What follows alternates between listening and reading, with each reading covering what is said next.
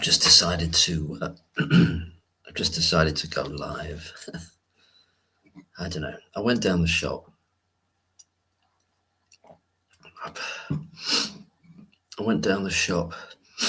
And got a drink after a long time of not having a drink. I was just a bit wound up today. I think it's all the stuff, isn't it? You know, there's a lot of good stuff happening, but it kind of winds you up. It gets you sort of gets you a bit wound up, you know. Hi, Unicorn. How are you doing? Thanks for coming here. It's lovely of you. And I never expect anybody to come. You know, I don't expect it. Of course, why would I? Why would I expect anything? I just come on. And often the reason why I do that is because I think I build it up too much. I hope everything's going well with you, Unicorn. Would you like to speak on, if you want to? Here's the link if you want to come on and speak. Either, hi Shelster, how are you doing? I know, I just sort of, I never give any notice. I know it's terrible, isn't it? But it's because I probably don't expect anybody to come, even though people always do come. Hi Yelda. Yeah, I know. I think that got to me as well, Unicorn. Hi Yelda. Hi Shelster. Hi Unicorn. Hi everybody. Or 11 people. I don't know. It seems to happen by magic. I just went down the shop and I got a half bottle of whiskey and some lemonade, slimline lemonade, I should add. I haven't had a drink in so long, but I thought I'm just on edge. I just need something to take the edge off, you know, on a Saturday night. And it's been coming thick and fast, all this stuff, isn't it, really? I think a gentleman called John said I was speaking too loud last time, so I'm going to try to speak more quietly. If I'm speaking too quietly, if somebody could let me know. And it'd be lovely to hear from anyone else who wants to come on. Obviously, comments are fantastic, and really welcome that. And just anyone who wants to listen, we're very grateful for that as well. So, you know, Colin said you've been the same after the show. Hi, Orville, good to see you. Nice to see you there. I sometimes, oh, I'm going to sneeze. Oh, it's all gone wrong. It's all gone wrong. I see you, Orville, on some other channels that I watch. I don't know if it was like maybe the Duran or, sorry, I hope it's not personal. It's just, you know, other channels talking about the news. I see you commenting on there, and I appreciate it when I see you there and stuff like that. It's always kind of interesting, a bit of cross, I can't think of the phrase, not like cross sort of intersection of people's interests, you know. Hi, Lynn, lovely to see you. And hi, everyone else. Oh, this whiskey I've got, let's have a look at it. Special Reserve. I don't know what's special about it. It was the cheapest one they had. I took ages. It's in the off license down the road. I just walked down there, and it's about half a mile away or something. And I thought I need something to take the edge off. Plus, if I do this live thing, I need something to take the edge off. Yeah, I think we do watch the same channels. We do. Great minds think alike. Yeah, nice one. That's brilliant, Orville. Yeah. But lovely to hear that anybody who wants to come on. And I was getting a bit aerated in one of my videos today, but when I'm doing these lives, I try to adjust my persona, and it's about other people speaking, obviously, you know, it's not just about me rattling on. Hi, Black Squareable. Hi, Black. Brilliant to see you. Little Unicorn says you can hear me in Devon through my open window. Oh, brilliant. That's projection, that is. It's an acting technique. Hi, Helen Bradbury. And hi, everybody. Yeah, we watch some of the same channels. I've seen you on a few, Orville, and you get to like certain channels, don't you? They become, I don't know, and there's some that I thought I'd never leave watching, but sometimes they just dwindle down and you just stop watching. And there's nothing terrible about the, you know, it's not saying anything about the person. It's just something you just check out. They're just meant to last for a certain period of time or whatever, you know. I had that a little bit with, what's his name now? Thomas Sheridan, because I used to watch everything he did, and I still think he's a great guy and everything. But there was a couple of things I didn't quite gel with, or what. And it's not about that. It's not that you have to agree with everything, but I don't know. Something just changed, and that's natural. It's just natural. Hi, Deborah. It's lovely to see you. Sana Councils, Deborah. Hi, Rosalind. Gosh, it's 24 people. That's extraordinary. Hi, Julie. Hi, Joanne. Lovely to see you all. This isn't sort of false humility or anything, but I'm always amazed that anybody, let's say nobody was there, I'd start talking and rabbit in on a load of rubbish. So anyway, and then I'd probably stop eventually, you know. Hi, Rosalind. Did I say that? So let me catch up with the things. Mark, what else do you watch to relax when you're not catching up on Lucy? To relaxing, I used to watch a lot of crime things, but I've really gone off crime things. Now and again, there was a series on Channel 5. I haven't got a telly, but they put it on YouTube. And there's this thing, it's called National Treasures, National Scandal, or National something else, Monsters or something. It's talking about, I don't know, you know, now then, what's his name? Oh God, well, Rolf Harris and other people like that. What's his name? The guy. Oh Christ! Let me have a drink. No Chaz and Dave this time. Tim Blackwood said, "I don't see what Chaz and Dave had anything to do with the Lucy Letby case," and it didn't. But I put it on there because I didn't actually know what we were going to talk about, and it was only afterwards I titled it, because people can talk about anything. This could be like anybody can talk about anything, and I don't go out much into the real world, so this is how I interact with humanity. Oh, the humanity.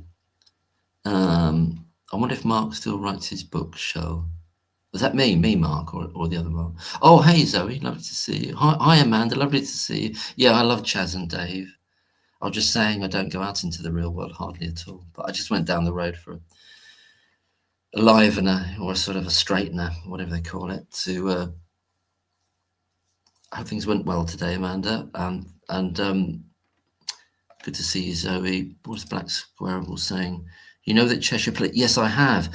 Well, I've got some little, even did a little bit of preparation. Shall I read out what they said, or is there a way I can share can I share something? Can I share the screen? Is that right? So if I get up a picture, I'll try to catch up in a minute with yeah, because I was going to share.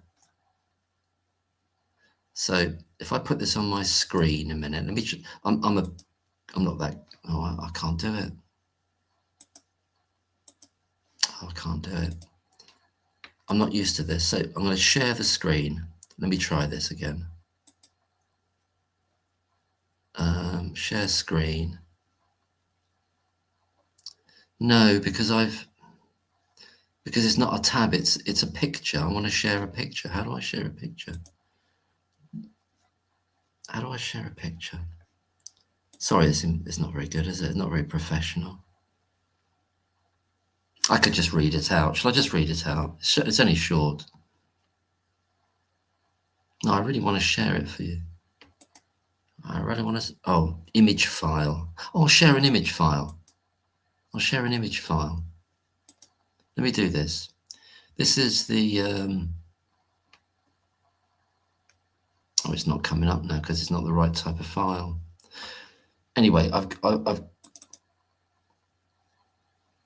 okay, add to stage. Oh, this is, I can do this afterwards. This is David. Oh, it's all flash, isn't it? That's a bit impressive. Hi, Jeanette. This is what David Davis says back to what the police said after he said his stuff to them. You know, it's a bit back and forth. Hi, Dochas Grant. Hope I'm pronouncing that right. Yeah, fantastic speech by David Davis. Just exceptional, really. Because I can't share this other file because it's the wrong kind of file. It's a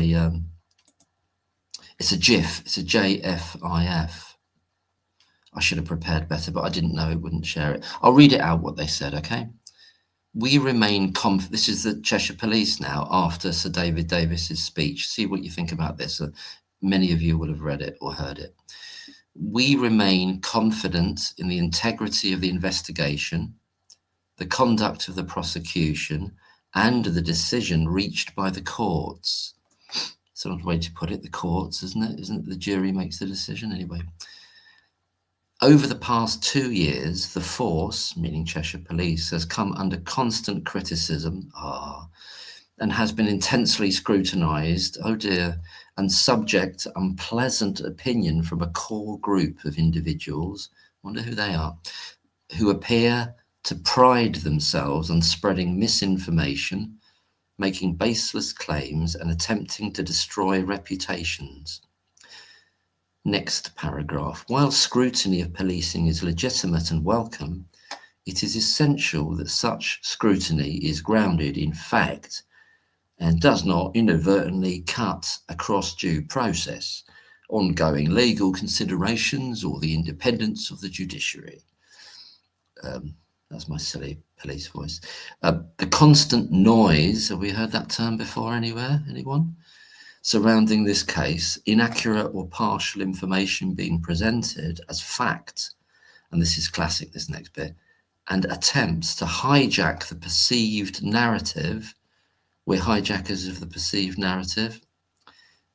All those things that they mentioned. We're risking undermining public confidence, not only in this case, but in the wider criminal justice system. Heaven forfend. Last paragraph. Hope you don't mind me reading this. It's just something we could talk about.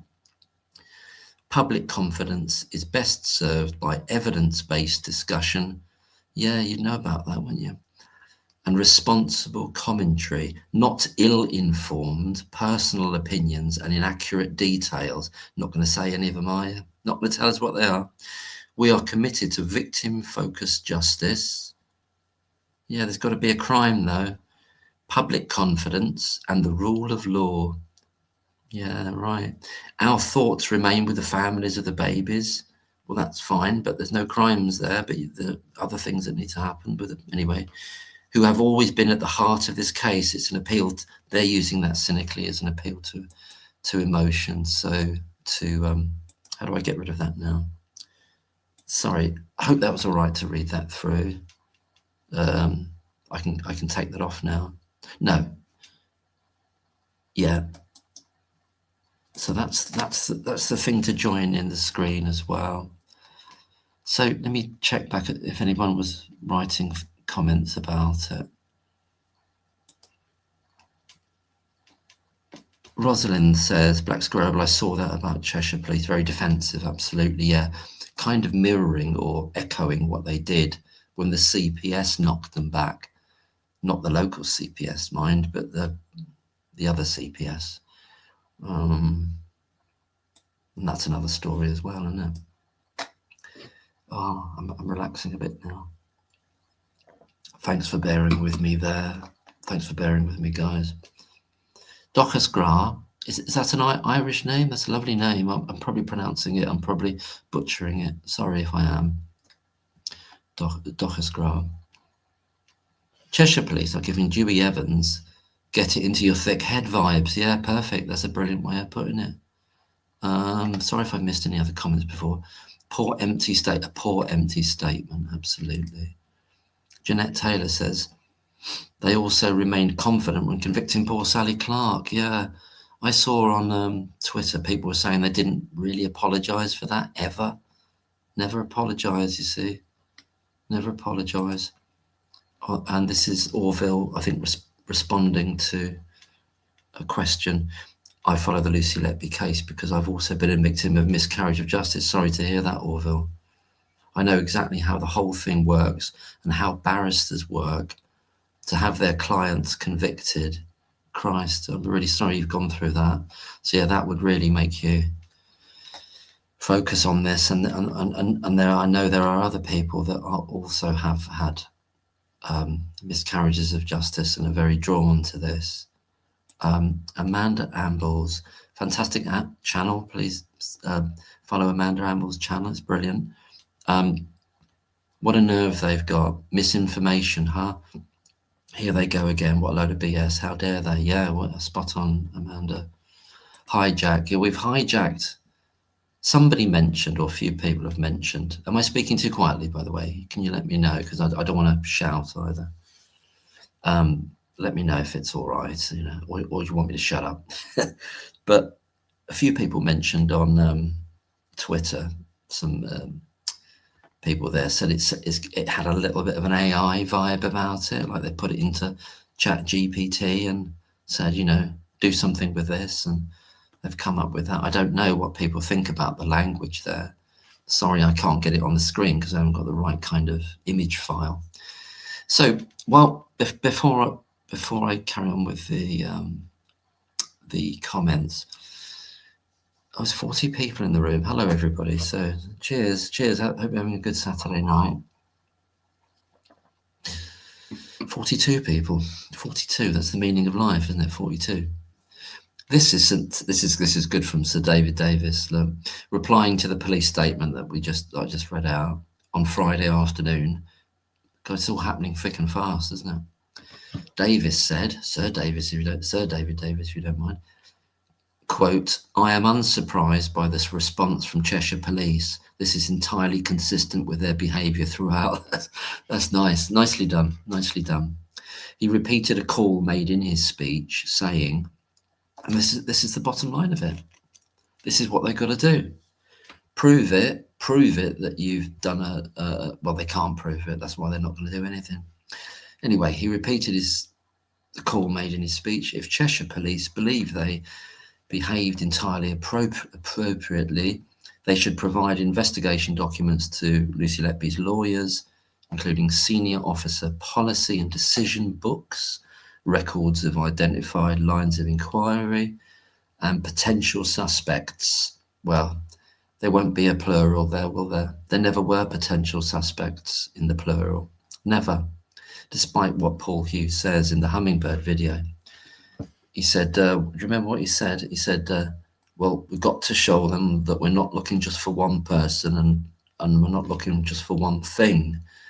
And we didn't do that. But they did do that. That's exactly, and that's only what they did. This is gaslighting, and they think we're daft as a brush. Thank God for Sir David Davis here. So, and notes of the meetings with expert witnesses.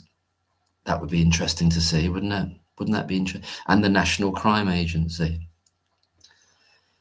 And while we're at it, let's have Big Steve's WhatsApp group, Steve Breary's WhatsApp group, if they ever got to that. I doubt they did, but anyway, that's enough of me yapping. I'll just get back to the comments. What a terrible response. Shelster, yeah. Defensive, yeah. We're just blocking, isn't it? You know, you remember David Davis said in the what do you call it, in the Parliament, in the chamber, whatever they call it, House of Commons. He goes, I wrote to the Chief Constable. The Chief Constable wrote me this letter back. This is just paraphrasing. He just said, well, I'm not gonna write to you again. I'm not gonna engage with you. It's like a complete block. And then old Sir David Davis goes, how so much for openness and wanting and accepting a challenge. So much for openness. And that's the Chief Constable. Oh dear. So that's Little Unicorn asking Orville's view about Lucy Letby there. Jeanette Taylor says, if the shit hits the fan for the Cheshire cops, they will throw old Dewey and his cronies under the bus. Yeah, definitely. I think that's absolutely getting a bit hot now. That's absolutely inevitable. They'll do that. Oh, that's me. I'll put the link in again if anybody wants to come on the screen bit. Hi, Kaz. Good to see you. Hi, Zoe. Oh God, Mark, thank you for reading this. I've been avoiding looking at it in case I threw up. Do you mean the police thing, Zoe? Yeah, it's pretty grim, isn't it? Really, it's pretty grim.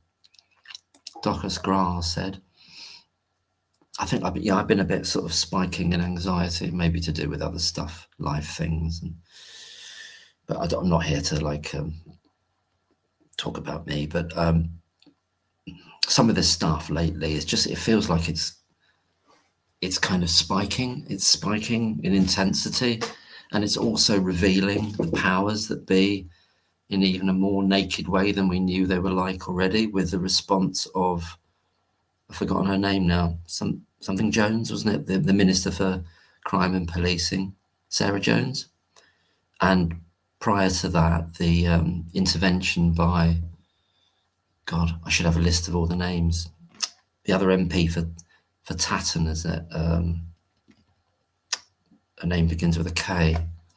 I think she was a presenter before. But some people said they thought she was a plant for the good, to kind of give Sir David Davis a rest or something. I think I saw that on Twitter. So there's a bit of debate about, I thought she was more like a plant from the dark side, as it were, to kind of just to say, oh, just to throw it in for what it's worth. Don't you know, it was a really long trial, and they took 100 hours, the jury, to come back with their findings, just to throw that thing up. Oh, the process was done. Can anybody to remind me of who she was? Is anybody saying it here? What was her name again? Does anybody know? I'll go back. Somebody will tell me. Docus Grant, Cheshire Plod versus Cheshire Plod, undefeated vibes, as the kids say. I don't know that term, undefeated vibes. That's quite good. I like that. I'll have to start using some of this stuff.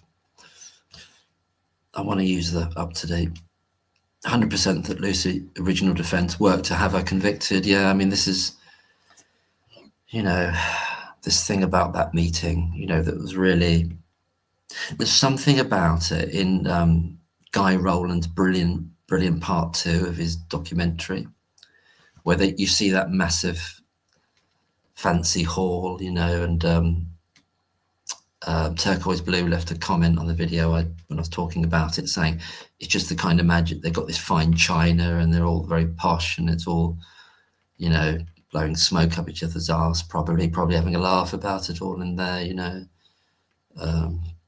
I don't know what they did, really. It all just feels unreal.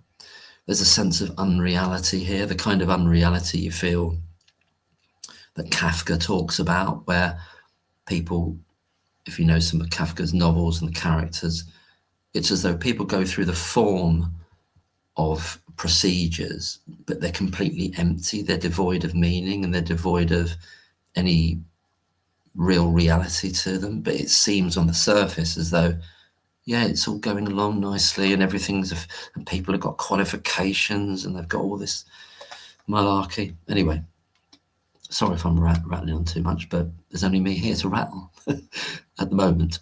But I want to get back to the comments, which is what matters. Here we go.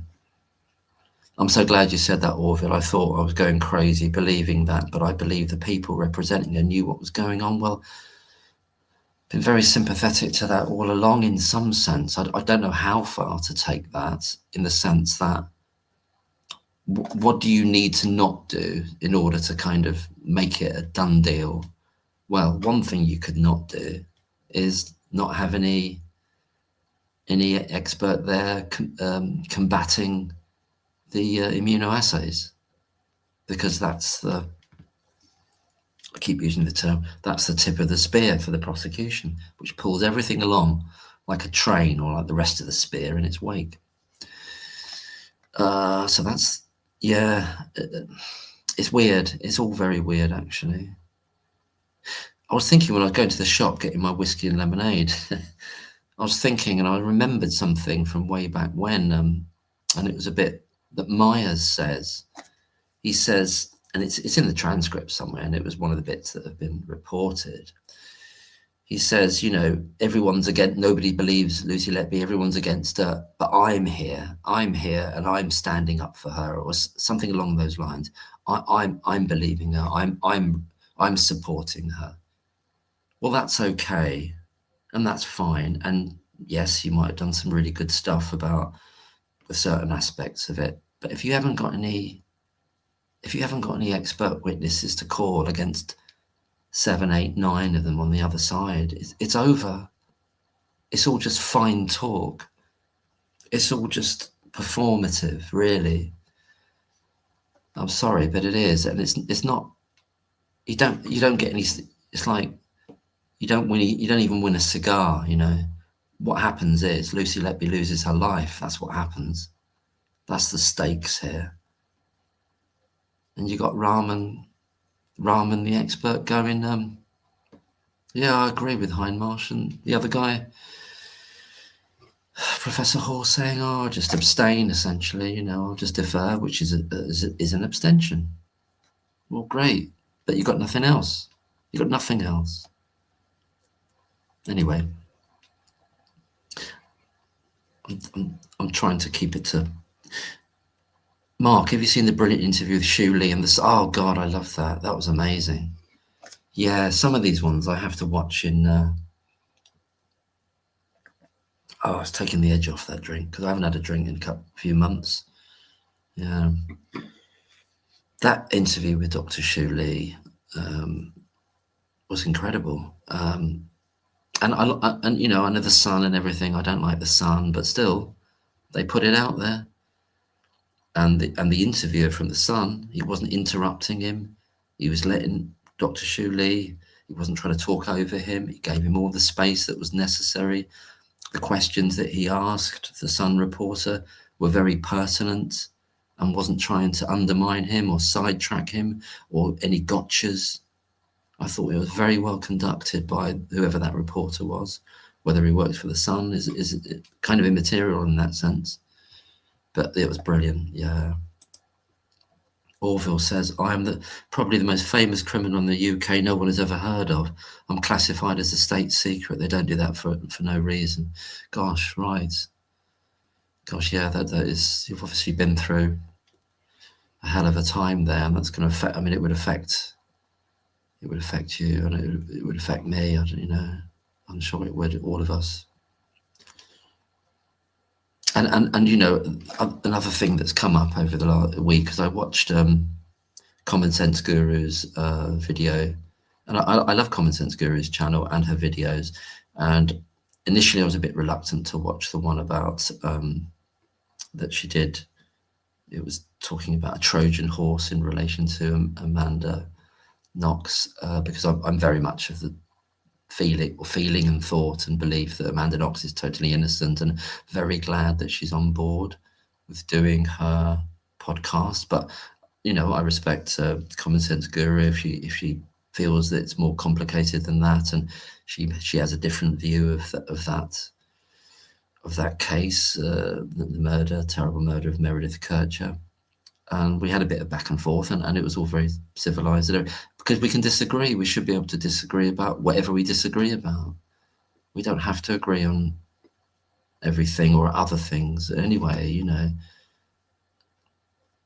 And if somebody wants to come in here and talk, and they don't agree about Lucy Letby, they can. It's not. What I think we're past now is somebody coming on and saying stuff like, oh, but she said she did it, she admitted it, she said she was evil. That's like a bottomless well of energy, isn't it? We can't keep pouring energy down that well. That we're past that. That's over with now. So, but if there was anything else and any argument, well, okay, yeah, bring it on, you know. And the last live I did, there was a quick attempt at some pornography being. I've got to be careful who I allow on because of the names, but I still feel guilty about Operation Merlin Falcon and Bryn. I was having a drink that night, and I wasn't really focusing, but people came in with their picture on, their kind of what do you call it, profile picture, but it was someone else, and they were doing all this pornography, and the other one was like AI violence, horrible things. And yeah, I didn't respond appropriately. I didn't respond quickly enough. So that's one of the reasons why I haven't been drinking during the vibes, but lives, not the vibes. Anyway, always hit me quite strongly because, you know, you haven't drunk for a while. It kind of gets you quite quickly, doesn't it? Anyway, let's get back to the proper stuff. So Orville, gosh, I'm only not asking you about it because of the nature of what you're saying, of course, you know, self-evidently, I don't want to pry unless you wanted to say anything else. So, but I respect you know, saying what you said, you know. Dottie Woozle says, it's long reached the point where there is no longer any need to closely, I need to increase the size of the, oh, that's better. I needed bigger words. I couldn't read it, my eyes are. It's long reached the point where there is no longer any need to closely follow statements. They laid out their stall and won't shift. It is ridiculously blatant and keeps us all feeling powerless. Yeah, that's a very good point. They mean us to feel powerless, I think, not only in relation to this, but in relation to everything else, I think. But that's a series of rabbit holes that I don't know whether we want to open tonight. Maybe we could, but if anybody wants to, let me put the link in again to the screen. I did that. Dottie Woozle, that's lovely. That's a lovely name, and a fluffy little puppy dog there. I could get rid of that thing now. I could get rid of, no, not in a bad way, but I mean, I could just remove that from the studio now. Okay. I'm back in the room, look, back in the room. Esther McVeigh, thank you, Rosalind, for reminding me of the MP for Tatton, is it? Esther McVeigh's intervention during David Davis's statement odd. She seemed to be saying 100 hours of evidence heard by the jury equated to a fair hearing. I think in relation to the 100 hours, I think she meant there was 100 hours of deliberation by the jury in total. And she made a meal of like, oh, it's one of the longest trials ever, 10 months, yeah. And then she had that follow-up to Sir David Davis, and she said, well, it's almost like one of these leading statements where she goes, and I know you, Sir David Davis, this is paraphrasing, I know you're a great supporter of our judiciary. You know what I mean? It's like, you know, so you don't want to criticise them, do you, Sir David Davis? And you know they did everything they should. And Goss has got a new job. I've forgotten what it's called, but I know it's something to do with evaluating police forces, isn't it, or something like that, and how they operate. Keir Starmer congratulated him and everything. Goss, our mate Goss. Our mate Goss. He's fallen on his feet again. They fall upwards, you know. They fall upwards. Little unicorn, Orville. I presume they would have agreed on the outcome pre-trial.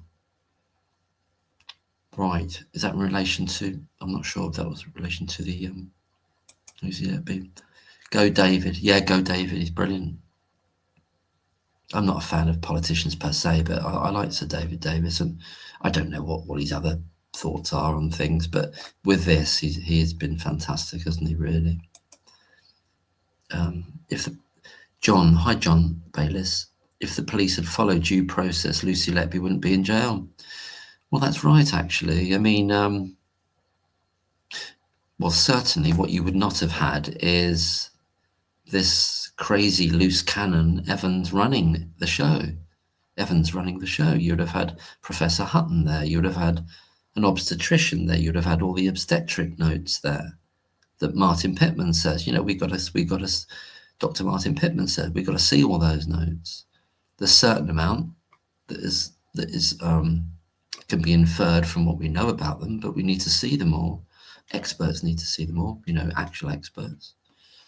And then we can, that's all part of what's necessary to know, really, for those babies' journeys, you know, and the mums as well, their journeys, you know, pre-birth and all this sort of thing.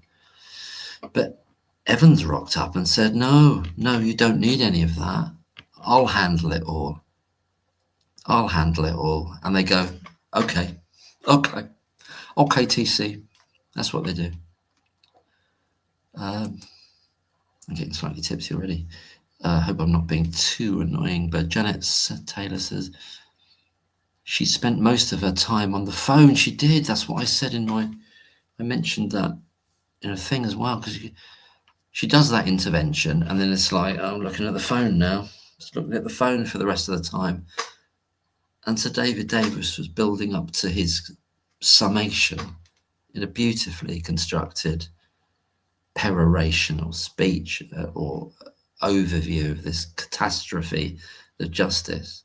And she's like looking at the phone there. I mean, what's on that phone then? Is it like I'm on the bus or something, or is she's watching a rerun of Holby City? I don't know. Mustn't be mean. But there we are. Hi, Justin. Good to see you. Hi, Diana Mary Merrick. Lovely to see you. Wonderful artist, Diana is.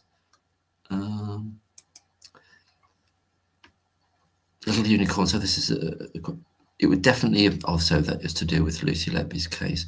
Orville says it would definitely have been agreed with Lucy Letby's defence that she would be found guilty. Yeah, I'm getting that sense. I am. I mean, oh dear man,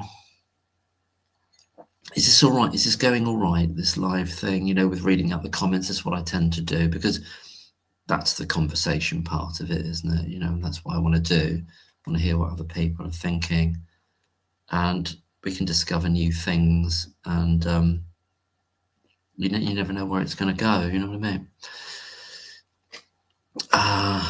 This is why her defence offered no defence whatsoever. That wasn't incompetent. It was deliberate. Yeah, I mean, there was that superficiality of saying, well, case by case, he could kind of make a point of saying, well, are you sure you knew that she was there, or he did try to interrogate the aspects about the rashes, for example, and timings, etc. So he's got to make it kind of look. And I don't know how far I am with this, whether I think he absolutely swung it or something like that, but I'd like him to explain, or somebody to explain, why he had no, in the court in 10 months, and he had no expert witnesses for Lucy Letby. None. Zilch. Zero. McVeigh, yeah, thank you, Yeldy. McVeigh, Esther McVeigh, yeah. Oh, thank you, yeah. I'm catching up now. Sorry, Esther McVeigh. Thank you, Joanne. Thank you, Rosalind. 36 trillion cells. Well, I don't think I've got as many as them. Probably got about 4 left. Esther, yeah. John Kinsler, late getting here. No, good to see you, John. Nice to see you there. All the best. Hope you don't mind me drinking on the job, as it were, because I felt a bit anxious today, and finding life a bit weird at the moment. But that's nothing new, And I was just thinking on the way back from the off license, the offie, I was thinking, it's like 3 years almost since those that trial ended. Almost 3 years. Well, not quite, but getting on for it was 2.5. Coming out, it won't be that long till it's 3 years, will it? And so much has happened in the intervening period. Couldn't have imagined back in 2023 where we'd be now. Couldn't have imagined in 2023 that the New Yorker article was coming. Rachel Aviv and Lucy de Oliveira worked on that as well, I believe, who does Lucy Letby trials on Twitter. Can anybody let me know if I'm speaking too quietly or too whatever, creepily or whatever? I don't want to creep anyone out, I finally got off the register. I don't want to go back on the register. That's the trouble with drinking. I start making jokes like that. I'm not on the register at all. Not even the voting register, because I'm not bothering with any of that crap anymore either. So, hi John, hi Tony Locke. David is a remarkable MP, speaks eloquently. I grew up literally next door to him in Tooting, South London. Blimey, really? Oh, he's from Tooting. I followed Lucy Letby's case before and I realised he was involved. So happy he's involved. That's fantastic, Tony. I didn't know anything about the Tooting connection. I lived in South Tooting is it South Tooting? Well, I lived in Balham, you know, and abutted Tooting. Used to walk on Tooting Common quite a bit, and Balham, and there's a bit of a red light district up the road where I used to live, Bedford Hill. Lived in a road called Terrapin Road off Bedford Hill back in the early 90s, and it was it wasn't a bad area really. There used to be this wine bar on the way down the hill. I know this is not to do with the case, but we can always have a little bit of, and we used to have lock-ins till about 5 in the morning. And one of the regulars in there was the drummer for Mud. Do you remember that band Mud? Tiger Feet, and they did So Lonely You'll Be Lonely This Christmas. Brilliant band. And the drummer was in there, and he'd be at it was a tiny little place, and it would be at the bar, and he'd be tapping out these really ornate rhythms on the bar. Anyway, just a little sideline thing. Yeah, that's fantastic to hear that about Sir David Davis. I didn't know he was a tooting lead. Orville says the very first thing Lucy's new barrister said in his first press conference was that Lucy's original barrister was very competent, so his actions were deliberate. That's an interesting that's an interesting reading of it, because, and I kind of got what Mark McDonald's been saying. You know, it's almost like, what would there be to gain for Lucy Letby, or indeed for Mark McDonald going forward, for him to criticise overtly Ben Myers? You know, what would it be? What would be in it for Lucy? Nothing, I don't think. And it would sideline things. It would sideline. It would bring up another. That's gone. It's gone now. It's gone. I mean, unless the only caveat to that is if one of the grounds that they were using for leave to appeal was, I'm talking like I know about the law and I don't know anything about it. No, but I do know this bit. I've managed to, you know, we don't have to be experts to work some stuff out, do we? What's I going to say? Let me pour my lemonade. So if one of the grounds had been like ineffective defence, if that's the phrase, there's another, or, you know, negligent defence or something. I don't know exactly what the term is, but there is a term like that, isn't there? Then it would have been relevant to talk about it, maybe eventually. But anyway, that's that. So yeah, but that's very interesting, Orville, that what you're saying there, you know. If it is that kind of coded language or layered language that you're saying, in other words, he did it. So in other words, if he is competent, then he exhibited his competence by his actions, by his choices, and one of those choices was not to find anybody who could contend with those immunoassays being a slam dunk for exogenous insulin, you know, and not come up with any other potentials for that or possible ideas about it that lay people can do, you know. I mean, you know, just taking, there's many people I could choose, but Stuart Gillam, and I think Stuart Gillam from his fantastic channel, fantastic guy, brilliant videos. I think it says on his profile on his channel, I think he's got I think he studied medical sciences or something like that. He's obviously got a scientific background, but he's a very, very logical thinker. He would have done amazingly, you know, compared to what? He would have done amazingly rather than nobody. What I'm saying by that is he'd be able to find out all this stuff that Rahman and Hall couldn't be bothered to even look into off the bat, you know, and many other people could as well. But obviously there are other people who would be specifically credentialed in it that are out there that, anyway, they didn't bother, did they? They didn't bother. But I use that as an example of people who from scratch, they learn enough about immunoassays, mass spectrometry, liquid chromatography, all that kind of stuff. And what that can do, the fact it can actually decipher, it can actually, this is the amazing thing that Dr. McLachlan said in his Substacks, right, back in 2023. He was saying the mass spectrometry, he was talking about it all then, you know, and he was saying, when you put it through that gizmo, it actually tells you which brand.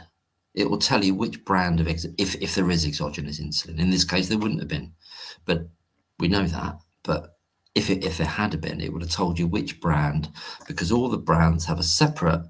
I remember this from the Substack now, because the different brands have a chain of, I think it's chain of proteins. I think that's what it is. A chain of kind of chemicals, basically. They've each got a slightly different chemical signature, each brand of exogenous insulin. So that's what it could have potentially done, but I wouldn't have done that because it wouldn't have found any. It wouldn't have found any.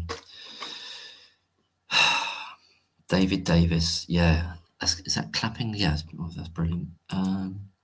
Scott Asnavorian, nice to see you, Scott. Late to the chat, but did you see Bowen's pathetic interview? 28 complaints against her are misinformation, I guess. Is this an interview like a televised interview?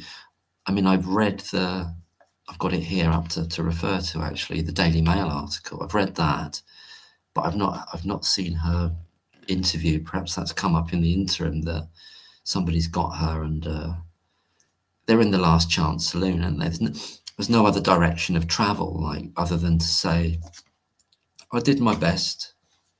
Bowen's going, I did my best, and it was the jury that decided, not me. I did my best. There's some real howlers in the Liz Hull, if this is what you mean, Scott, in the Liz Hull written interview, real howlers, in which she says, let me find one of them here. Oh, I'm going to read it here. Look, I'm going to copy and paste it. A lot of people will have seen this already, right? I'll copy and paste it. This is from the Daily Mail article. And I'll go back to the other comments in a minute. Sorry, I'm way behind already, you see. 70 people in the room. God, that's scary for me. I did my, this is not me speak, this is Dr. Bowen, you know. I did my reports, and it's up to other people to decide if it reaches the evidential threshold. This is the full file ones. But I think certainly some of them did. Some of them, yeah. Some of them. Doesn't that just say everything? Anyway, let me go back to where I've lost my place now. Estimate pay. Sorry, let me go back here now. I'm never going to get back, am I? I'll just have to, oh yeah, no, I found my place. Yeah, that was Scott Anazavorian. Hi, Kelly Hines, good to see you. Good to see you there. Hi, Jeanette Taylor. If Lucy Letby had money to put her own defence in place, she would never have been found guilty. Yeah. Can you imagine if she'd have had if she'd have had the amount of money and time, and she wasn't trying to do it from prison? That's the other crucial thing. And I think Dr. Watts makes that point in part 2 of Botched, where he says, you know, the fact that she's been put on, is it called remand? You know, she hasn't been bailed. It makes defending herself that much much more harder to do it from there, not least because she's traumatized. She's traumatized by being in prison. It's as though people don't get that. Certainly someone like Judith Moritz doesn't get that, who's like studying Lucy Letby's affect in court and finding it wanting. There's that horrific line from her book which says, I tried to stare into her soul, but I didn't see anything there, or something like that. It's utterly weird, creepy, bizarre, and shows no empathy or understanding for what Lucy Letby's plight is and what her situation was then. She's been in prison for 2 years, and she's been monstered and persecuted at that point for how long? 2022, let's say tail end of 2015, it really kicks in. 16, 17, 18, 19, 20, 20, 6 years. 6 years of persecution. And Judith Morris wants her to like have her soul all sparkling or conveying purity, or what does she want from her? What does she want exactly? You know what I mean? Anyway, I'm speechifying a bit, so I'll try and cut that back. Tony Locke says, just an aside, he joked about Frankie Boyle about his parents being lazy with his name, but he was adopted by the Davis. He's a grounded person. Oh, right. I said, yeah. Frankie, yeah. Oh, so he was adopted, yeah, by the Davis family, yeah. I think I understand that about the Frankie Boyle thing. Frankie Boyle. I thought he could be funny now and again, but it was quite cruel, you know, although a lot of humour can be cruel, can't it? But I'm not sure about... Anyway, Justin Valverde says, I don't understand why Lucy Letby used those same legal team idiots to represent her at the Court of Appeal for her application for leave to appeal. Was it just that she was not in any position to orchestrate or find another defence, or that there was nobody there at that point? Nobody had like come knocking, and then who's going to do it? Who's going to literally do it for her? Where's she going to look? And it's almost, and maybe she's advised to do it. I remember looking this up actually, Justin and everyone else in the chat, and this is a long time ago when it was saying, is it customary or usual for when you do the first application for leave to appeal, for that to be done by your counsel and legal team from the main trial? And I think I remember it saying, yes, it's quite usual, but I don't think it's like a rule or anything. I don't think it's mandated that you have to do it. Yeah, I remember that being a debate quite some time ago, and that's a really interesting question. But I'm wondering if she was just absolutely worn out, and so, you know, she's PTSD, destroyed, and where do you get the spiritual, emotional energy to start looking for a new team, and on what basis are you going to choose them, and who's going to do it for you, and how are you going to find them? And so I'm just posing those questions as not as a rebuttal, but just as what her situation was, you know. Little Unicorn says, I'm trying to think if we have heard from any other legal minds commenting on the decision of the defence not to call any witnesses. Well, I don't know. There's that guy called The Art of Law. Has he said anything about it? As who's that other guy who's into martial arts? What's his name? He's got a big channel. Does he said anything about it? You know, the guy. He's good. Yeah, I don't know if they have actually. But I was thinking again on the way back from the off license was, can anybody think of any trial where somebody's been accused of multiple murders in which the prosecution have got a whole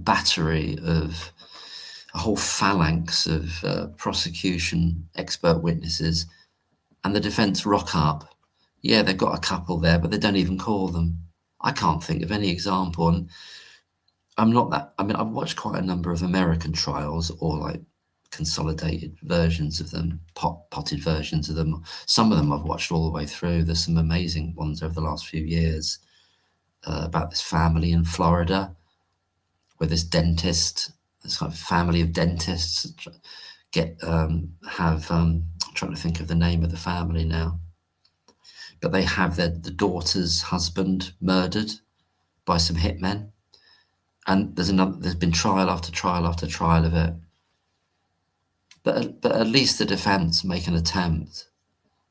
There was the Jodi Arias trial. Anybody know about the Jodi Arias murder? She murdered her ex-boyfriend. They were both well, he was in the Church of Latter-day Saints, but she kind of joined it in order to please him. But there was a massive trial there, and I watched a lot of that. The prosecutor in that was amazing. But the defense, the reason I'm bringing it up, the defense had some expert witnesses. The prosecutor just tore them to pieces, actually, for the most part of it. But they actually had some, and they actually put them on the stand. I use the word stand today. I know it's an Americanism, is it? Because it's witness box here, stand in America, but they actually did that. Would anybody like to? I'll put in the link again if anybody.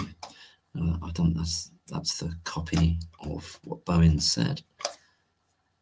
I'll just let me copy the link again. I wish there was a way to put the link that is always there. There must be a way of doing that, but anyway, I'll just keep doing it periodically in case somebody wants to come in. No pressure. 84 people, God. Oh, this is going down beautifully now. I'm calming down a bit, I think. So that's an interesting point. So I don't know, Little Unicorn. I don't know if anyone has directly. Shen Smith, that's the other guy. What's his channel called? Shen Smith. I know someone's going to answer me all the way down there, and it's going to take me an hour to get there now. But he's good. He's good, isn't he? Very good. I think he's like a martial artist as well, you know. So you don't want to mess with him. But he seems like a decent bloke. And who's the other guy? I don't think he's commented on it, with the long black hair. He's quite interesting as well as a barrister. Anyway, Jeanette Taylor says, we can diss the MSN all we like here, but to be fair to the MSN are now turning the tables. They are. You know, we have some brilliant people. I'm always nervous starting to list people, but obviously Anouk Curry, Sarah Napton, in this country now, just thinking in this country, Felicity Lawrence, there'll be others, and the guy on them. See, I've forgotten it already. There's that other. They got a channel and everything. That guy did some really good investigative work. I've forgotten his name. I said Anouk Curry, Felicity Lawrence, but obviously Lucy de Oliveira is just amazing, and John Sweeney, you know. But in effect, you know, you've got people obviously like Chris and everything. The depth and the range of people he's talking to, and the depth and the range and the detail that he goes into of getting full spectrum knowledge of this is exceptional, really. So that's a kind of, yes, well, indeed, that is that not a kind of journalism? Well, it is at a very high level, you know. And there's many other people as well, and because I can't remember, you know, I start and then. But there's loads of other people too, of course. I might think of some as I go along. And all right, Kelly Hines, what is new? I need to keep up with it all. Well, Kelly, what's new is Sir David Davis's speech in the House of Commons. I don't know what that is. The police throw the toys out the pram about that. Then Sir David Davis give them a slap upside the head about that, and saying, you know, it's typical of them, you know, when he's asked for a comment about them, you know, losing it a bit, or actually behaving as per normal. And then today, Dr. Bowen is being interviewed in the Daily Mail by our mate Liz Hull, who just and she's going, well, you know, I did my best and I was surprised that the CPS knocked back those, but that's the revelation. That's one of the big revelations, actually. It's no longer a mystery. It's Liz Hull that was behind the stuff that ends up in the full file sent to the CPS in 2025, rejected in early 2026. Liz Hull, with a bit of Yoxol on the side, with a little bit of Yoxol on the side. I presume, unless unless we're corrected, you know, because it's the LWH stuff. It's the, you know, it's the unplanned extubations in LWH back in 2012, back in 2015. So it's those two. And we know that Bill Yoxall, no, I might be a bit rusty on the day. I saw them all the other day, but he retired. Anyway, he's registered, but he's no longer licensed to practice. But what he has got since 2022, this is a weird thing now. Let me think. Since 2022, Yoxall's is said to have had, or has got, a medico-legal practice, but he's quoted in Thirlwall as saying he worked, obviously for money, I think for money, I mean, it wasn't made explicitly, but he did some work for Cheshire Police, and these are the dates he gives. 2021, but I can't remember the month. It's there somewhere in my head, but I haven't got the notes to hand. Up to February 2023, I think. That's his range of dates where he's doing work for Cheshire Police. But he also says he's not just doing work on LWH cases, he's looking at the Countess of Chester cases as well. But we hear in this Daily Mail article that it was Bowen that did that. So the police have either made a decision just to go with Bowen as the lead person there, but Yoxall could well have had a hand in what her final reports are. We just don't know what happens behind the scenes. You know what I mean? It's like, it's much worse. It's much worse than we think, and than we can even guess. What we found out is just like, it's the old analogy of the iceberg, you know what I mean? Just a little bit above the top. The reality is much, much worse. What would you give to get all Steve Brewery's WhatsApp messages between the gang about how they're working it up, and then all the interactions between any of the gang members and Evans, any of the gang members and the police via Evans as a conduit, using the police as a conduit. I'll put the link here again. You just have to click on the link if you'd like to. Have I been rabbiting on for an hour? Oh my God. You're not sick of me yet. Anyway, 97 people in the room. So I'll stop doing negative self-talk and push on with the comments. So that all that's going on, Kelly. Jeanette Taylor, we need to get this into the public domain, and the MSM is the way to go, especially if they now believe there's a problem with the LL conviction. They do on so many strands of it really now. You know, you've got the Guardian, you've got the Telegraph, you've got the Sun, even the Mirror, which have been like a bastion of, well, here's the weird thing. You've got Liz Hull, whose home is Peter Hitchens. Sorry, that's the other person, the main person, one of the main people from very, very early on. Peter Hitchens, of course. Sorry to Peter Hitchens. I hugely been on at this all the way through, really. But they're both Daily Mail people, you know, or they might not see themselves as that. They see themselves as freelance, and that's just the outlet they work through, or one of them, you know. But yeah, they're definitely getting on board thick and fast now, because, and here we come to the thing about how much the media are controlled by the state, which they obviously are when it's necessary, probably 100% when it's necessary. The editors, you know, they get told, you know, or they get induced by saying, we'll put all our advertising with you, or whatever it is.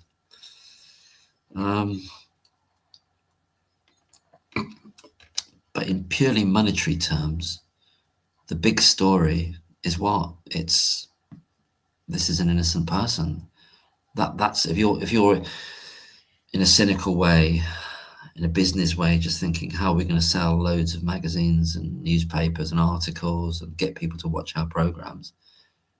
Well, the serial killer story is gone. It's off the map. It's finished.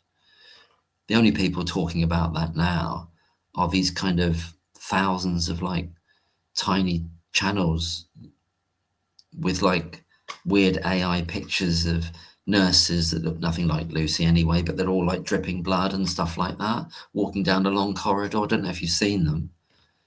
If you put in Lucy Letby on a search on YouTube, you get about 20 of them. They're still there. And some of them are in other languages, and, you know. But that story, that ship has sailed, that's gone. That's not a story for the media anymore. So where is the story for them, just in terms of them thinking of it as a business opportunity or a story opportunity? It's all about miscarriage of justice. Docker's Grass says, I always had the feeling that the defence were, the seamen look good on paper, clever fellows. I see what they were trying to do there, etc. Clever fellows. I see what they were trying to do there, etc. So it's like, I think if I read that correctly, Dr. Scroll, that you kind of like, they're making a, what's the phrase? Plausible deniability of, yeah, well, we threw everything at it, except any expert witnesses that we needed, but we threw everything at it, and look at all these massive stacks of paper we got, and we had to read through them all.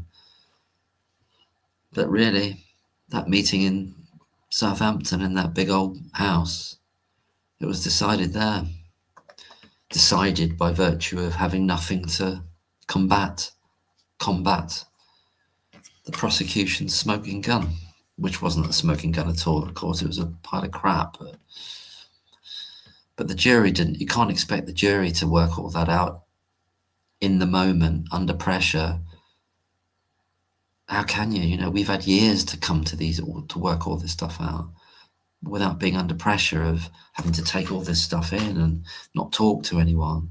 We've had years. So I feel for the jury. They were led a merry dance. They were misled terribly. They were abused. The jury were abused horrifically by Goss, by Nick Johnson, and they were let down. The jury were let down by the defence in that sense, as well as letting down Lucy Letby.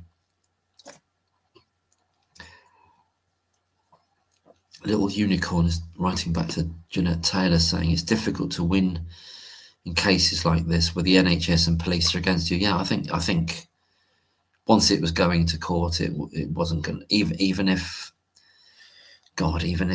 they'd pulled out all the stops, even if Lucy Letby for some reason was a multi-millionaire and could afford everything, I mean, they might have had a bit of a chance. It was over. I think it was over once they got the CPS to say yes. It was over. That's how horrific it is. But they took a long time to get there, didn't they?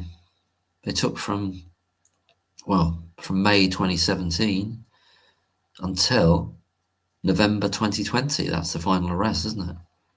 By Lucy Letby. That's her last day of freedom, November 2020. So we're looking at 21, 22, 23, 24, 25, 26. Well, best part of 6 years now. 6 years in prison. Lucia de Burke, I think she was in prison for about 5 years. I don't know if that included a period of being on remand or anything, but Lucia de Burke, I think she was in prison for about 5 or 6 years, wasn't she? Richard Gill would know if he was here. I watched Richard Gill's video before I went to the shop. So yeah, look at what happened to the obstetrician. I forget his name, but he had a brilliant lawyer at his. So the obstetrician you're referring to, are you talking about Martin Pittman? A tribunal, yeah. That was like a work employment tribunal, and it was all weighed stacked against Martin Pittman, who's obviously a great guy and a great doctor, brilliant doctor. There were hundreds and hundreds of people were standing up for him. His former patient, patients, you know, people who'd helped with the births of their children, talking up for him, writing for him, but they just crush and smash whistleblowers. They did it to Dr. Bolson in Bristol. They did it to him to the extent he's an anaesthetist. If you don't know about this case, Dr. Bolson, Bolison, there's a really good interview with him on YouTube, and he was aware that surgeons were performing surgeries and operations that they were not qualified or skilled enough to do, and children were dying. And he tried to raise it in-house. Nobody listened, and then finally he had to speak about it more widely. And then they sacked him. And then not only that, they blacklisted him, so it was impossible for him to work in the NHS. Dr. Bolson. He ended up going to either New Zealand or Australia, and he talks about it in this interview. I won't tell it all because it will spoil it, but he goes for a job there. He says, well, I can't get a job back in the NHS because I'm blacklisted, you know. And this is pretty much what he says. And he says the person interviewing him there, and if it's Australia or New Zealand, it's one of the two, says the reason why we want you here in this job is because of that. Is because you cared for the patients, you put them first. And that obviously applies to Dr. Martin Pittman as well. He's fantastic to follow on Twitter. I've only just recently gone back on Twitter. I avoided it for a long time because I tip over sometimes, and I just go a bit loopy with it, and bit worried about what I might say. You know what I mean? Can't control. Lack of impulse control. Saner Counsels, Deborah says, Tony Locke. David Davis is indeed grounded, eloquent and principled. A blueprint for a decent politician, absolutely. Yes, he was great. Beautifully constructed. When I did that bit of a response to it, it wasn't in the spirit of criticism, but I think it's notable. And Jenny, if she was here, I think she would chime in with this. It's notable that Dr. Susie Holt kind of gets missed out in terms of that meeting, but she's instrumental. She's instrumental, and really, really want to confirm or negate any possible link between Dr. Susie Holt and Detective Constable, or possibly Sergeant, Vicky or Victoria Holt, once of Warrington Constabulary or police area, Warrington, but clearly part of Operation Hummingbird, at least for a time. Yeah, that's right, little unicorn. I'm classified, this is Orville, I'm classified as a state secret because it ensures that no one can ever obtain any information relating to me in that case. I beat the entire system on my own without legal representation. That's fantastic that you did that. And you know, there's this kind of cliche, and it's obviously put out by the legal profession, in which it says a person who represents themselves has a fool for a client.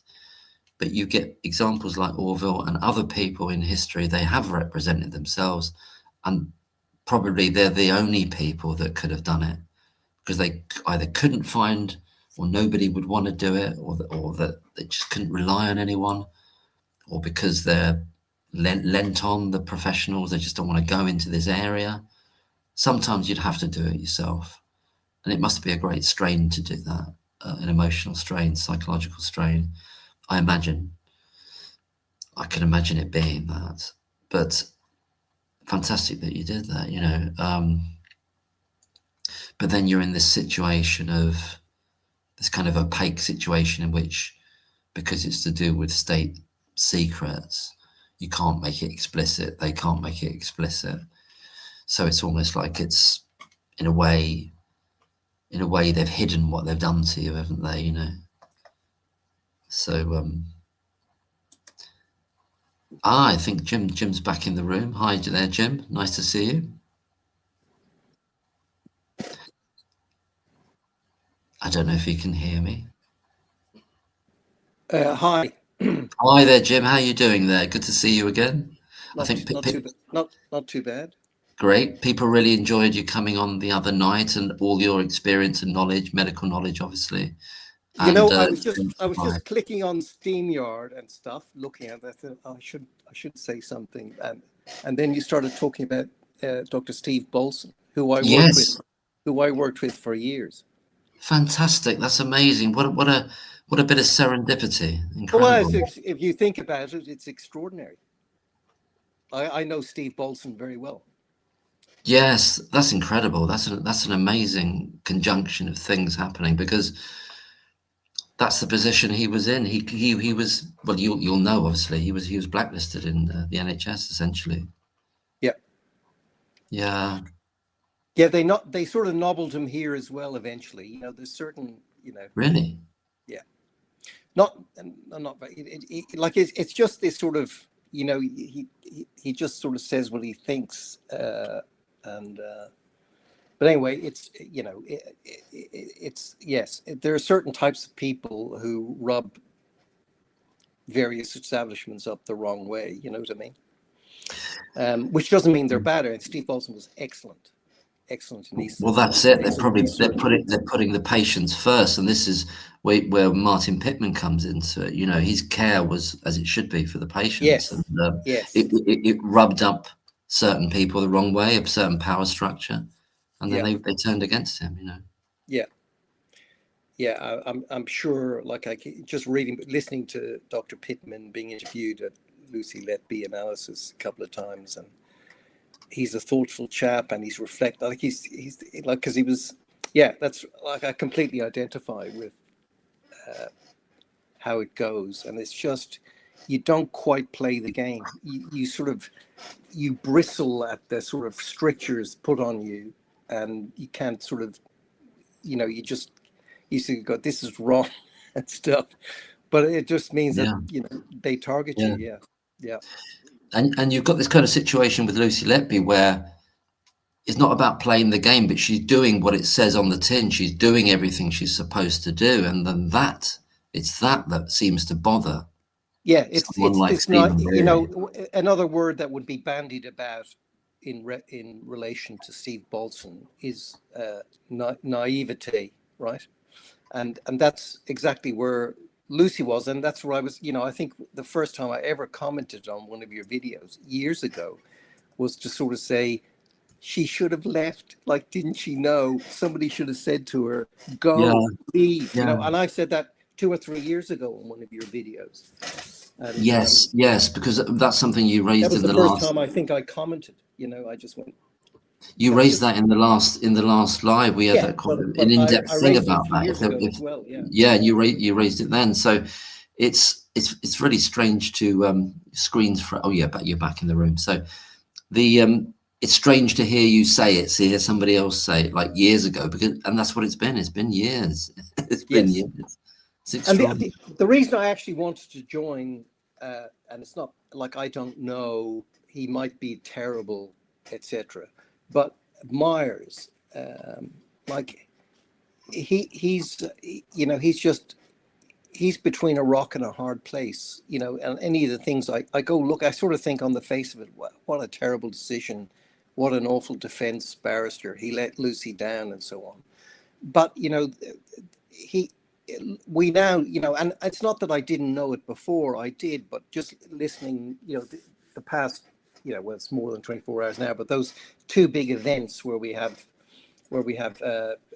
David Davies, the Conservative MP, doing his speech, and then we have the part two of, you know, botched, and that is just, it's not like I didn't knew. I knew that the insulin test thing were central because it was the only solid piece of evidence, you know, that like there was no, they didn't argue it. They said, well, yes, exogenous insulin was used. There's nothing in the medical charts to say these two babes were given insulin. Ipso facto, somebody gave them insulin non-medically, and therefore it was poisoning, right? And it was accepted all around.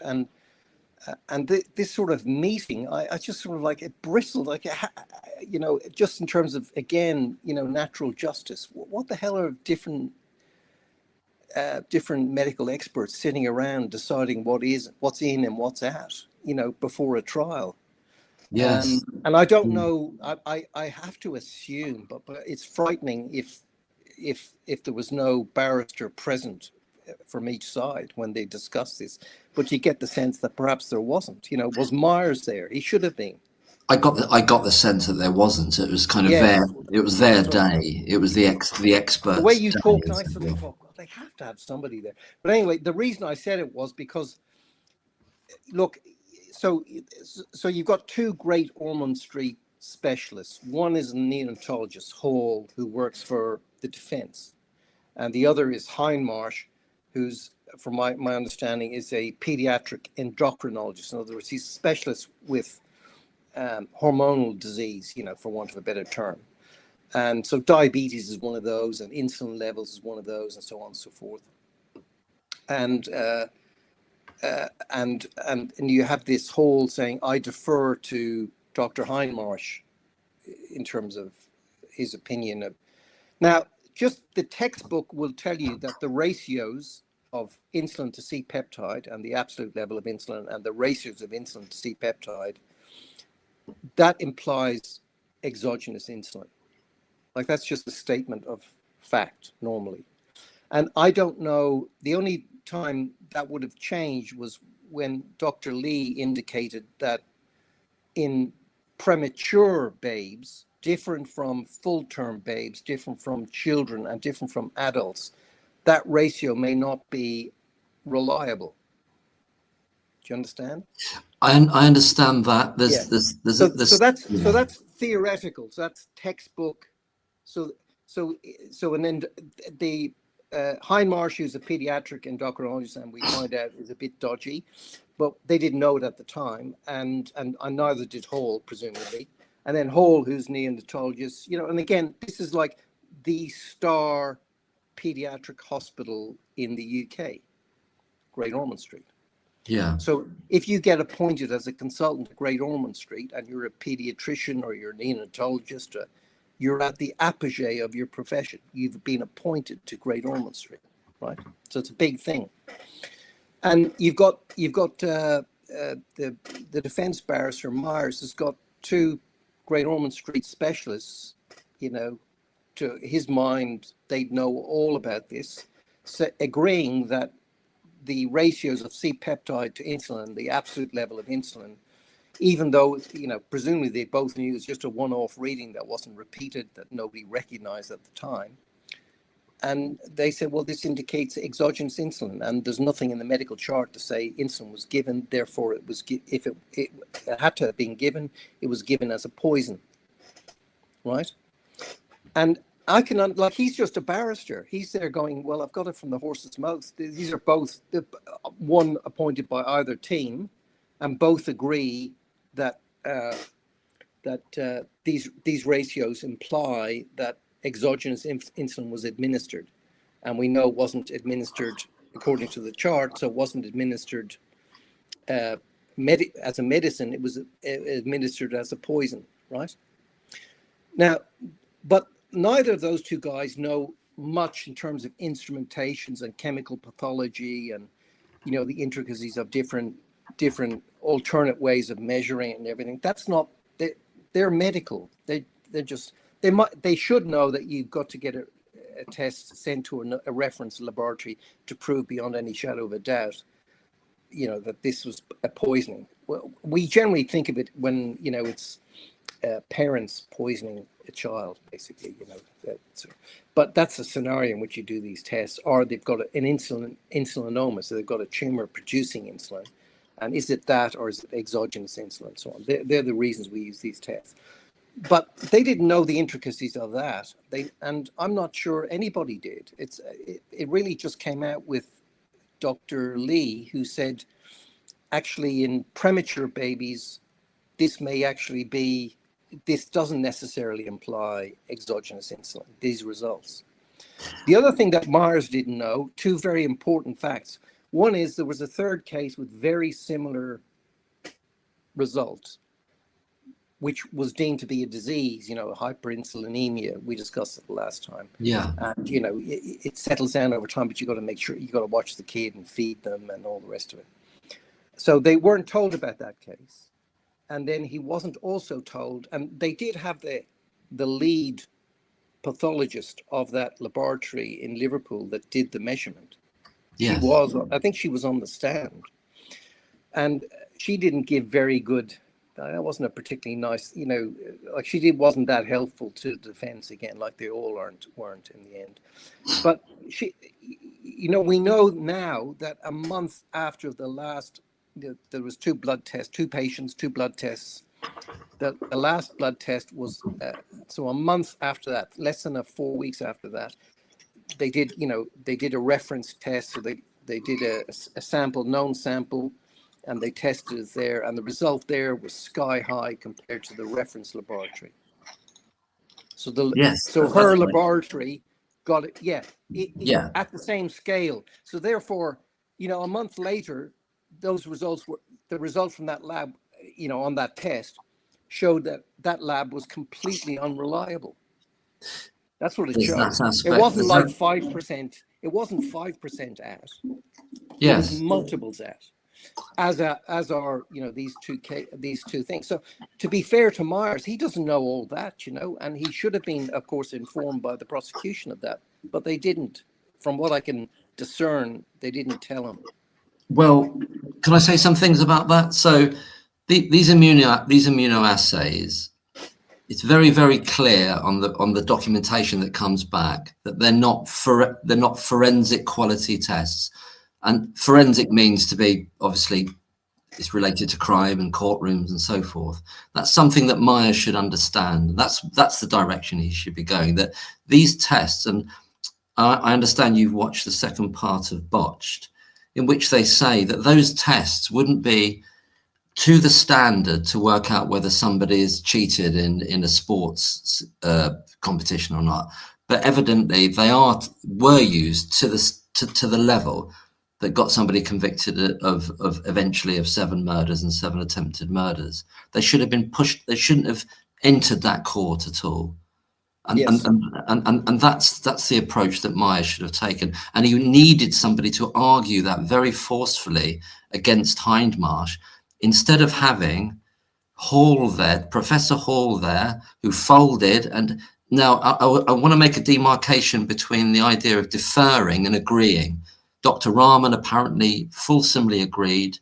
Deferring isn't the same as agreeing, is it? It's kind of an abstention. So it's not as though Myers is dealing with Professor Hall actively agreeing with Hindmarsh. It's actually worse than agreeing in the sense in which you're considering it. It's worse than agreeing. It's saying, you know better than me. That's what deferring is. Yes, it is, which is a disaster for Lucy Letby. Yes, yeah. And, the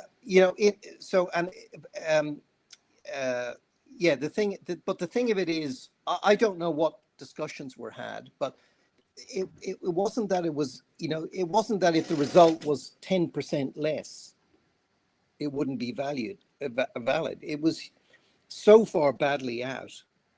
Do you know what I mean? That it was hard to, they might have just said, well, yes, it was only one test, a one-off, which is just like mad. It's sort of mad that one test, like, because you can imagine a scenario where a blood test just for, something happens with the preparation or something, and you get a mad result. And most often, just from experience, when you get a mad result, like you just go, that's nuts, right? Yeah. And you immediately send it again, a much more normal result returns. That's what happens most of the time, right? But they didn't even do that. They didn't do that, no. So they didn't notice it. And I suspect that they didn't particularly order C-peptide. They were just ordering insulin. right? Yeah. And but the lab just said, oh, it's a neonatal case. We'll do C-peptide as well. I don't know why they do that. But maybe the lab, they just sort of, anyway, I've got no idea particularly why they do that. But but what I'm trying to say is these two are both clinicians, the neonatologist and Hindmarsh. In other words, they directly interface with patients versus a pathologist or a chemical pathologist or a high-end technical laboratory specialist who's not necessarily a doctor, but a doctor in chemical chemical engineering or something like that, and they're the guys who make the machines that measure the tests that and so on and so forth. Yeah. And what I'm trying to say is that I think, we'd love to know what was going on behind the scenes, but I think when you've got two sort of senior clinicians, like Myers doesn't know all of this. He just got told by these two chumps, oh yeah, it means that definitively there's not any doubt. And then he'd sort of say, but it was just this test, and they'd say, yeah, but not by that much. Well, it's interesting. Yeah. I note that you describe them as chumps, so there's that. But another thing I want to bring up really is that in relation to baby F, the scores on the doors were effectively would have killed an adult. The amount of insulin that was supposedly in based on the results there. So between the two chumps, wouldn't they have thought to themselves and and then one of the chumps, Hall, convey to Myers to say, well, look, these cannot be reliable, even if you are going to use them in a forensic setting, which they shouldn't be anyway, because that baby went home the next day, wasn't harmed by this. It would have killed an adult, that level, in the 4,000 range. It was in the 4,200, whatever it was. And that should have knocked it out of the park straight away as well, shouldn't it? Logically, Yes, that's why I sort of say they're chumps. It's like they're reading from a textbook, and they're reading from the level. Yeah. But in terms of a textbook, so just as a matter of fact, if the insulin level's this high and the C-peptide's this high, what does it mean? It means exogenous insulin was administered. That's what it means. Yeah, but there's no critical thinking after that, then, is there? There's nothing after that. Nothing's been applied. Because it's like it's like they were just given. It's like you're given when you're doing exams in medicine. They'll say 36-year-old lady with such and such and such and such, and and these are the laboratory tests. What's your diagnosis, right? And you just accept that the laboratory tests are accurate. Do you know what I mean? You've got this sort of, and then if you sort of say, well, it wasn't repeated, then you say, but the difference is like, there's no way that a repeat test could be that far out. But there is a way that even if it was a full-term baby or a child, there are phenomena where they're sky high. But the problem there is there were two different patients with sky high insulin, and the second one, baby L, it moved down to a relatively lower level, something in the 2,000 range. But it was But we already know that I don't think Myers knew, but that lady, that chemical the laboratory pathology lady who headed that laboratory in Liverpool, she knew, but she didn't. She knew that a month later. Yes, that's right. They got a similarly sky-high result for insulin. When in fact, it absolutely, yeah, that's right. So, but what it's not that I'm sort of saying, Myers should have asked more questions. Myers should have really drilled down. Myers should have done this. But like, I can sort of understand where he just feels, God, I've got two specialists from Great Ormond Street, for God's sake. Where else am I going to turn? But actually, Jim, now I'm thinking about it now. Is that Myers' job, or is it the solicitor's job, or is it the team that instructing solicitor's job? So is there a demarcation we need to make between the solicitors are a waste of time. They just do scut work. When you're coming to evidence and what's in and what's out and what are you going to say at trial, that's all Myers. All Myers. I assume that he would be relying on that legal team to inform him Well, about a whole range he'll of give them things. scut work to do. He'll sort of say, find me a chemical pathologist, find me this, find me that. You know, he'll tell us, the solicitors, to find him a particular person or whatever, or somebody skilled who can give us evidence for this. And then the solicitor said, well, we've tried. Nobody wants to touch this. Nobody wants to touch it. I mean, I know. Nobody wants to be the one that goes against all the other senior doctors and says, you know, in a trial, and then I'm accused of getting a serial killer off the hook. Who knows? Yes, I don't know. yeah, because on Chris's channel, Lucy Letby, he's Lucy Letby Analysis. He's interviewing Dr. Wayne Squire, isn't he? Who fell foul of actually wanting to tell the truth, and she used to believe in the shaken baby syndrome concept. Yes. And then she switched on it, and then they tried to they basically took her registration away, didn't they? She got it back eventually on appeal, but it shattered her career basically by doing that. Basically, if you want to understand medicine, understand this: that we're all cowards. We're our first priority is CYA, because we're in absolute fear of medical authorities, and we're in absolute fear of losing our job if we say the wrong thing, even in a hospital setting. But once it gets to medical board stuff and everything, they just come down on you like a ton of bricks. Yeah, and everything is about resentment. And most of the referrals to the medical board will be from other doctors. They'll say, yes, this guy, get onto him. He's doing this with patients, or he's saying this and whatever. You know, people naively ordinary patients naively believe that when they go and see their GP, he's got their interests 100% at heart. I don't anymore, but no, I don't. Well, it's just not a fact. Because no, it's not a literally fact. No, they've got sure to make sure that they're allowed practice. So they've got your interest at heart, but they've also got their own interests at heart, and their own interest. You know, the bureaucratic infrastructure of statism is such that, you know, the worst type of people end up floating to. They don't float to the top, but they become the top. Which is like one of the things I always say, and you know, I feel this absolutely mad love affair that British people have for the NHS. Right. I don't share it. You I don't. think it destroys you. Yeah, it destroys you. It doesn't make you better. You were part of it for a time, is that right? For a little. Say it again. You were part of the NHS. Were you trained, and you went into the NHS initially? I was trained in Ireland, but yes, I've worked in the NHS, you know, I don't know, 10, 15, yeah, I worked in the NHS early on after qualifying, and I worked in the NHS, you know, as a senior fellow and research fellow years and years later, and then in between I got trained in Australia. You got trained in Australia in specialties, yeah. In a specialism, yeah. Yeah. No, that's interesting. Yeah, I can see that.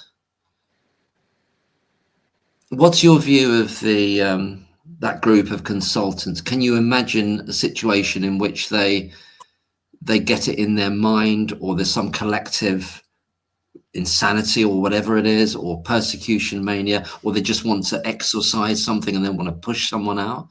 Can you envisage? I think Hall, if I was to guess just from the things that Hall has said, I think he's deeply ashamed of himself.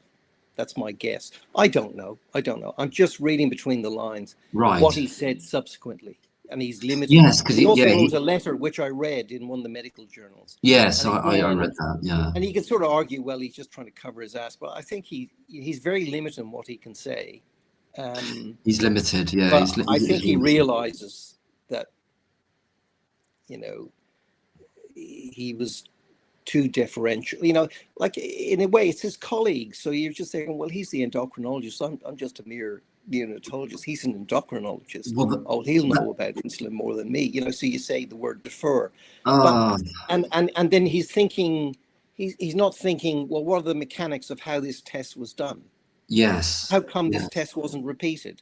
What happened to the baby the next day? You know? Yes. Blah, blah, blah. Just, he didn't, yeah. And then he might have said to himself, well, you know, I know that we have to send off to reference laboratories when we're looking for factitious Insulin, yeah. hypoglycemia and Oh, so on and so forth. And then he might have thought, well, we need the best chemical pathologist. You need to get it. And he might have said to Myers, get a chemical pathologist. And he might have done. And Myers might have tried to get one and then couldn't, you know. And then couldn't, yeah. Because it was that's something everybody knew Letby was the serial killer. Say that again. I missed that last bit. I mean, it was known, you know, that one of the great, there's so many evils done, but one of them was 2 days after these three, we think it's three rather than two, but because but three consultants from Countess of Chester went in off their own bat, went into Cheshire Police, sat down and had a talk with them. And we've got a sort of recording of it to some extent. It's a written note. To some extent, not a lot went on, but the reaction was emotional. Yeah. And so you have these police officers who were devoid of rationality but high in emotion, who suddenly, before they were cold. They were cold, and then they suddenly went very hot. They turn on a penny and they think they've got a serial killer, right? They believe it. Yeah. Without any evidence that's new. There's no evidence that's new. The only possible, in inverted commas, new is J-Ram thinking that I just missed her doing X, Y, and Z or whatever it was. That might be the only possible new piece of evidence they might have heard. Prior to that, the hospital administrators told them everything. And they said, yeah, it doesn't look as if there's grounds to launch an investigation. And then, okay, they decide to have an investigation. What's the worst possible thing you can do if you decide as a policeman that you're going to investigate deaths in a hospital setting? Oh, I know. I'll call the Guardian journalist and tell him that we're investigating a series of deaths at Countess of Chester Hospital. Yeah. That's genius. You know, just so you know we're serious about it. You know, it was. And you almost weep at one decision after another. But if we ever find out there's collusion that there was collusion between Dowie Evans and J-Ram / Brewery, all three of them need to go to prison. Yes, I absolutely agree with that. I want to say something about what you just said there about that decision to leak it to the paper, essentially, and then apparently Evans is there on a Sunday afternoon, reads about it, and that's my kind of job. But yes. But the point I want to make is that there were noises about the high death rate in the hospital, not connected to a police investigation before, but it had been bubbling away before that. It had been bubbling away, and also several parents were represented by a local Chester solicitor at the time. So it was already an extant problem about there's high deaths in this hospital. So it didn't start and then hit 60 from nowhere. You know what I mean? So in other words, they've parlayed it, they've converted it. They converted what the concerns were into a police thing rather than a, oh God, this hospital's failing situation. That's what happened in May. I think that's the way I read it. I don't know if you think if you believe the same, or other people in the chat.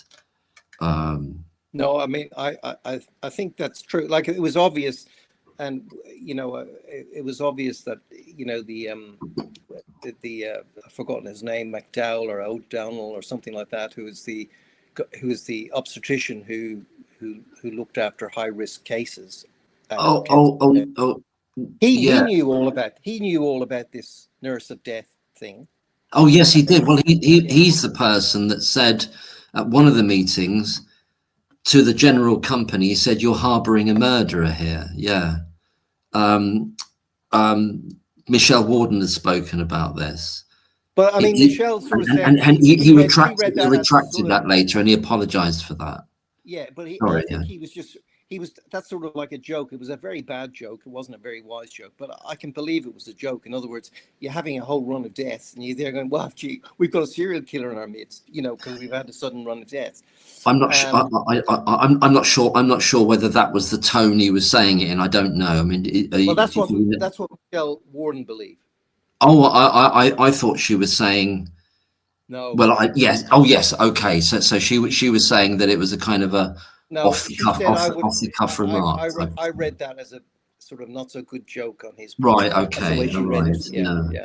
Oh, you're a bit. So kind of. Because I've got that weird sense of humor that gets me into trouble as well. So I'm sympathetic. I just say. I say things that are a little outrageous, but that's the point. That it's so outrageous, it's funny, but people take you seriously. You know what I mean? I know, and it to do with that issue, Jim, and I've heard across. This has come up as a subject before. Is that in hospital environments where people are dying all the time across the hospital, this thing about being called, oh, you're like, you're always there when somebody dies. Oh, I'm not saying that calling somebody nurse death would be exactly what it would be, but there's this dark kind of humor, this gallows humor that goes under in this kind of dark humor that's between healthcare professionals. I don't know if it's just between doctors or doctors. Well, I mean, there is dark humor, but I don't ever recall anybody joking along those lines. No, but obviously, it's particularly with babes, exactly, particularly with babies. In cardiac surgery, particularly if you're doing emergency cases and everything, you've relatively high figures. Now, we used in the old days, old days when operations were quicker, we used to do 3 in a day, but they're much more complex and difficult now. But so if you're operating for a day as a heart surgeon, you generally do 2 cases. And I remember, a well-known Sydney cardiac surgeon had both his cases on his list that day. Both of them died, and people crack jokes about it. E-bucks too, but it's not like it's sort of the truth. It's just that it's, let's say, an elective operation, for bypass or aortic valve or something, that might be a 1% mortality. But if if you need to be operated on within the next hour, that might be a 25% mortality. And if you're a higher risk elective case, that might be 10 or 15%. So it's certainly it wouldn't be weird. I've never seen it before, but both your cases, in one day, both of them die. But it's like we can all readily believe that's what happened. And that was the only time I heard people sort of cracking jokes. But it wasn't. It was in sympathy with him. It wasn't because he was well regarded. So yes. Everybody was questioning his abilities. Yeah. It's just the nature. We're black about the nature of the work. It's really in order to get through it in some ways, to not take it all into yourself. Yeah. Yes. And I think that's a little bit too, sort of suggesting a nurse is an angel of death. That's really dark stuff. My God, that tips over. That's too. Again, people can be cruel to one another. My God, that's not. Yeah, that can. You think you're an idiot if you don't understand. That can be interpreted in the wrong way. And obviously it became a bit of a thing. And this Brewery guy just ran with it all the time, and his drawer, which he denied exists, his drawer of evidence, and so on and so forth. Well, what's your view of this drawer of doom? Do you think it's? I mean, the only person who used that term was Karen Rees, because she said that Brewery told her that he had this drawer of doom. Do you believe he called it that? Do you believe it existed?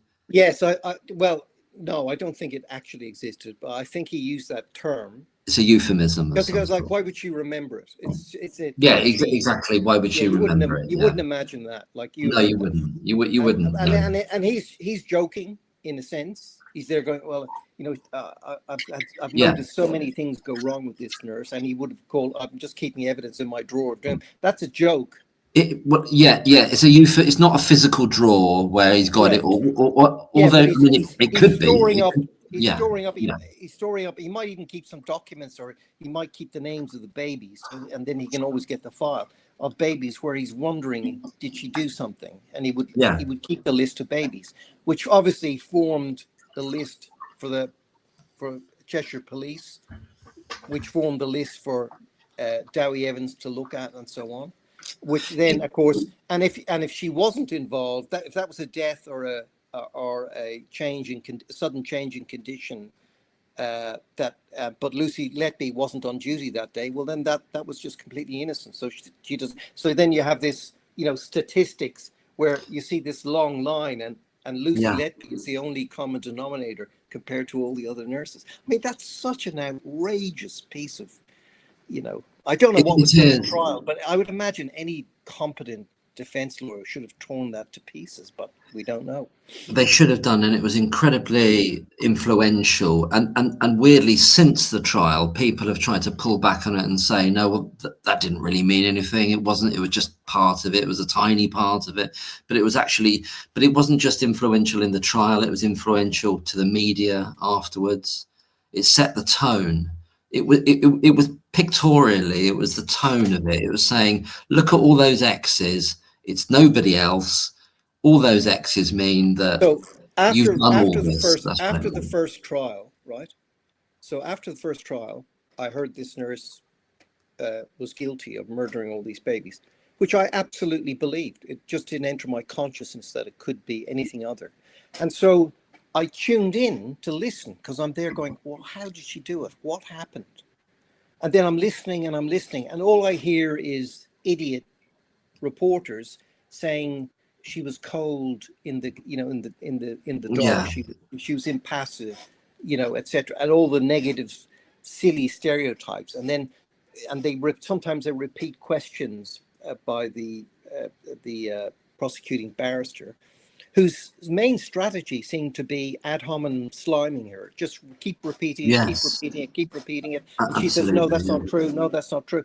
And she's denying it, and he keeps repeating it and keeps repeating it and keeps repeating it. Now, if you repeat something, and I know this is sort of funny, but it's not funny. If you keep repeating an untruth often enough, it becomes the truth. Yes, Yeah, because people just can't. They go, "Oh no, I'm rational." No, you're not. None of us are rational. And and and it's not just any old person repeating it. It's a Crown prosecutor. He's a fellow in robes. He's a serious human being. He's a restrained, conservative lawyer, disciplined, and he's Crown prosecutor. He works for His Majesty and so on and so forth. And you know what I mean? And it's this guy saying this all the time. It's not just Joe Bloggs. It's not somebody with wild hair like yourself or me. like myself, yeah, exactly. Not like this random guy in a You know bungalow. what I mean? So So it's like a complete, and you're there going, well, I know that's not, he hasn't proven that, but you begin to believe it. That's the point. It influences you. And yeah, well, so, but I was listening because I'm just one of those, oh, I missed the whole first part of this. I'm sorry, I tuned in, and I was actually watching Common Sense Guru, who I got because of you, did a little thing, and I saw your thing, and I clicked on it, and then I went all clicked on right, Common Sense yes, Guru. yes. So I listened to her thing about that other girl. I forgot her name. About the Amanda Knox case. The American girl in Italy, and she did, and it was very good. But anyway, the point being that how the whole uncertainty about how people are influenced and what's admissible and what's not admissible in a court and so on, and yeah, the, there should have been a greater defense against the use of the instant test results. Yes, But they should have been. I don't think it could come from Hall and thing. And I can understand why Myers just gave up. He basically just go, well, I haven't got anybody to resist this. I have to accept it as truth. So the defense, and then we also, we get told that the prosecuting barrister was there going, and he says to Lucy, so you acknowledge that these two bays were poisoned by insulin. Did you do it? You know. Yeah, well, exactly. And there's and the jury's But there. it happened. Well, if you say so, I guess it happened. You know, do you know what I mean? Like, it's just, and And the thing, Jim, is that there are no other potential suspects ever considered, correct. looked into, thought about. The jury aren't thinking, oh no, it could have been the janitor, and they let him go. Maybe it was him. No, because there's never been anyone else. There's only this young woman in front of them. As far as the jury concerned, the only certainty is two babes who lived didn't, and one of them, you know, no problems. But that we now know, we know with certainty, we know that they were poisoned in that ward.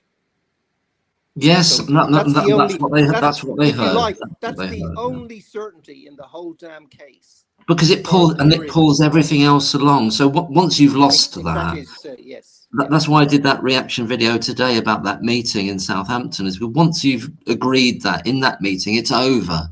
You don't even need to even. Okay, Myers, he made it look as though he was trying, and maybe he did try with the other stuff, but it's never gonna tip the balance of this tip of the spear stuff, which is the insulin cases. It's never going to change. It's not like we didn't. It's not like we didn't sort of know that months ago. I've known it for quite a while. But that botched 2. Yes, I was going to bring that up. Yeah, it's incredible. Really, it drives it home, doesn't it? Oh, it does. I think that's what tipped me into. And there was a comment I was responding to on a video that tipped me into responding, and it welled up from there, because it was something to do with that building as well. They were all there, all chummy, and probably having a nice cup of tea. And I don't know what the vibe was like in that room, but I don't think it was combative. And that's the problem. And here's the problem. And you kind of brought this thing up earlier where you said, oh, I'll defer to him because he's the endocrinologist. Like, it's a bit chummy. It's all a bit chummy, and it's all a bit collegiate. So they have to say, well, he's the guy, so I'm not going to say anything about this. And the person who's going to pay for that is Lucy Letby with her life, and that's the stakes that was in that room. But they didn't give a toss about that. Yeah, well, yes, but yeah, the thing is that as doctors, they're just there going as an abstract. Well, the insulin was this high and C-peptide was this high. There is no other explanation but exogenous insulin. So yeah, but that's like a machine, then, isn't it? That's like a very stupid machine, isn't it? It's not that they're wrong, but the point is they don't know about everyday laboratory technical problems, because every test that they're told about and they should know as a junior, but every test they know, it's checked, it's repeated. If it's a bit weird, it's repeated. Yeah, but they might let your registrar might say to you, well, the insulin's a bit high, but the sugar is okay. I'm watching it very carefully. I've repeated the insulin.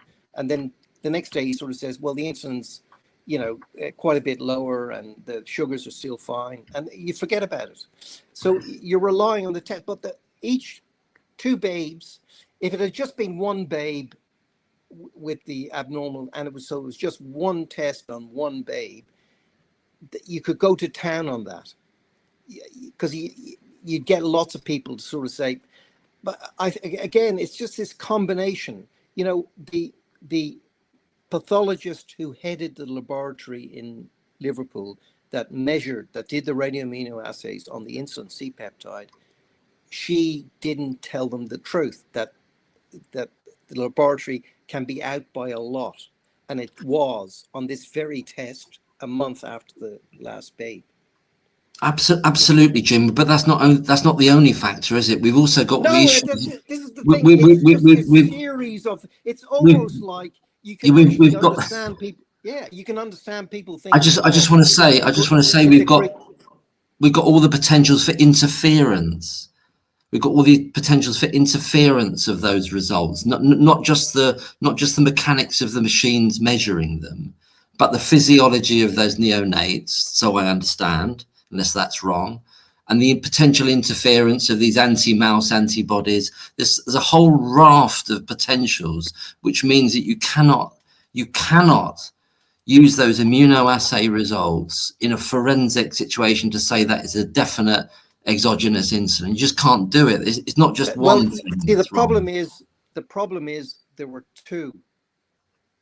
Yeah, but they're many Yes, months yes, I apart as understand. well. Yes, but Yeah. I understand. Yes, but there were two. There were two cases, two different results, both saying the same thing on two different patients, and they weren't. Neither of them were repeated. It's the extraordinary thing. Neither of them were repeated, but there were two, and I don't know why the judge allowed it. Like I think I told you the last time. I think I'd love to know, why was that judge so convinced she was guilty? Because he was. He He was. Yeah, obviously he believed she was. was Yeah. guilty.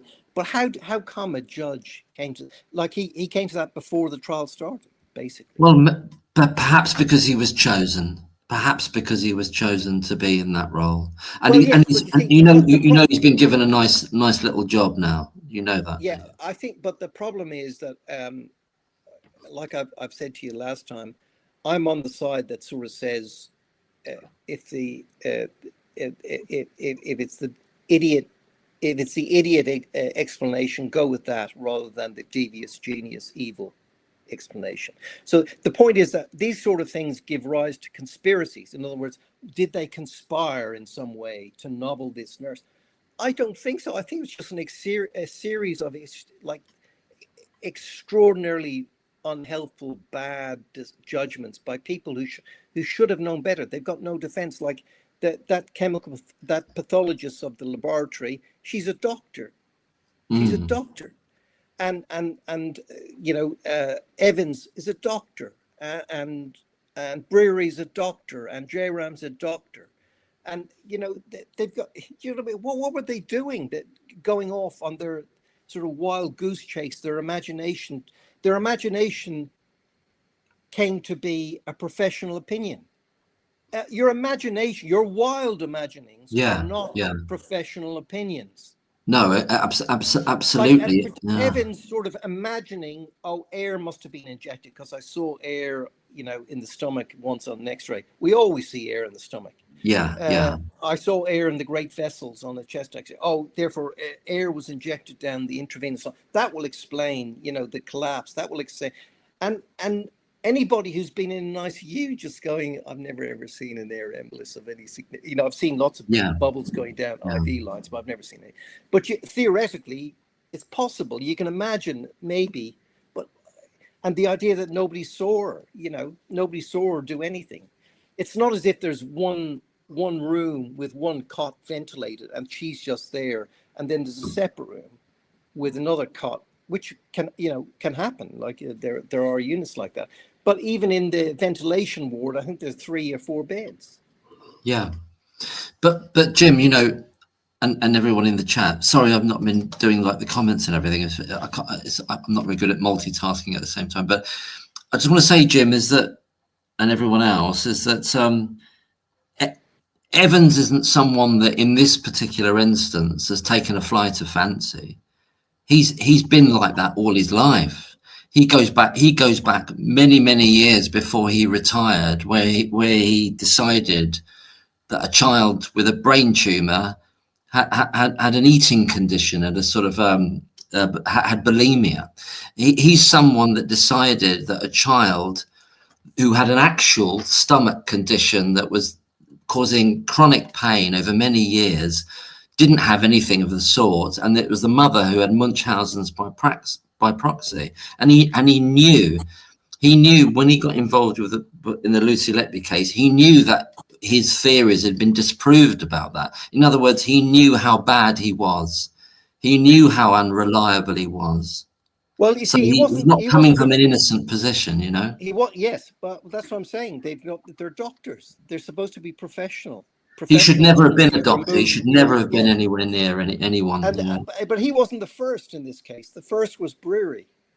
Yes, that's true. He imagined he had a nurse who just looked like, that the senior nurses all loved and so on. That senior nurse was delighted to have her on the unit. Yeah. And Brewery got into his head, I've got a serial killer. Now, we've got no explanation of why he started believing that. No, we don't, because he does it very early on. He couldn't convince any of his colleagues initially. right, initially, but he just kept repeating it, kept going on about it, kept going on about it, and more and more and more, like I told you, brainwashing, more and more, they all sort of Yeah. fell into it because they don't want to disagree with their colleague, and he's really got, he's like a dog with a bone about this thing, and they sort of think, well, there must be something there. They couldn't. Why would he keep doing this? He must be. Maybe yeah. She does seem to be around every time something bad, and then you're into it, like you're a part of it. Do you understand? Like the whole brainwashing phenomenon. Can I add something to that? Is that it's not only that they feel they're worn down by him saying it, it's that they feel implicated by the unit and this climbing number of deaths on the unit. They feel implicated. It's not like they're consciously thinking, oh, good, if we blame this girl, if she really is a serial killer, then I'm innocent because the unit's good. They don't consciously think that.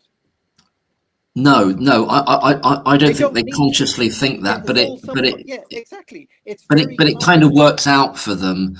Yes. It kind of psychologically it works out for them to push away their brainwashing works. Their responsibility. There's a million reasons, but it's not conscious. Like there's no evil genius. I don't think Gibbs, for example, is an evil genius man. He went on to become an Anglican priest or something. Like I think he's just hapless, But the whole point about the profession is that you're disciplined, self-examination, discipline. That's the whole, I used to have one boss. He used to teach me, we were doing very complex surgery, and he's teaching me complex operations and so on. And he sort of said I could teach a monkey to do this. Right.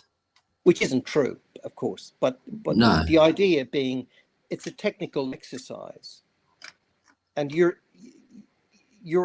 a much more than a technical automaton. A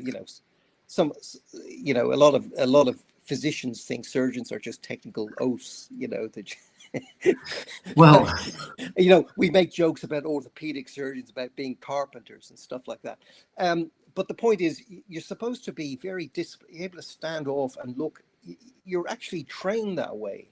And, in theory, a journalist is supposed to be able to see whether he's not, what's his opinion, what's his predisposition. Yes. And that's why we sort of say, you disengage if there's a bias or a perception of bias. We say, or a perception of bias. So that the seamliness of it, it's very important that the system, you respect the system more than anything else, which is a very conservative position. In other words, the system may not be ideal, but it's the best system we have. So you protect the system. But the trouble is, you end up being stupid about it. You end up, and it suits you. You're using protecting the system as an excuse, as an excuse for bad behavior, and. So you can always find a way around things, but the whole idea of a noble profession in law and in medicine is that you act in the best interests of truth if you act in the best interests of the patient. But that's not what happens. It's not what happens. That's precisely what's missing. Yeah, that's what's missing here. It's the system. So the whole pressure on a doctor versus a doctor in 1950. Or 1960 or 1970 or even 1980 or even 1990 is a completely different set of pressures on the doctor now. Right? Yes. And they're afraid of the system rather than being afraid of getting things wrong for their patient. Well, so what they worry about is, well, if I do this, like if I just prescribe this medication, it's what the medical board would expect of me. Yeah. It doesn't do any harm. It's prescribed all the time. And you know what I mean? And so you got to the point with COVID where you saw people with a completely novel treatment called a vaccine. But it's not a vaccine in the sense that any vaccine had ever been created before. No, it's not the same mechanism anyway. It's an mRNA vaccine. But and you saw people sort of saying, yes, we should give this to children and to teenagers, even though we knew already at that stage that they were zero risk. And not only zero risk themselves, but also almost certainly like zero risk to the community. Like there's no such thing as a 7 or 8 year old child giving COVID to their adult teacher. That never happened. But they told us Adult that teachers did didn't go happen. to That would school for happen. years. Yeah, they told Yeah. us that it would happen. Yeah. I'd like to So bring in, like, you had health experts can I saying, roll well, it back a shut bit down. to, sorry, Jim, I was going to say, I'll roll it back a bit to what you said about Gibbs being hapless. So there you've got a doctor, consultant of many years standing. He's on call. I understand in other words, he's at home. He's on call. He's getting paid a huge amount of money to be on call compared to most people what they earn. He can't even be bothered to come to the hospital. He's phoning it in. There's a child that he doesn't see for 3 days. So I'm trying to match that up with what you're saying about the doctors having fear of the GMC or the board or anything. Those particular doctors at the Countess of Chester, they didn't seem to have such fear, did they? They seemed to be okay with doing two ward rounds a week. They didn't seem to be worried about that they were breaking the BAPM guidelines. They weren't worried about doing it. That's the point I want to make there. No, I mean, there's no, you just get yourself into a groove of thinking everything's like, like I think earlier they had more senior registrars that were on advanced training schemes. So they were pediatricians in waiting, so to speak. They were queuing up to become like them versus, GP trainers, GP guys doing jobs, and then they had a greater number and a greater percentage of sicker patients, and nothing changed just because they were in the same vitamin. And then they're sort of saying to themselves, well, they're not actually paid very well for being on call. They're not. Oh, I think they are, because they are. No, they are. They're paid thousands of pounds actually for a weekend. I mean, that's a lot to me anyway. I mean, it's all relative, isn't it? Well, but they are if they do it as a locum, but not so much if they're. I don't. Yeah, I mean, the reason I don't think the NHS is well known for paying people for being on call from home, and it's the same pretty well everywhere in the world. We're not very well. The reason I say it is there's a particular piece of film out there with Jayaram talking about how much he earns for being on call over a weekend, and it's a lot. It's a hell of a lot. Well, if you're a locum, they pay you like it's like he's not a locum. So if a hospital doesn't have a pediatrician, because the 3 pediatricians are all away this weekend, and they have they're obliged to have a service, they pay a locum. Yes. Well, they'll pay 10 times more than they would have paid their own. Yes, and I do take that point. It would be higher, and the same with like bank nurses cost the NHS more than the regular nurses, don't they? When they have to use them. So agency nurses. So, but the point is that they lost their senior nurses, and then they had to use locum nurses. Like almost the worst thing that you can have in a neonatal intensive care unit is locum nurses, just because they're not necessarily particularly well trained as pediatric nurses. They're almost certainly not neonatally trained nurses, neonatal intensive care. Lucy was one. I think there was only 2 on that. There was 2. There were 2. Yeah. Did you come across the thing along the road here where there was this locum that all the nurses kind of grouped together and said, we don't want this person back because they felt they were not competent and they were a danger to the children? That's a common occurrence. Yeah. We never found out who that was. A group of nurses, and you have a locum doctor, and they just go, wow, this guy is so bad, he's dangerous. And they'll tell them, don't ever get this guy back. Yeah, that's not uncommon.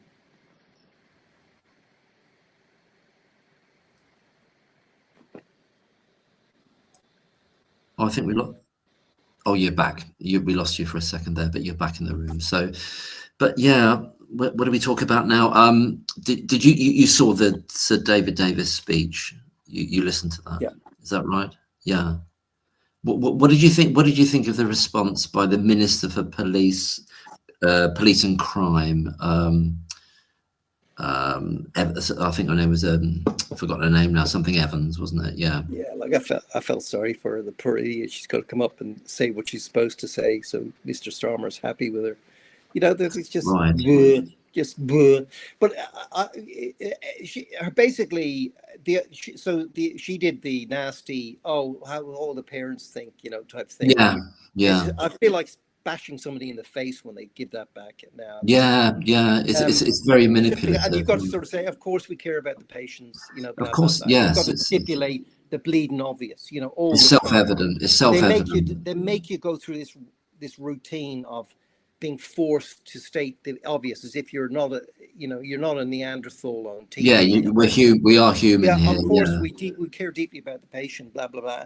And David Davis has to do that every single time he's interviewed. Every single time, ABC, yeah. Sky, Channel 4, wherever he's interviewed, you'll go, the woman. It'll be the woman of the pair. If there's a man and a woman interviewing them on morning TV, it'll be the woman that brings up this garbage all over again. Is it? And you I don't go haven't through. It's noticed. just like Yeah, they're right. going. It's so there's a third of the interview gone. Yeah. Well, that's true actually, because weirdly, or maybe not so weirdly, it's one of the techniques of the trolls, the kind of common or garden trolls. They'll come at you and they'll say, you don't care about these children, you don't care about the babies.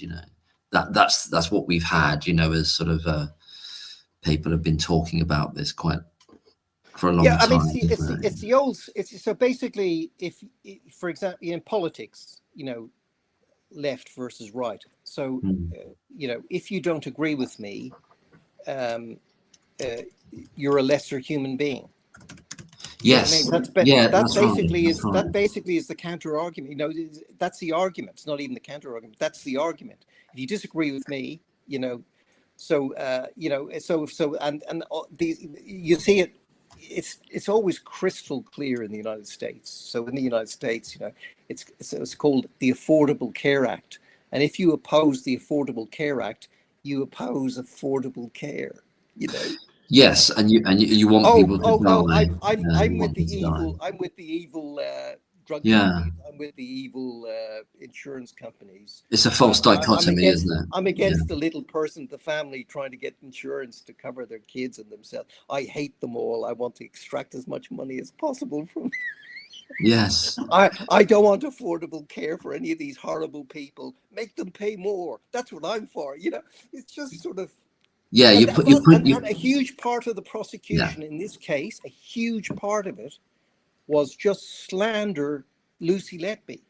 Oh, of course it is, yeah, because there's no. Went through this, but why is that? Why is the reason that? Because it works. You're trying to persuade people. You're trying to brainwash 12 people to come to your point of view that she's guilty.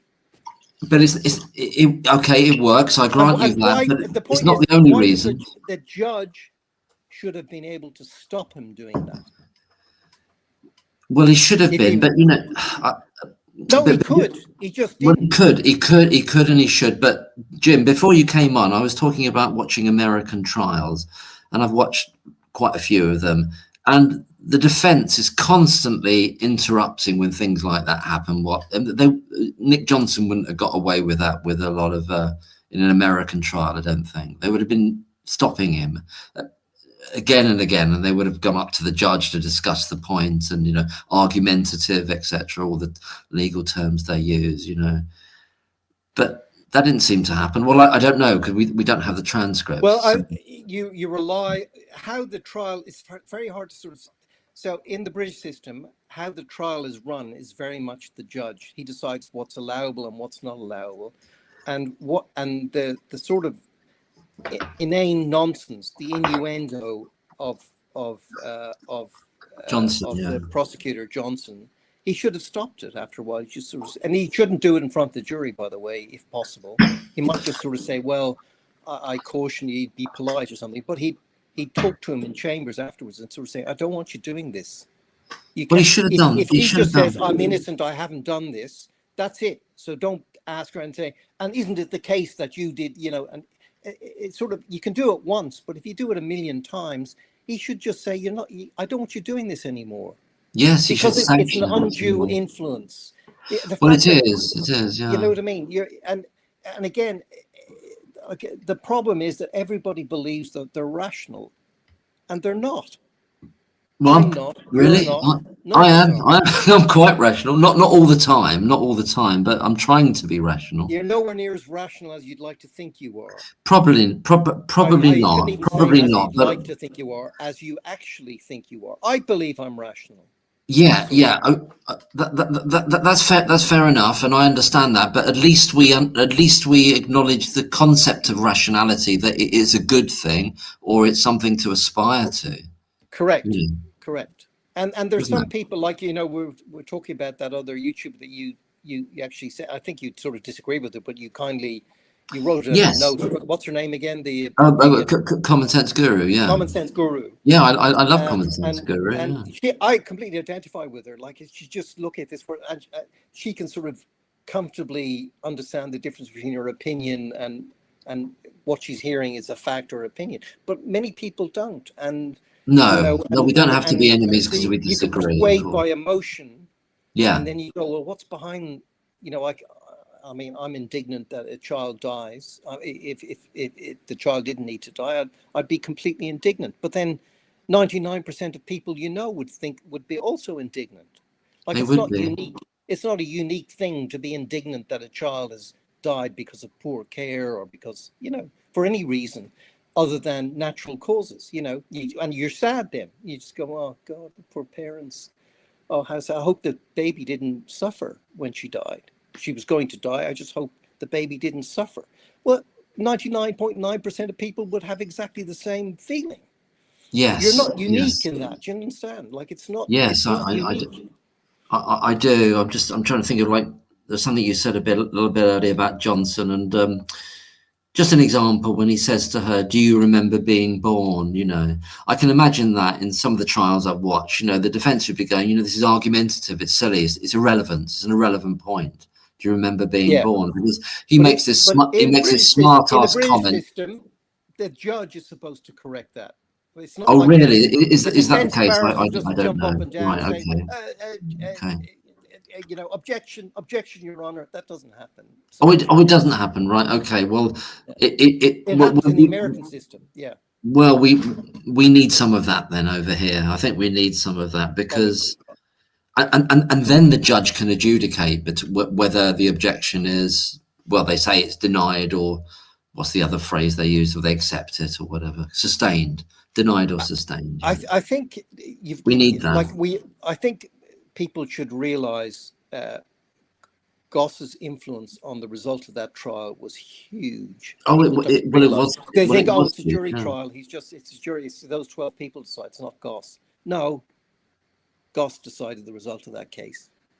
Well, the principal aspect of that is, had he accepted had he accepted Meyer's application to have in toto Evans's evidence is removed, then that's the end of the trial. It's over. Then it's finished. That's it. Lucy Letby's walking out, isn't it? Probably. I would think so. Without Well, no, Evans. they'd still have Bone. They'd still have this. They'd scramble to get somebody to give an opinion. Blah blah blah. And they would have had Bone to give an opinion. And it's not Yeah, like.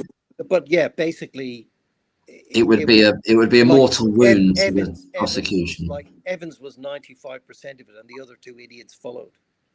Well, that's it. So you're left with 5%. Marmides is like, I can like, his excuse would be, well, I'm not a clinician. Like, I'm not going to comment about what the clinician says, but basically what he was doing was backing up the clinician when he didn't need to. He just should have given factual knowledge, and He didn't care. He didn't care, Jim, because on the list of convictions now, Marnarides is effectively agreed with things that Evans has forsworn and said and it didn't happen that way. he shouldn't have. He should He have shouldn't known have. better. No, No, he should he have known should. He better. should have known better. But I just don't think these people care. It's basically down to the defer thing again. He just deferred to a clinician. He just Which kind of means these people are constantly absolving themselves of personal responsibility. Yeah, but then. I mean, there's a bit of it. It's not like out of nothing. It comes back to sort of being respectful within the profession of, which doesn't mean but you always talk nicely of other colleagues, and Yes. you see the lawyers, my right honourable friend, blah blah blah, or even in Yeah. Parliament, and there is this decorum about how you interact, which is And, not a bad thing; it's a good thing. But well, yes, but it Marmides let himself down, I think, badly. it's okay in certain contexts, but when Lucy Letby's life is in the balance, it's devastating. It's devastating to have those niceties Yeah, it's just right I above just her sort of life. I just Actually, you sort know of what I think mean? it's sort of like it becomes, it's this sort of mass delusion, and then it becomes the order of the day. It's very, you're going with the train, so to speak. Well, thank There's you for a saying that. A mass momentum to it. delusion. Thanks. Yeah, That's what that's everybody right. else says. I was just doing what everybody else told me. Everybody else was Yeah. doing the same thing, sir. I was Yes. just following orders. I was being conscientious. I did my job properly. I didn't ask questions. I was just doing, and people in higher up than me were in charge of that. It wasn't for me to question, sir. It's every excuse you've ever heard. Yeah. Yes. It's And the point every is, it's excuse. not. Yeah. It's again, it's sort of human nature. Okay, we coalesce into a crew. There's a leader who's a little bit out front. There are warriors who risk their lives in support of the thing, and we're just, we want to stay within. We don't want to be outside the tribe. It feels dangerous, and there are some people who are, and again, it's genetic probably, but there are certain people who are willing to be a little bit outside. Um,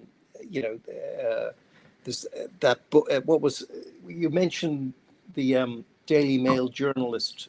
His what was the conservative Daily Mail? Peter Hitchens. Yeah, Peter he's Hitchens. Now Peter Hitchens used to be absolutely far left. yeah, he That's was that's he his was a view. Trotskyist, wasn't he? and Yeah. and so was Christopher. Hitchens, Yeah. who I used to love. And one of Christopher Hitchens' book was I'm trying, what's this? The contrarian, that something Yeah. contrarian. Yeah, And contrarian. certain people are by nature. So Christopher Hitchens and Peter Hitchens are both genetically. You can see Yeah, it's they end up interesting. having completely opposing views, but they're basically contrarians. They're genetic Yeah, contrarians, right? like they had And very so different views over the there's certain people invasion of who sort Iraq, of, for example. yeah, there are certain people who can stand outside, and I'm a bit like that. I think I'd like to think. I don't know. It's not necessarily a good thing, but it's uncomfortable. It's uncomfortable. Has that impacted you personally in your? You don't have to say an example, but has that you're a bit like that? Has that impacted you personally in your career in the medical field? Being a bit Yes. like that, it has. Yeah. Yeah, but am I just being am I just saying that because it's just because I'm not very good, and I made mistakes, and that's why things got difficult for me, or am I saying it? You know what I mean? I rub people up the wrong way, and I don't mean to. I just other people are great defenders of me, so it's but I've always managed to rub certain people up the wrong way, and it's not like intentional. It's not like I'm, and I think it's just Yeah. that sort of contrarian point of view, and they take it.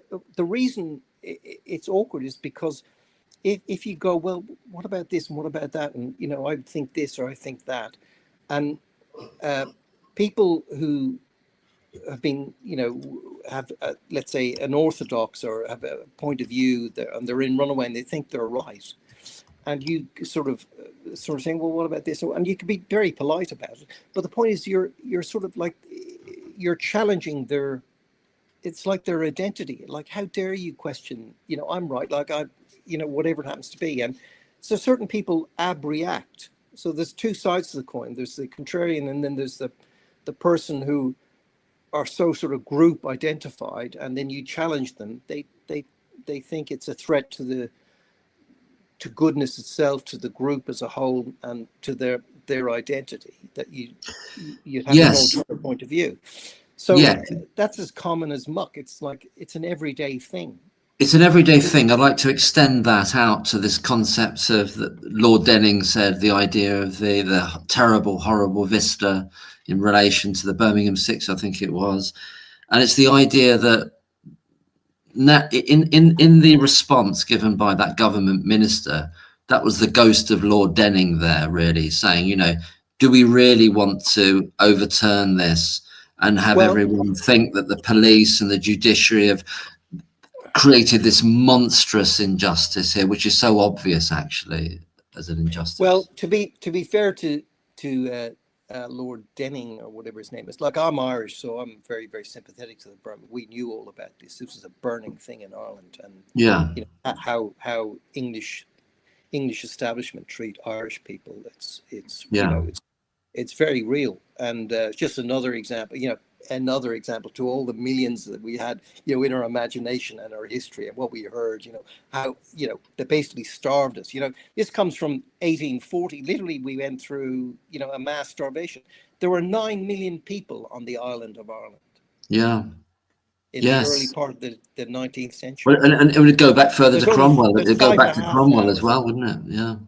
Yeah, Yeah. well, so they starved because of the potato blight. Meanwhile, grain was exported from Ireland, Yes. and the Yes. landowners were English, English lords and whatever.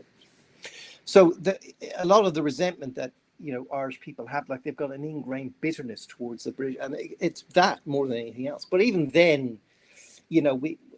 A lot of Irish people fought in the First World War and even in the Second World War, and and so on, and because they weren't terrible, like they were just like the Mick was treated as badly as the ordinary Tommy. It's the establishment elite, these It's the grand plans, elite. It's the elite. It's the elite. sending these guys over the top in insane to die en masse by the tens of thousands. Yeah.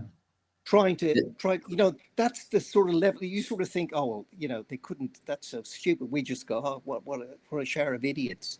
And you sort of thinking, it doesn't happen now. Yes it does. Well, it's happening Yes in the it does. Ukraine. It's happening in the Ukraine, and like the UK is funding that, and America's funding it. They want to keep it going as long as possible. So that young, like 15-year-old, 16-year-old people are kidnapped off the streets of Ukrainian cities But the to push into the establishment, meat grinder. how the elites treat working class people and lower middle class people right now, I think it's a lot worse in the last 20 or 30 years than it was in the 70s, 80s, 90s. Yeah, there was a kind of a weird, like, There's pullback this, from it, like yeah, they've got this contempt, for example. So you yeah, saw with the prime minister, uh, so girls are murdered by this lunatic teenager. He knives these girls that are at a dance class. oh yes, Just terrible, like little girls. For terrible. God's sake, they're little girls. And Yeah, it's terrible. That was. the community gets properly angry, and the government seems to be more concerned with the extreme right element. Yeah, Somebody made this lady made a post that she put up on X, and was taken down within an hour. yeah, That was intemperate. yes. Sort of saying we should deport all these foreigners or whatever, something like that. Well, And no, she gets put in prison for 9 months. Just that.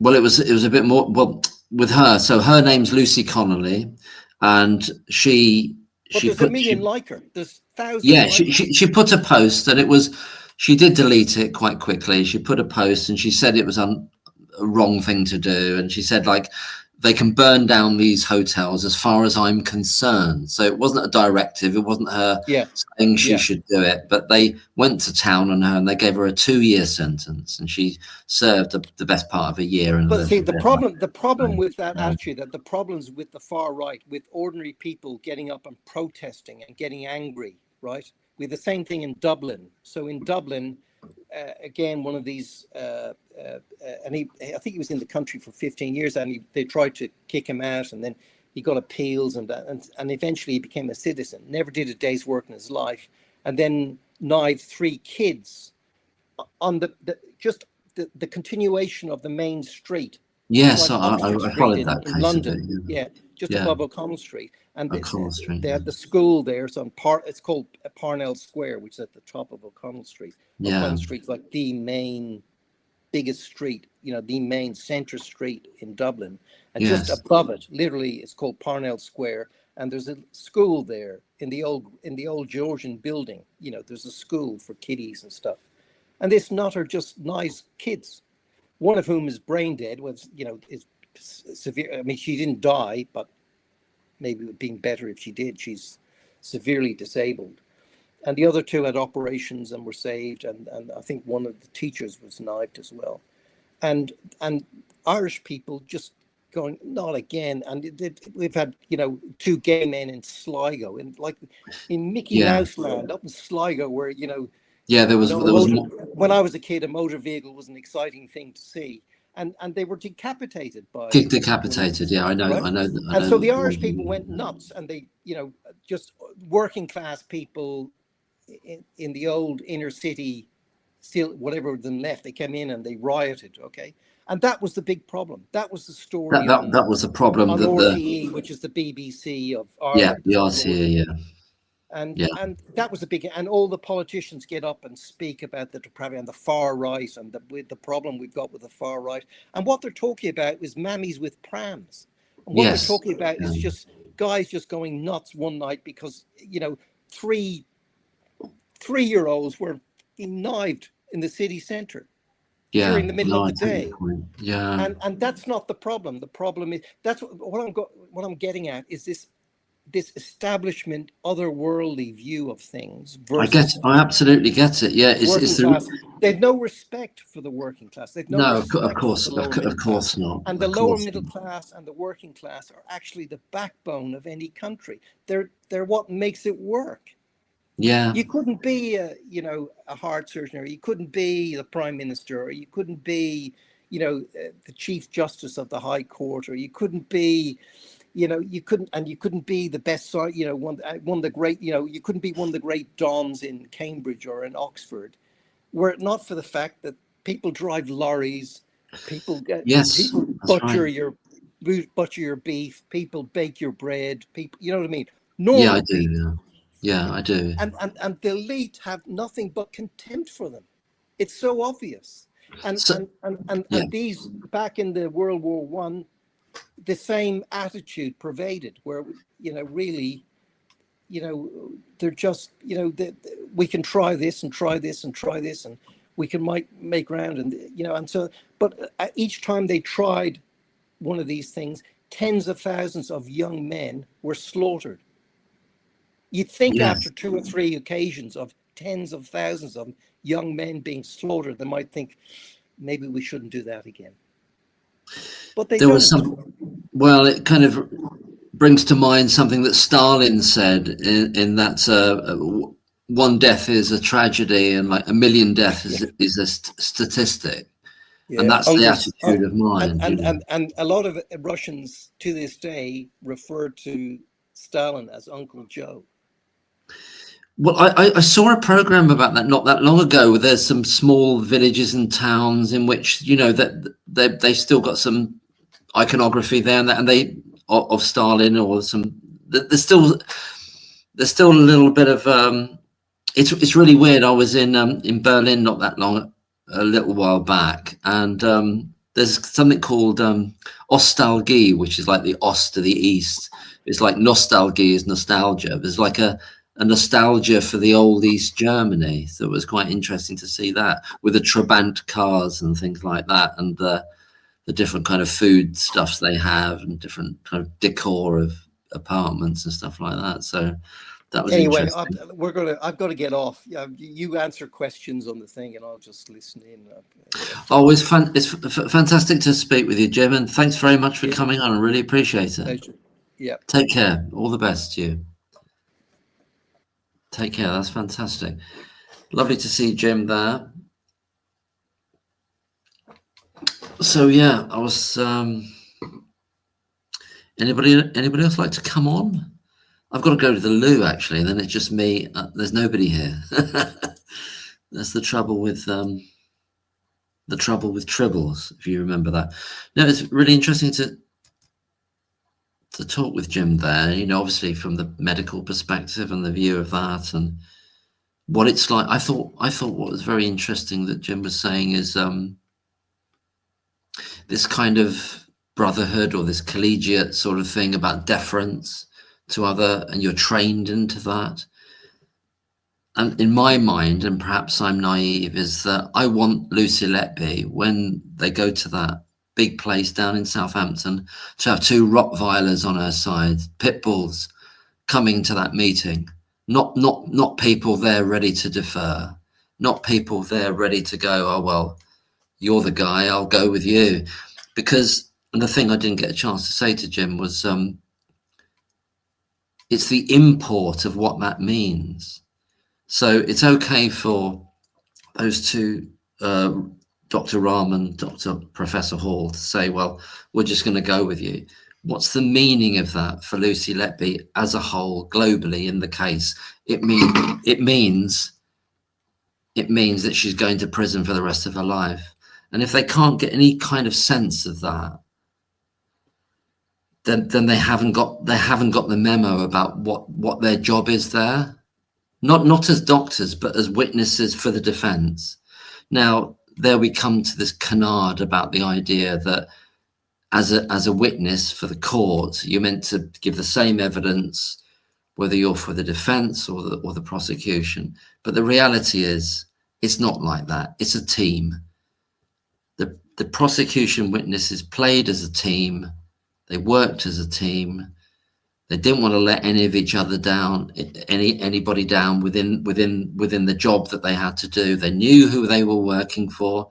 And guess who were they working for? They were working for the people that paid them. And that's the bottom line, I think. Anyway, maybe I've got that wrong. Maybe I'm too cynical, but it's just the special reserve, you know. I hope I'm not being too annoying tonight. And it was great to have Jim on there. That's fantastic. Anybody else would like to to come on the screen? I'm sorry I haven't. Let me go back to some of the Operation Martin Falcon. Would you like to join me on the screen? And love to hear what you've been thinking about things lately, what your responses are, and anybody else at all as well. Tiffs, Simone, Tony, anybody else would like to?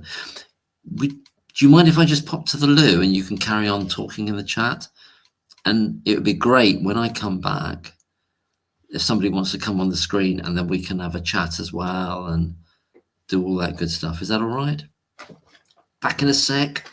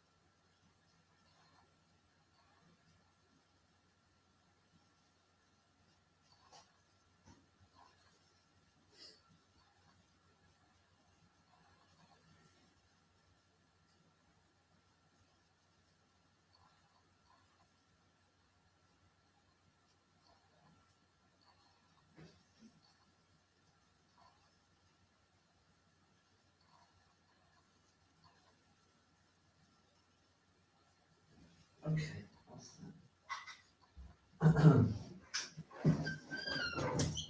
No, my lemonade tipped over.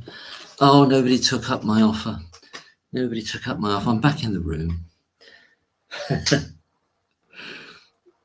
Are people really out there still? You're still out there. Lovely to see you. Okay. Let's get back to the comments. Chris, thank you very much, Jim, for coming on. And it's lovely, great to see you. And I'm getting slightly better at this, you know. I'm not. Oh, it's hard sometimes, isn't it, to kind of keep thinking. Takes it out of you. It's all energy, isn't it? Mental energy. But anyway, why do we do it? Why are we doing this? We're doing this because there's an innocent young woman, 35, 36 years old now, in prison. Persecution against her. I've been trying to write this kind of essay type thing, or it's a bit of a grand title for it, but it's not really an essay. It's just I'm trying to work out how it all started, you know. And it's only a supposition because we're not in the heads of Breary.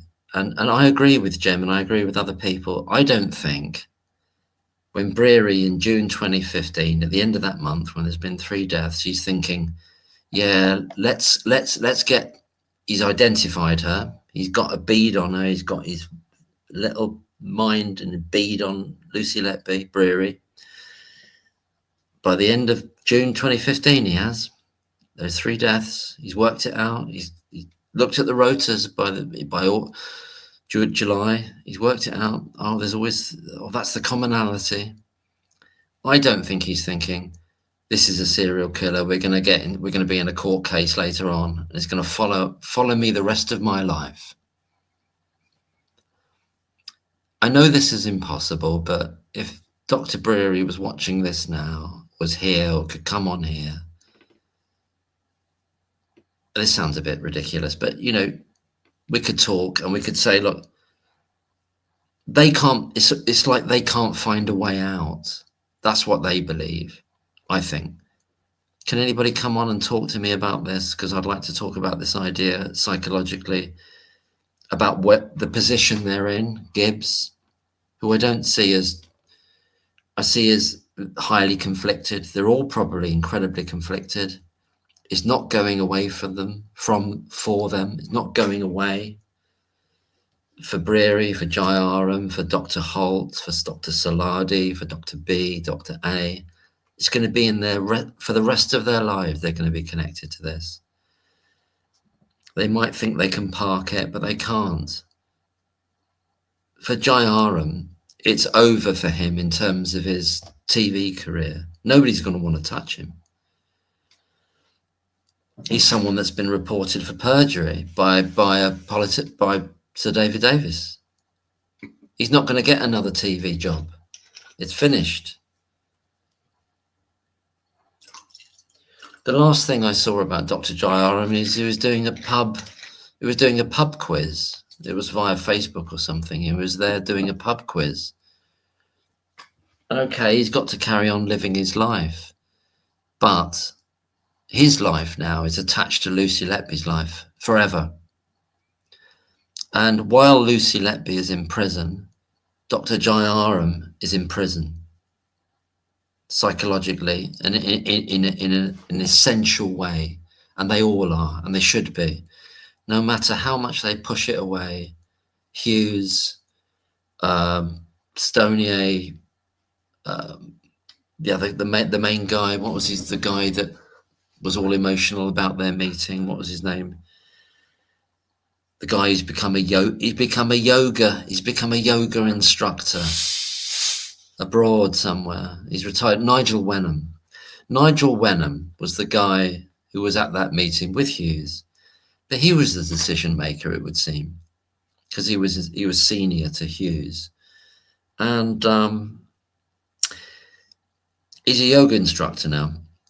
He was the guy that was so emotionally overawed and overwhelmed, and touched him in the feels about everything that the doctors were telling him. And the minutes of that meeting were not the totality of that meeting at all, were they? They weren't. They were not. There were things said at that meeting, things conveyed at that meeting that didn't reach the minutes. Because if you look at the minutes of that, it's not very impressive. It's not like, oh well, I get why the police started to be involved now. No, it's not even very explicit about Jayaram saying about, oh well, you know, I came in there and it had to be her who moved the tube. That's not made explicit in the minutes. That's not made explicit in the minutes of the meeting of the 15th of May. It's not. So what changed Nigel Wenham's mind was the emotional tone of that meeting, plus other things said that didn't end up in the minutes that are on Thirlwall. Anyway, can anybody help me out? Help out Podcast. I'm not a podcaster. I don't know what I am. Just guy. I started my YouTube channel doing things about like I've just planted some tomato plants. Oh, like there's a spider web over there. And as you can tell, I'm not like up on all this technological stuff. Anybody want to come on? There's 64 of you there. It would really help me out. Come on and have a chat about anything. We don't have to talk about the case. We can talk about what's going on for you in your life. In the interim, I'll go back to what's going on in the and I'll start going backwards through the comments. Deeply. Oh, Christopher Morris. Oh, Chris is in the house. I'm great to see you, Chris. I've come to save you. Oh, thank you. You saved my bacon. I was actually very tired, but as you asked so courteously, and I happened to be see a bit, so we're already losing an hour's sleep, so I can't stay on for too long. But we are, aren't we? The clocks are going spring forward, fall back. Yeah. Isn't it? Yeah, that's what it is. How are you, Mark? You all right? I was a bit fractious earlier on. I've had a few drinks tonight to kind of like chill out a little bit after a long time of not drinking. But I don't know if you heard some of the conversation I was having with Jim, who's a doctor in Australia. We brought up a range of issues. We talked about Dr. Bolsin. We talked about the medical etiquette. That's what I took a lot from what, I don't know if Jim's still listening, but the idea of the medical etiquette that might have been in that room in Southampton when all those experts met, and the kind of forbearance there was, and I'll pass it on to you because I don't know, type of thing, Yeah, absolutely. I heard a little bit. I had to finish recording something. I've been out all day today. It may not enormously surprise you to learn I was at a meeting related to Lucy Letby. No, it doesn't surprise me. No, it doesn't. So I've been out all day, and I just got back and I recorded something, and then. But so I heard bits, but I didn't hear the whole thing. Sure, that's fine. Yeah. How are you doing yourself, Chris? I mean, how are you bearing up under this? Because this has changed your life in a fundamental way. Yeah. Well, I'm fine. I'm obviously a little bit tired because I've been working really hard, but I think that it's a very dark subject, obviously, and that does have an effect on you. But at the same time, I've met so many amazing people through doing this. That's a real silver lining. So, it's like the yin and yang of human nature. We were saying today. I was saying to someone, you see the good and you see the bad. We've seen the very dark side of it through doing this, and I've seen the very light side of it. So yeah, I'm good. I'm good. Not bad at all. Good. Well, that's fantastic. I mean, that's true. That there's something about this, and there's been this kind of theme. I imagine you've come across this, and it's come up periodically on Twitter and other platforms. It's the idea that Lucy Letby has suffered inordinately through this, but as a result, there's potentials for great change here. Yes, and that she is integrally part of that by being who she is at that particular time. It's not that she's a martyr, but that out of her plight, out of her suffering, good things can be born, as it were.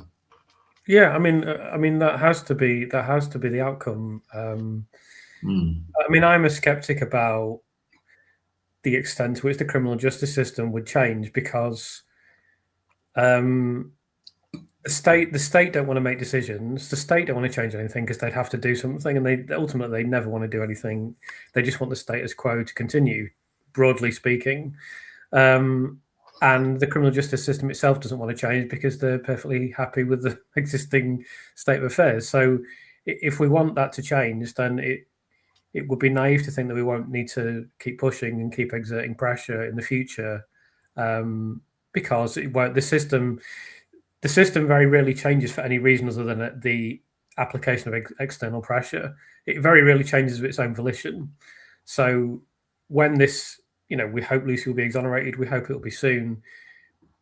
I don't think we can be complacent. Obviously, people like Sir David Davis, who has a platform, will speak, and we can imagine there'll be big parliamentary debates, but I think that we shouldn't be complacent about the outcome being favourable when it comes to reform. It's something that we can all we'll have to play a part in as kind of grassroots activists, if you want to describe it that way. That's just my opinion. I don't know how you feel about it, but it's interesting that, because at one and the same time you've got the apparent intransigence of them being stuck in their old ways, as it were, while at the same time they are making incredible inroads into the fundamentals of it by potentially pushing away the potential for jury trials for a whole range of offences, going up to like the potential for 3 years in prison, and there's that battle going on in which, strangely enough or not, depending on how you look at it, Dame Vera Baird is playing a part in which she seems to support effectively we were talking about pushing away the right to jury trial, Yeah. So there's that going on.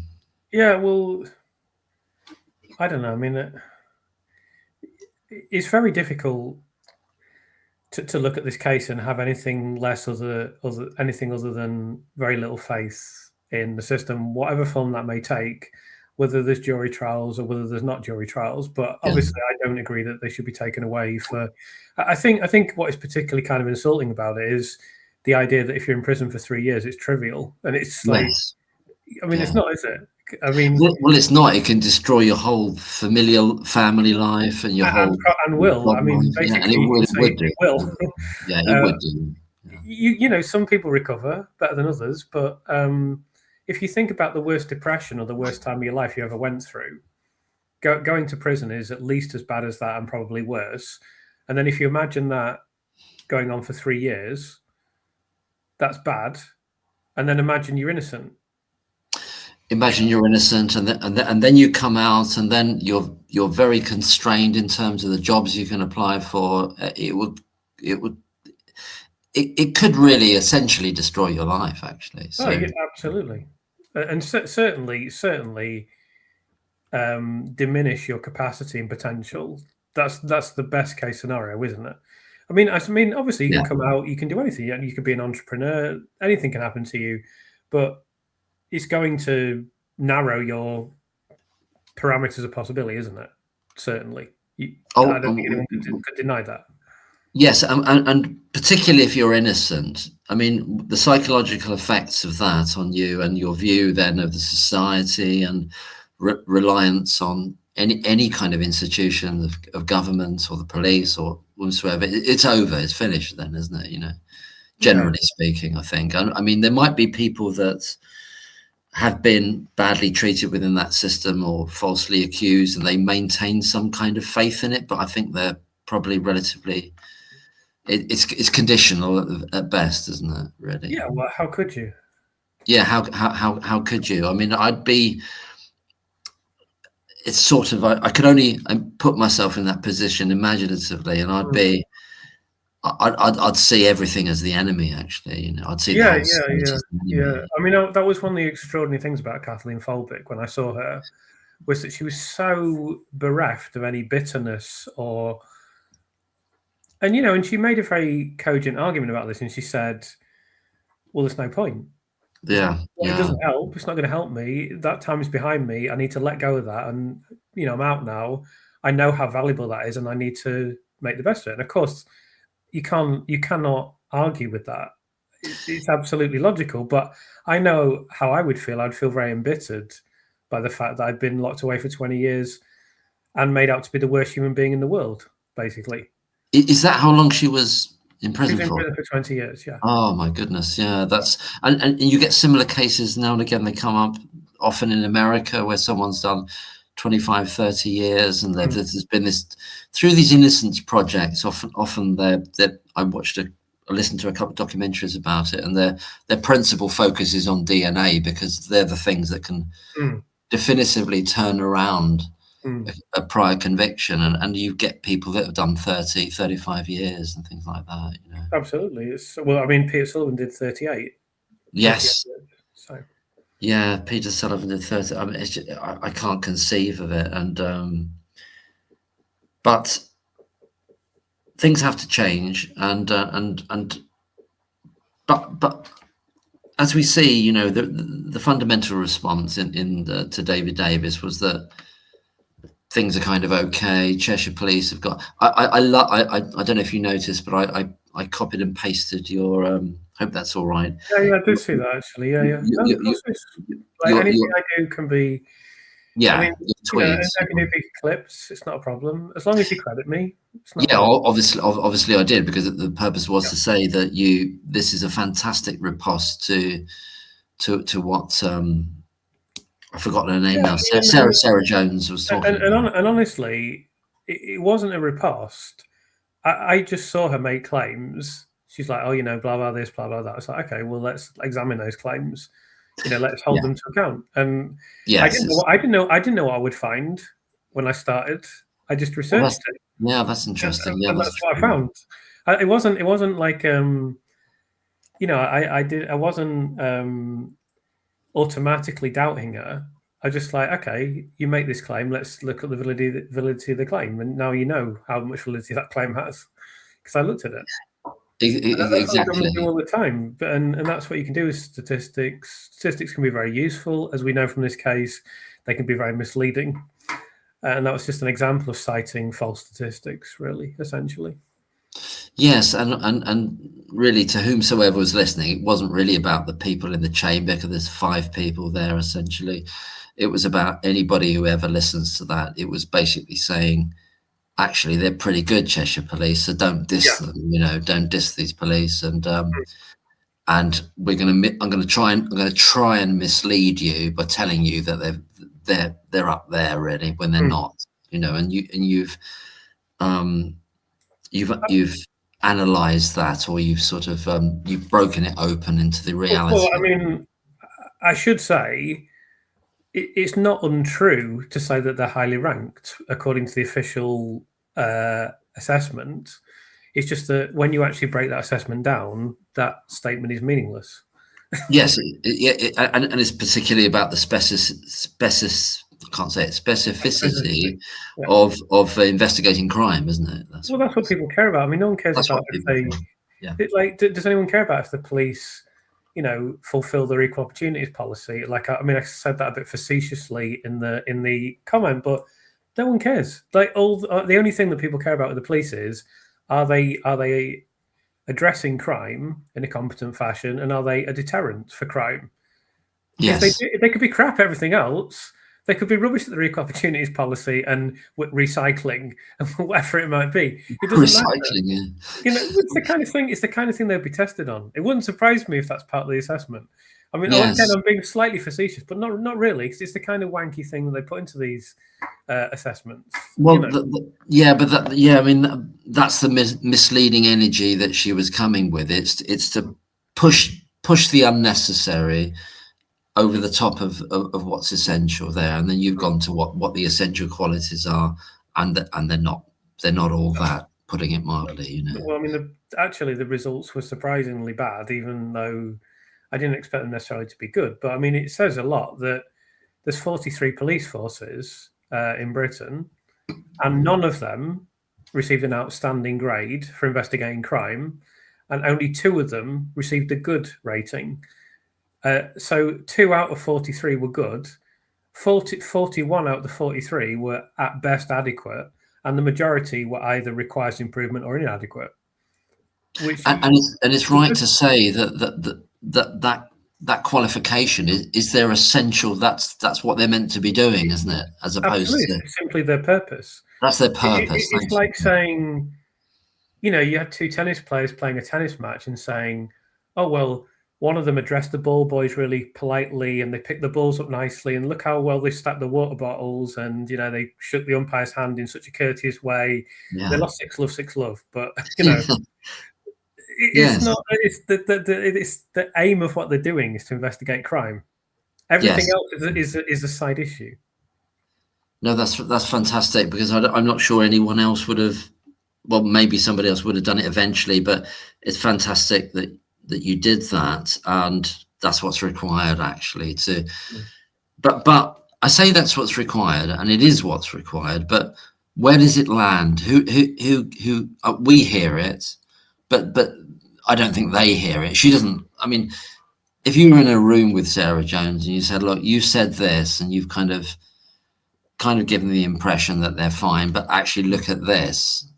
I mean, is it going to go anywhere? Is it going to Well, let me say a couple of things. So yeah.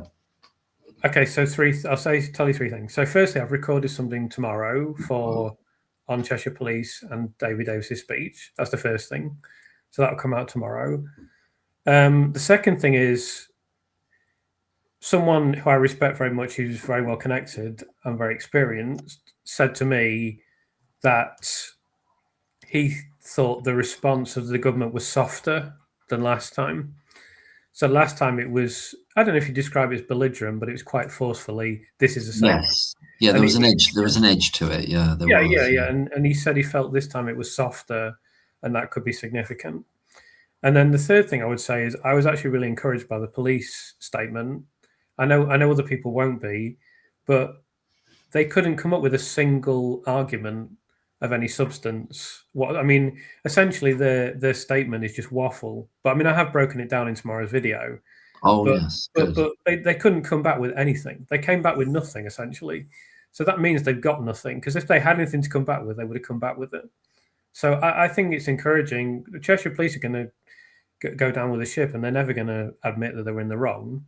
But the fact that they couldn't come back with a single argument of any substance is encouraging. It should be, because anyone reading that is going to know this is just PR speak, isn't it? It just has no merit at all. So that's kind of my response. But I think with regard, what I'd always ask people to remember is that you see what MPs say in public, but their private opinions may be very different. Yes, indeed. Yeah. Well, there's a lot of conversations going on about this case, and there have been for a long time in closed doors that we're not privy to, between all kinds of people, all kinds of agencies, with names of people who don't even know. Really, I suspect anyway. It seems likely, yeah. It seems likely, and with the police, what you're talking about there, the police statement, which you saw Sir David Davis's riposte to that, wasn't it? It was just a reiteration of what he said in his speech, and saying,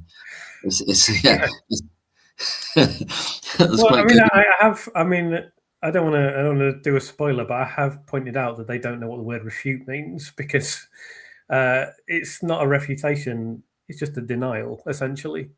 In order to refute something, you have to make an argument against it. You can't. We refute all the points. We haven't refuted any of them. You haven't even. Well, if we had space to do this in this denial, we would refute them, and we're refuting them quite quietly. It's like tacit refutation, but we're not gonna tell you what the refutations are. We're just going to tell you that we refute them, but we're not going to share them with you.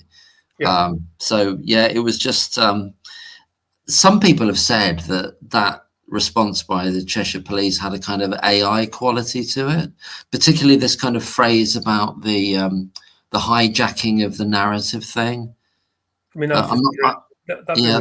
drivel, really, essentially. But is it too stupid for AI? Then that is, it's too. I don't know. It's hard to say. I mean, it's really hard to say. I wouldn't like to say for sure, but the thing is, it's risky to use an AI because there's programs that you can just feed your writing into, and they'll tell you whether it's AI generated or not. Oh, really? I didn't realize that. Absolutely. Yeah. I mean, I have written something before, and someone said that was written by AI, and it's like, no, I'm just a writer. No, I can actually write. Of course. So I don't know. Is this a opportune moment to talk about the book and where things are with that? Yeah, if you want to. I'd like to do that if that's all right with you. Are you at the position where you got like the final draft, as it were, with the publisher, or is it, if you don't want to talk about those elements? That's no, fine. I can talk about it. It's no problem. We're going through the final steps now. I can't tell you everything. No, of course not. We're very close to the final draft. I shared the final.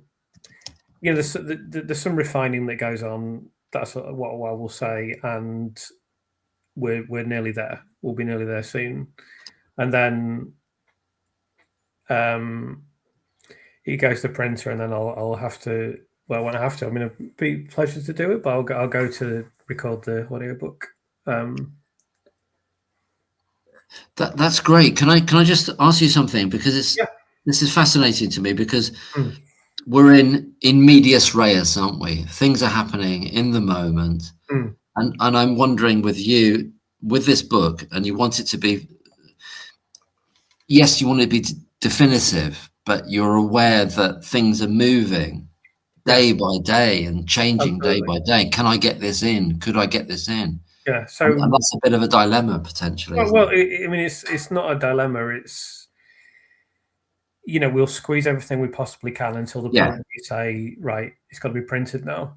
Yeah, now, there has to be a cutoff point, doesn't it? Yeah, and until that time, obviously, I'm still monitoring everything that happens and thinking, can I squeeze this in? Is it important enough? And if it is, then it goes in, and I'll just find a way of doing it. But obviously, the tricky thing is the Thirlwell inquiry. We don't know when they're going to say something. So at the moment, I've just written, at the time of writing, this is the situation. That can still change before it goes to printer, in which case I could update that, of course. And of course, we don't know when the CCRC is going to refer. It seems less likely that would happen before publication, but it's not impossible. But there's nothing I can do about that. I can just... No. It's just nothing you can do. And there's a potential, I imagine, in terms of books, of having a second edition, as it were, isn't there? Yeah, I mean, I don't know when that would happen. I mean, there's a lot of things that I could do in the future and probably will do. I honestly don't want to think about doing anything else. Just finishing this and then... No, I get that. Are you on the beginning slopes? Are you hearing things from like media sources that are taking interest in? Yeah, can't really discuss that, Mark. You can't discuss that. That's fine. Yeah. What else was going to ask about it? Ask anything else though. Anything else? Yeah. No, I was going to ask you. No, okay, I was going to ask you something about not so much to do with the book now, but do you think the Sean Edwards stepping down, not from the CCRC, but from ostensibly or allegedly any input into the Lucy Letby, although he's already had input into it, is that going to extend the process of the CCRC? Is it going to take longer now, or not, or is it going to have any effect? Or well, I think it's a regrettable episode. Put it that way. Yeah, that can be said. Yeah. Yeah, I don't know. I don't really understand the CCRC. I don't get them either. I don't get them. I find the whole legal world to be kind of anemic and like bloodless and lacking in any real soul, if you want to use that term. Yes, I know what you mean. Yeah. They make these jurisprudent arguments and arguments of policy and procedure, and I just think it's like, like in Hitchhiker's Guide to the Galaxy, they're like the Vogons. Is it Vogons they're called? I know of it, but I don't know the details of it. But in Hitchhiker's Guide to the Galaxy, in the Hitchhiker's Guide to the Galaxy, the antagonists who destroy the Earth are this very bureaucratic race. There's a funny scene if you watch the TV program where they're like destroying the Earth, and you can see everyone's in outrage, and they're going, well, this has all been posted. All the documents have been available for a long time. I mean, if you're not going to take an interest in local affairs, then there's nothing we can do about it. And it's like, obviously, it's a kind of comical exaggeration of what bureaucracy can be like. That's how I kind of view the legal system sometimes. I just, that they make these arguments. I'm like, this just has no merit whatsoever, evidentially, intellectually, but they seem perfectly happy with it. I just don't get it. I mean, I don't understand it. I did the analysis of the CCRC guy's article. I mean, it's dreadful article. And when I say that, I don't mean it offended me or it was, inflammatory or something. It's just rubbish. Yes, it's rubbish, and it's a kind of cast of mind. It's a sort of mind that will, as long as we go through this process, it's okay. One thing that stood out for me about your reaction to it when you objected to, as I did, like from the heart, from the center of my soul, is this kind of blithe thing about, well, Jeremy Bamber, well, it's not quite the time yet to do it. It's not quite the time. So on whose time are you working then? Whose time? That guy who's been in prison for 30 years, or your time, or whose time? So it's a kind of, I don't know if it's arrogance. I don't know if it's. I don't think it's as sophisticated as arrogance. It's almost like it's a lower level of consciousness. It's almost as though. Very fair description. Yeah. It's as though other people's lives don't actually matter in comparison or related to the process. Absolutely. Absolutely. So I asked you about the Stuart Edwards and regrettable, absolutely. Dr. Bowen. Let's not talk about this too much for legal reasons, but I will respond to her. I mean, I haven't been out all day, so I've not read her full comments. Firstly, right. I'll just say that I know roughly what's said, and I'm going to properly respond. All I will say is this, right? She said she was ill, or I'm ill, it's terrible, blah blah blah blah. Well, you voluntarily put yourself forward for these other cases. She voluntarily put herself forward for 11 cases. So yes, that could have gone to court. What do you think would happen when you went to court? You'd have been in court and you'd been up against 31 experts who massively outrank you, and you'd have got an absolute hammering, which is why the Crown Prosecution Service didn't send it to court. So if you're feeling ill now, imagine how ill you would have felt then. Well, that's a great point. She's invited more of the same that causes this illness. She's invited it into her life. I'm not, and I always try not to be this myself. Like, oh, poor me, boo-hoo. I don't have any time for that. It's like, you're not, look at the planet as a whole, the 7 billion people that are on the planet. You're not in a bad position, Dr. Bowen. Yeah. You're not. So, it just, I don't, the same with the Gilby, who came out of the Council of Chester, who got 1.4 million. Oh, it's been a nightmare. It must be awful. Like, you didn't have to work for. I mean, I'm being slightly facetious. I'm sure it is a stressful situation. At the end of the day, you got 1.4 million pounds, and you already had a lot of money before that. And yes, you probably have been through a slightly stressful situation. But I mean, come on, like, have a bit of backbone. I mean, a lot of people don't see that amount of money in their entire working life. Exactly. They handed it overnight.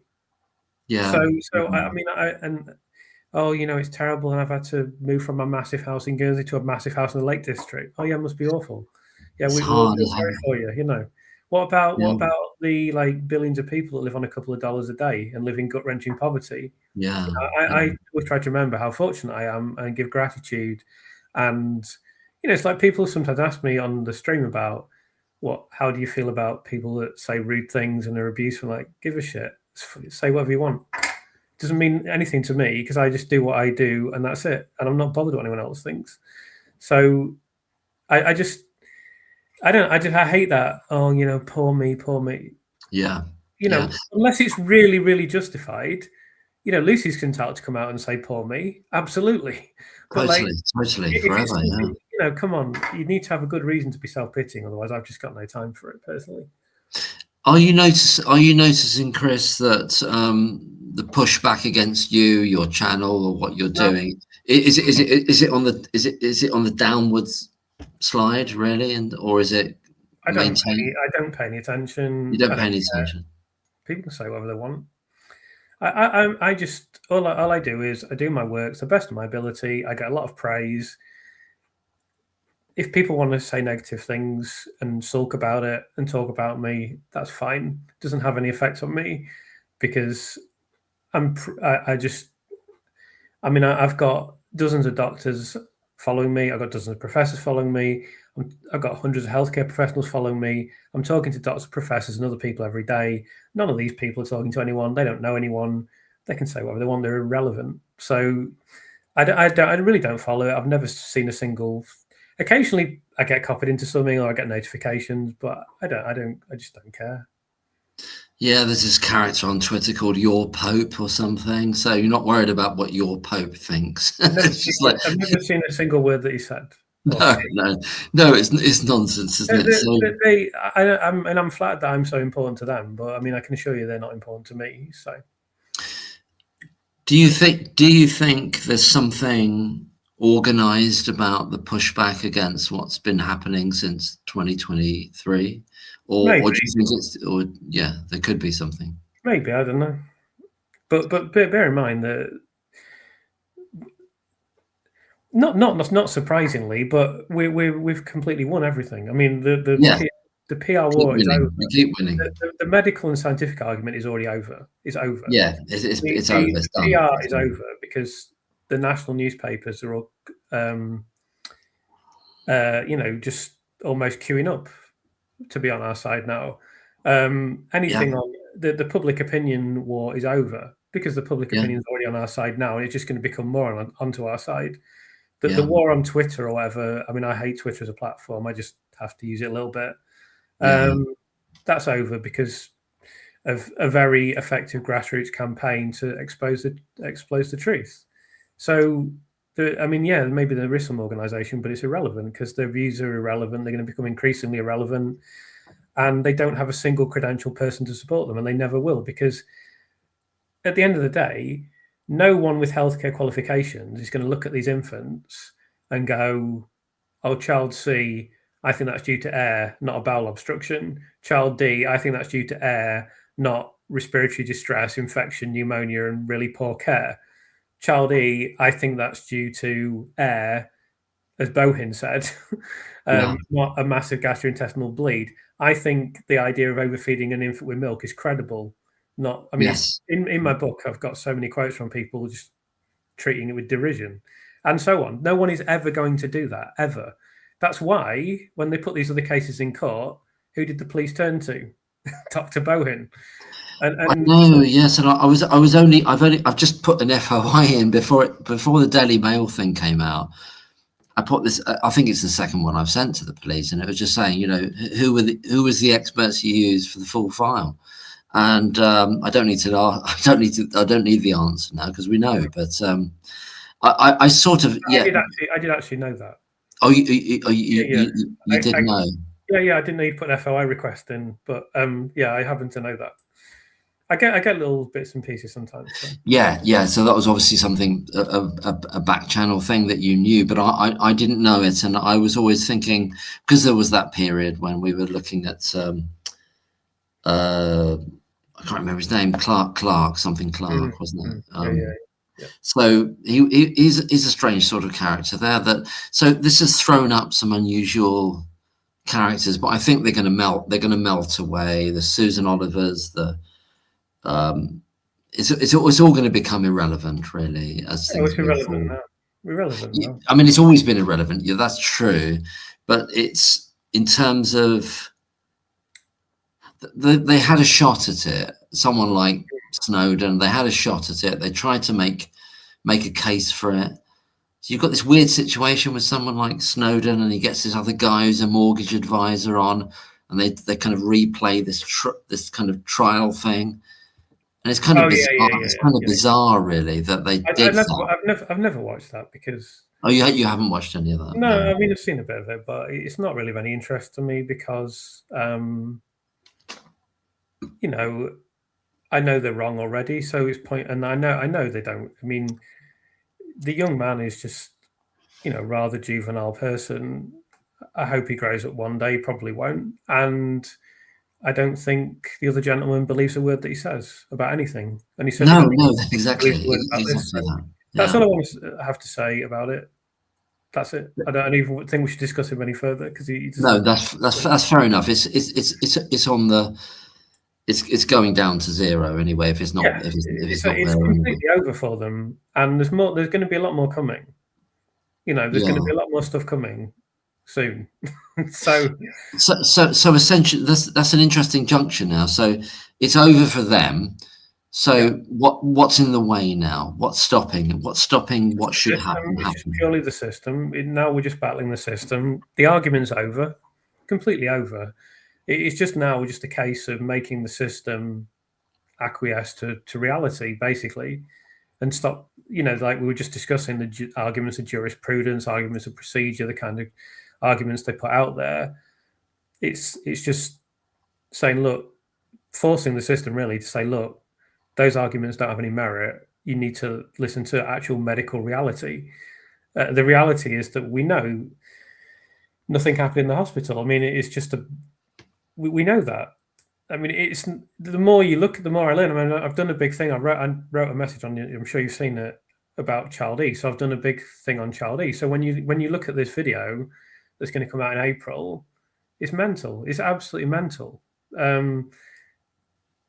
You can't really believe what's happened with that case. And even then, even in the video, although I go into some depth, you're not looking at everything that is wrong with it. No. It's just all that is left in the way is for the system to just say, right, we have to do something about this. We don't want to, but we have to. And that's going to take public pressure. Simple as that. Because if Lucy didn't have the kind of support she has now, she'd have no chance. In my view, that's just my view, but I think you'd find it very difficult to disagree with that. Looking historically at appeals and such like, I mean, people should, so yeah, that we just need to keep pushing, and that's all we can do. And we can't directly influence the system and the legal system, but we can, send them the message that, come on, you need to sort this out. That's all we can do. Yeah, I always struggle with this thing, and I keep saying the system, and I know that yes, it is the system, but it is also very particular people, individuals with names and jobs and responsibilities, and who are they, and how do you get to them, and who are they? Well, we can't. And we yeah, exactly. That it's kind of opaque, really, and so I was also going to say that I lost my thread there a bit. So what were we talking about? Okay. What's in the way and stuff. What's in the way? What's in the way now? Is it better for them to get it over with quicker or slower? I think somebody made the point. I think I made the point actually as well, and somebody else echoed it as well.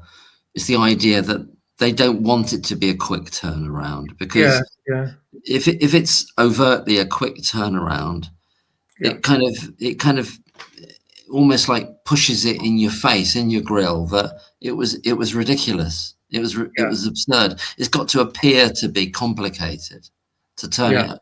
It's got to be a massive tank. It's got to be a huge ship at sea that you've got to gradually turn around. That's what they want. That's what they think. Well, I tend to agree. I try not to think about that aspect of it too much, because it's how, I mean, I try and think about what I can control and what I can do. At the end of the day, I can't do anything about what the CCRC do or what the Court of Appeal do.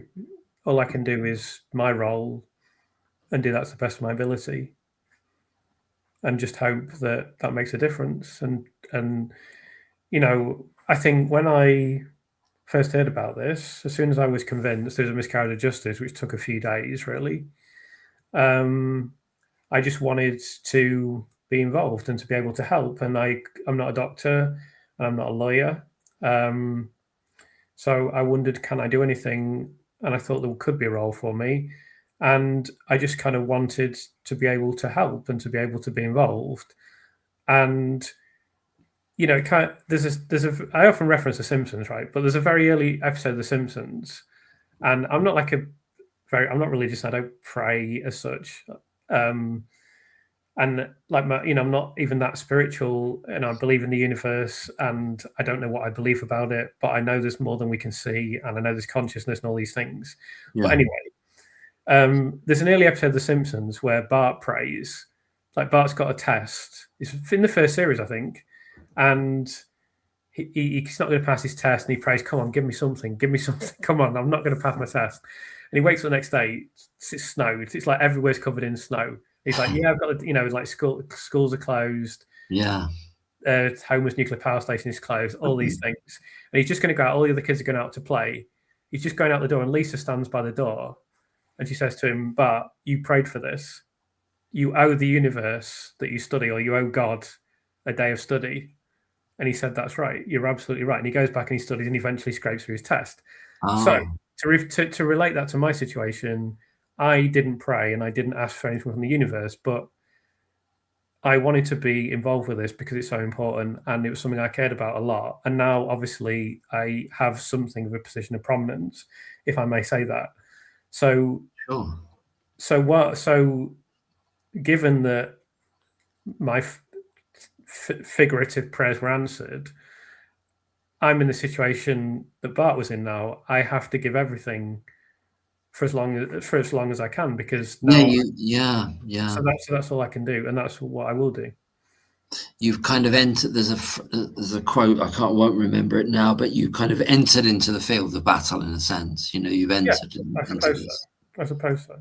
I don't want to overplay my role, but like, all I know is that, I asked to be involved, and now I am kind of centrally involved, I suppose. And now I need to kind of, follow through on what I asked to do, I suppose. This is how I see it. So all I view it as try as hard as you possibly can, and do everything you possibly can, in terms of what work that I've done, but also enabling others, and stuff behind the scenes and campaigning and connections. Anything I can do, I need to do it. And basically, my entire life now is just Lucy's case and Keeks. Yes, absolutely. Oh, there, yes. Jim Boken has said here, without Dr. S.K. Lee, Dr. Shu Lee, so Lucy would have to wait for at least another decade before this Court of Appeal. So potentially, yes, because Colin Campbell had to wait 13 years and then lost his appeal. Yeah. And I know no one wants to think about this, but we have to be open and ready to accept that Lucy may lose her appeal. And no one wants to hear that. But we can't, bury our heads in the sand and think that it's impossible, because it's not. So I don't think it's impossible, but I think if it gets there, it's going to. This is me. And it's my emotional reaction to it. If it gets there, it's going all the way. It's just about getting there. But like you say, you can't necessarily count your chickens with it, because this is a very peculiar system that they've got going on. Yes. I mean, sorry, go on. Yeah, no, sorry. I was going to say also, Justin Valverde has said, a question to both of you. How long do you think this case will take to get to the Court of Appeal? And if granted leave to appeal, how long will it take to get to the stage of a trial? I'm not sure it's going to be a trial, personally. I don't know what you think. So I suppose the short answer would be I've got no idea. The long answer would be it really depends on various things that could or could not happen. Like an absolutely dream scenario that's very unlikely, phenomenally unlikely, is that Evans withdraws his evidence. And there's various ways we can put pressure on him, but I don't think he would ever do that because he's too arrogant. As you rightly say, there might not be a retrial, so that would make things happen more quickly. And if there's a retrial, we could be looking at several more years, certainly. When you said there, Chris, about Evans withdrawing his evidence, do you mean in a formal way, or just in like formally to say, "Well, I realise I'm wrong," type of thing? Yeah. Well, he I don't know how he would phrase it exactly, but he can withdraw his evidence. Absolutely, he can say, "Well, looking at the conclusions of the panel, I may have made mistakes. I therefore wish to formally withdraw my evidence." He has the right to do that. Anyone can do that anytime. So he can do that even though his evidence is the basis upon which a conviction has been made. Yeah. That's interesting. I mean, basically, after Lucy's exonerated, he will say, that was my medical opinion or whatever. He will try and defend himself by saying that. So at this point, he could say, he's perfectly entitled to say, now that I've read these medical opinions of these very esteemed ladies and gentlemen, I'm willing to accept that I may have been incorrect about things, and I would like to withdraw my evidence from the case. He's perfectly entitled to do that. Like on any intellectual matter and scientific matter, let's say you went back for several hundred years and you had the original scientists who said, the sun revolves around the earth. Yeah. And there was a court case based around that. And then Copernicus came along and said, well, actually, you're wrong. Hopefully they would withdraw their evidence and say, well, yeah, actually, looking at it again, the earth does go around the sun. Yes. No, I take your point there. I think with Evans, I think once Lucy Letby is exonerated, we'll never hear from Evans again. It'll be a blank space. I think. Maybe. I mean, because people will be interested in him in the sense of the story has then become you're the person who put this innocent person in prison. I don't think it'll be as easy for him to disappear as you might think. No, it might not be. I think he might try to, because he'll feel the weight of opprobrium. It's already there. I think. Oh, absolutely. But when that thing came out, it didn't stick as much as I thought it might do. Although maybe it has stuck psychologically with a lot of people. That diagnosis he made of the child with a brain tumor that is having bulimia, that's quite significant. It seems that, and I did ask a few doctors about this, but they said without seeing the notes, it's very difficult to comment any further. Because it seemed extraordinary, but they very professionally and quite rightly said, well, we can't say anything until we've seen the notes. So yeah. So Evans will be established as fall guy numero uno. That's my view as well. I think that they will try and pin it on him, but we'll just have to wait and see. I mean, I honestly understand why other people think about that a lot. It's very natural, but I just focus on doing what I can for Lucy and justice, and then we'll think about the aftermath when it happens, I guess, is my outlook, I suppose. I think it's mine in the regard that once I know Lucy Letby this is about me and my personal life now. Once I know Lucy Letby is exonerated, I think I'm just going to. It's not that it's possible I might take an interest in the outcome about other people, but I think it's unlikely. I think I want to totally let it go. It might be different for you because of your. Well, I think there'll be a expectation that I'm involved, I think, and yes, I imagine so. I kind of want to.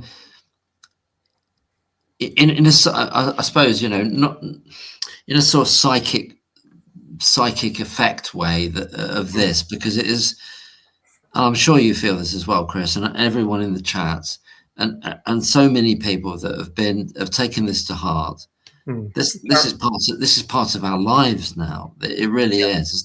It's not a hobby. It's not an interest. It's not a sort of a thing you can pick up and let go.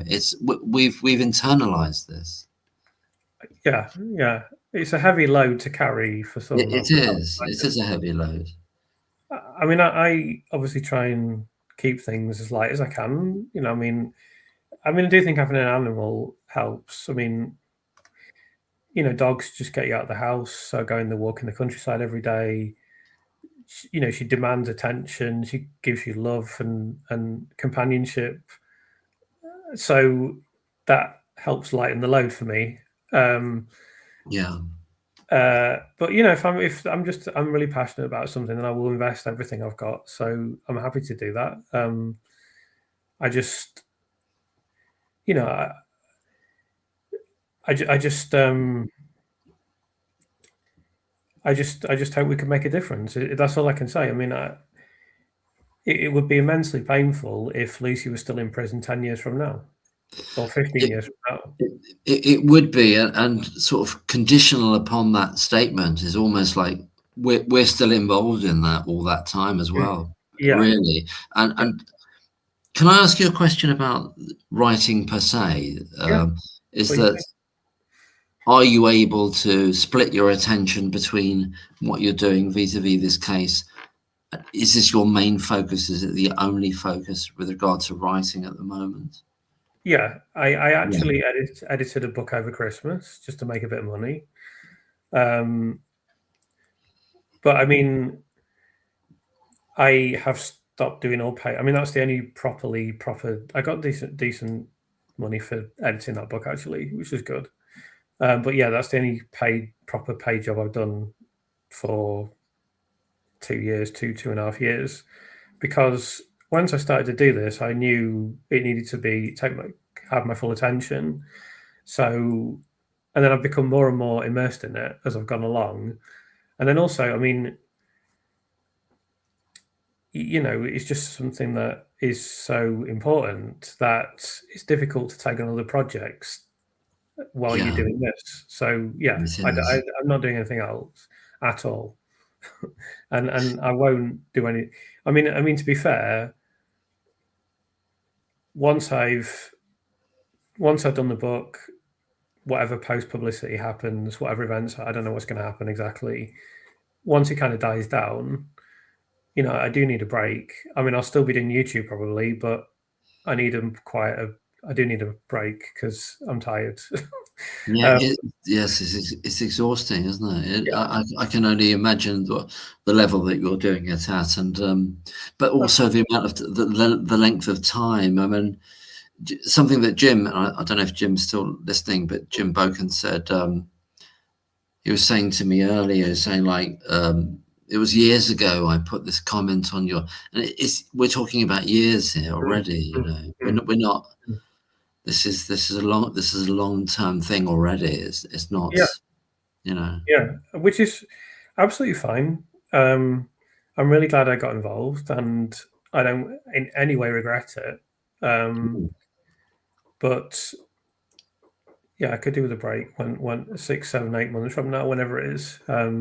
Just to slow down, not to stop completely, but just to slow down. The workload of writing a book of this magnitude and interviewing people and going around. I mean, to give you an example, the interviews.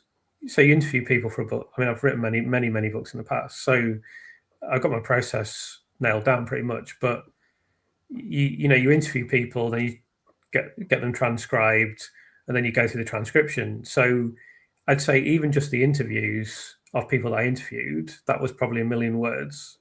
So you've got to read 1 million words and whittle them down. Yes. And that's just a small amount of the research. So it's quite involving. And then, of course, I've been doing YouTube full time as well. I thought once I started to get a bit of traction, I should just keep going. So I just kept going with that, and that's gone better than I could possibly have expected. And I was saying today, Mark, actually, I'm really grateful to you. I think particularly you, but some others on YouTube as well. But you were like I think the first person that I'm aware of that put their face out there, a long time before I would have done. I mean, I'm used to it now, and it was a lot easier for me because of people like you, particularly because of you, I would say. So that made it a hell of a lot easier for me when I gently made the transition from being anonymous to not being anonymous.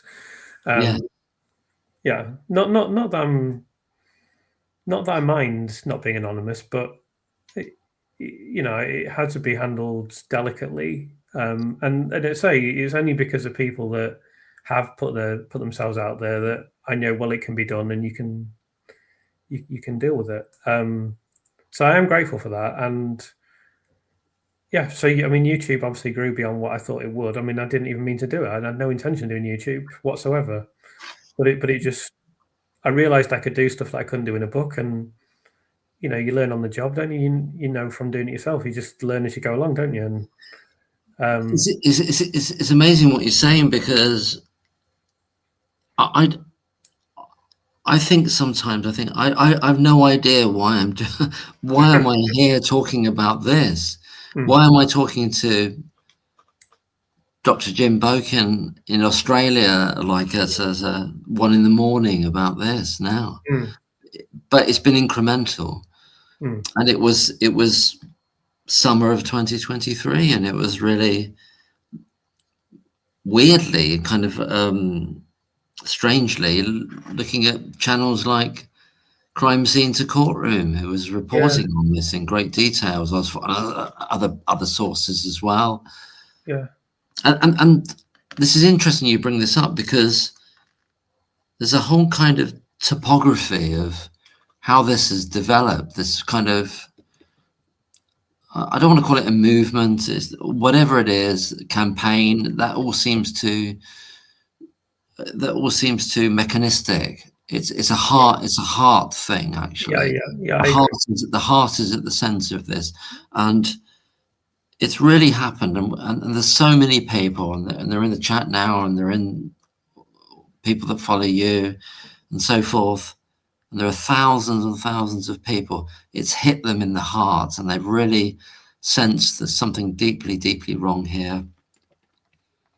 And it's just, I think Peter Hitchens makes this comment, like, if you see injustice and you can do something, you should. That's what he says. Yes. And I think that sums up very, very neatly. This is a massive injustice. It's an awful thing that's happened. Who can possibly imagine what Lucy's going through? I don't think any one of us can. People like Michael O'Brien can. People like Tom Hayes perhaps can. I think even Tom says what I've been through is nothing compared to what Lucy's been through. Oh, for sure, because absolutely. But he's got a sense of that. He's got a sense of that juncture in which, well, your life is no longer your own. Yeah, I mean, he's going to be much closer than we're ever going to be, hopefully. Yeah, absolutely, massively closer. Yeah. So, yeah, I just thought I could do something, and I've always felt. I mean, I've always felt that way since I was very young. I don't know why. You know, like, your boys can be very cruel, and I never was. I was always a kind, sensitive person. I don't know why. I just am. And it was a disadvantage growing up in where I grew up, but you know, that's just the way I am. So, and your other writing, without, if you don't want to talk about it, but your other writing isn't necessarily related to miscarriages of justice, is it necessarily, or is it? Is this a kind of departure, or are there comparisons you could make in terms of the analytical nature of it, or? Well, the process is similar, in a sense, in that you gather together the evidence you require, and then you work out the structure, and then you know, it's similar in that respect. But yeah, I mean, I've written some books I'm proud of in the past as a ghostwriter, but I mean, this is the most important thing I'll ever do in my life, quite obviously. I mean, if I do something more important than this, it'd be pretty extraordinary, wouldn't it? I mean, this is the most important thing I've done so far, and it will be very likely the most important thing I do in my life. So I don't think you can compare anything else that I've done. I mean, I'll try and put this as euphemistically as I can and delicately as I can, but I spoke to someone who has been involved in some very important things, and I said to him, you know, we were chatting, and I just said, I've never done anything of this gravity before. And he said, none of us have. No. And you know, that sums it up, really. So, yeah, I don't think you can. I mean, I've not really written in this subject area before, but I mean, I've written across multiple. I can write on anything. That's my skill. So I can write on any topic, any subject, any niche, any style, fiction, non-fiction. I've had a novel published and stuff, so I can do anything in writing. That's my skill. That's my life skill. But nothing on this scale in terms of its importance. It's just not possible, I think. I'm not sure if this came up when we had a sort of a chat before, and there were people in the comments that they enjoyed that we started talking about writing, but it's the idea of fiction, and because what they've constructed is a fiction. We are looking at a fiction here, and we're looking at deconstructing a fiction, and like taking apart a fiction to reveal the reality underneath it, aren't we? So this concept of fiction and characters, motivation of characters, psychological motivation, does seem to come in terms of there's sort of a type of imagination that's necessary here, which is in antithesis to what, when I was talking with Dr. Jim Boken, in terms of the expert or the doctor that rocks up and says automatically, oh, well, he's this kind of person, I'll defer to him. That's not the same sensibility. The fictional sensibility is about, it's kind of it's critical thinking, but it's getting under the text, it's getting under the language. Yeah, I think I would say I'd say to anyone watching this, you know, if you have any interest in doing it at all, you should try writing some fiction. Even if you just write a short story, it's like the ultimate challenge, because you just sit there and the only thing you've got is your imagination. You have nothing else. Yeah. You can rely on certain techniques and you obviously draw from your life experience and so forth. But at the end of the day, you just have to sit there and come up with something. And you can't look on the internet to come up with it. You can't do research. Obviously, you do research to inform the text. But at the end of the day, at some point, you just got to use your brain and use your imagination. Just think, right, this could happen. How can I express that in an interesting way? And it's a real. And then if you do it and you start getting good at it, and I mean, I was lucky that I wrote something and I got universal good feedback and praise. And I knew, it feels like a superpower when you're writing. You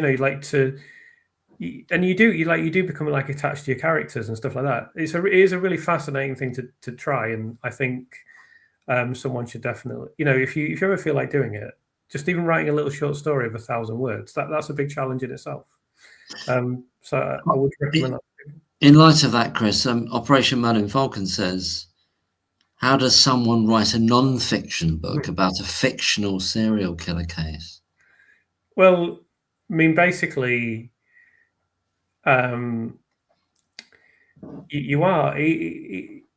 was critical for this book to have a narrative running through it, which it does. So there's a narrative that runs through this book. So it's just that the narrative is the truth. Yeah. So that's really kind of answers the question. It's like you have these two parallel realities running against each other, and one is the fictional thing that Merlin references, and one is the truth, and you're almost running them against like a dragster, almost like dragsters. If you know what a dragster race is, So it's kind of like that. But I mean, yeah, you have to use narrative techniques yourself. So yeah. The thing with that strikes me about that, the question that Operation Merlin Falcon is asking there, is that they're not purporting that it's fiction. They're purporting that it's the truth. Yes. So it's about competing truths then, and there is only one truth. I suppose there is one truth. There is, either Lucy Letby caused deliberate harm or she didn't. Well, I think you can describe them as competing narratives because a narrative is just a story, and a story can be true. Yes. So I think in that sense you could describe them as competing narratives, and yeah, that's what you do. I mean, obviously, I mean, someone actually asked me on some platform, probably Facebook, in the book, do you go through all the infants like child A, child B, child C, child D in order? And I was like, no, because that would be an extremely boring book to read. Obviously, I'd go over a lot of medical evidence and look into specific infants where possible, every possible opportunity. But that's not the way to sell the story to people. No. A narrative is critical. So, I agree with the comment about Wayne, by the way, from Glennis. Absolutely, from Glennis. I was just going to say about what you're saying about the strategy, like the narrative strategy. It's almost as though it pulls in the idea that fictional strategies or novelistic strategies are useful when you're trying to tell a true story, in a way. Absolutely. Because you're trying to convey something. It's not necessarily just to persuade, but it's I'm not saying it's just about persuasion, but it's about laying out your wares, as it were, about what you understand to be the case, you know. I think how you do that. I think there is a persuasive aspect to it. I mean, I often make this comment. I don't know how many videos I've made it now, but probably a few. And it's about the documentary, The Century of the Self.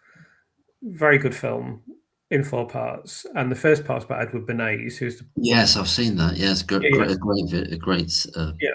series of videos. Really good. And what that first part explains, and what the whole 4 parts explains, really, is that if you want to sell something to someone, this is a product, but it can be anything. In this case, it's slightly different. But if you're talking about a product, you don't say to them, objectively, this product will make your life better, and here are the objective reasons why it'll make your life better. You sell the image of the product to someone, emotion. So, like, McDonald's is a very obvious example. You almost don't see the food now. In a lot of, in fact, in some of their adverts, you literally don't see it. It's just people are happy together. Look, all the kids, you know, are families, isn't it great? You know, that's what they sell. They sell the idea of McDonald's, not the reality or the product. They don't try and say our hamburgers are great. Sometimes they do. They've got adverts where they do say that, but no one really believes that. No one. If they had to try and tell you objectively, we make the best food going, they can't do that, because they know it. You know, it's not true, is it? So they have to sell you the idea of McDonald's. So here we have the truth on our side, so that makes it easier. But you still have to have the narrative aspects to convince. And I think that was actually a failing of Myers in court, and Myers had a difficult job, but the prosecution told what was a compelling story, and the defense didn't tell a compelling enough story in response, unfortunately. And people are convinced by stories. It's just a fact of life, you know. That's how we understand the world. Lots of things. We're like if we look at our own life, we look at it as a narrative. We look at it as a story. We don't look at all the individual facts that occurred over a period of time. We have an impression of what happened, and that's often a narrative that we've, you know, our memory of it can be wrong, completely wrong, but we still have like a narrative impression of what occurred. So yeah, I think these things are very important. I think that's right, Chris. And thinking about like narrative approaches, when Nick Johnson is interrogating and trying to present Lucy Letby to the jury as a liar and someone that shouldn't be relied upon, he's trying to use narrative structures in that. In terms of, he even goes back to like when she was born, you know, the idea of her conception of herself as an individual. Can she remember it?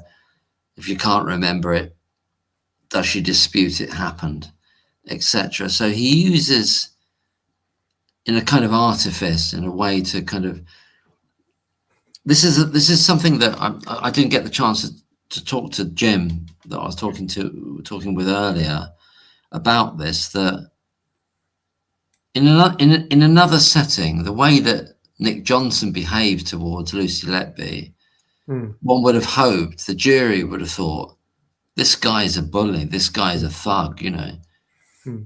But somehow it didn't seem to matter, or that everything else took precedence anyway. In other words, they didn't really care how he treated her. Well, of course, we don't know why the jury made the decisions they did. That's an important thing to remember. We're not privy to that, but You know, people's interpretation. One of the things you have to remember, another thing you have to remember is by the time the jury saw that, and by the time the court saw that, they'd seen the entire prosecution case. So Lucy didn't get in the witness box until they'd spent ages saying, there were months and months and months of going, oh, you know, we had no idea what was going on. And Dr. Evans saying, I'm 100% certain it's this, and all the rest of it. Yeah. So by then their story had been hammered home and sunk into the brains of everyone that was there. I mean, I mentioned recently, Liz Hall makes this comment in one of her podcasts that she'd already decided Lucy was guilty before she saw the defence. So with regards to the comment on the screen, I agree. I agree with this comment, but I have been told it's not usual. Like what happened in the court case is normal. It's normal to allow the whole prosecution case and the whole defence. That's the normal structure of a trial. And if it was structured differently, that would be unusual. So yeah, in light of that, I mean, how many cases are there of 7 murders? Very it's quite few. unusual. It's quite very few, exactly. So it's kind of yes, it may be a precedent, but it's based on a very small sample of. Yeah, and obviously now we can look at it objectively and say it was unfair, but the judge, you know, probably thinks, well, we've always done it this way. We always do it this way. We always do it this way. Yeah. I don't see any reason why I should change it. You know, I mean, we're always critical of these people like Judge Goss, and sometimes fairly, and sometimes maybe a little bit unfairly. I don't know, but he probably thought, we're following the normal policy and procedure. This is what we always do. Why should I change things? The prosecution will get their chance to put their case across, and then the defense will get their chance to put their case across. That's what always happens. Why should we do it differently? We obviously don't view it that way with the benefit of hindsight, but it may not have been immediately obvious at the time that it would lead to what we think is an unfair process. What seems to be a through line there, and going back to the meeting of the experts in that building, that posh building down in Southampton, is it's about the superficiality of process being something that you can say, well, we tick the boxes here. We did what we usually did. We did what we're supposed to do. We did what, and what's missing is the heart of it. There's something about the criminal justice system that is utterly, it's almost psychopathic. Well, I think it is psychopathic in the sense that it has no conscience. It doesn't matter whether it's right or wrong, as long as it did what it's supposed to do. It's a machine. And so that's what we need to inject back into that system. That's a fair, interesting point. I guess a more generous assessment would be, it's like the Nuremberg defense of like, we all did our jobs, so you know that's just the system, and that's it. But I have said previously that in a strange way, when they're in court, they're not bothered about the truth. It really is just about who litigates the best, and then that's the outcome, and then that becomes the truth. They're not that bothered about what the truth is. So you're going to the nub of the matter, which is our system, which is what's the word? It's not adversarial, as opposed adversarial. So once you've decided it's adversarial, then that actually pushes out certain concerns in some way. It pushes away certain concerns about, you won, old chap. You won this, old chap. You won this one. Yeah. There's definitely an element of that, you know. But I just think that they, like,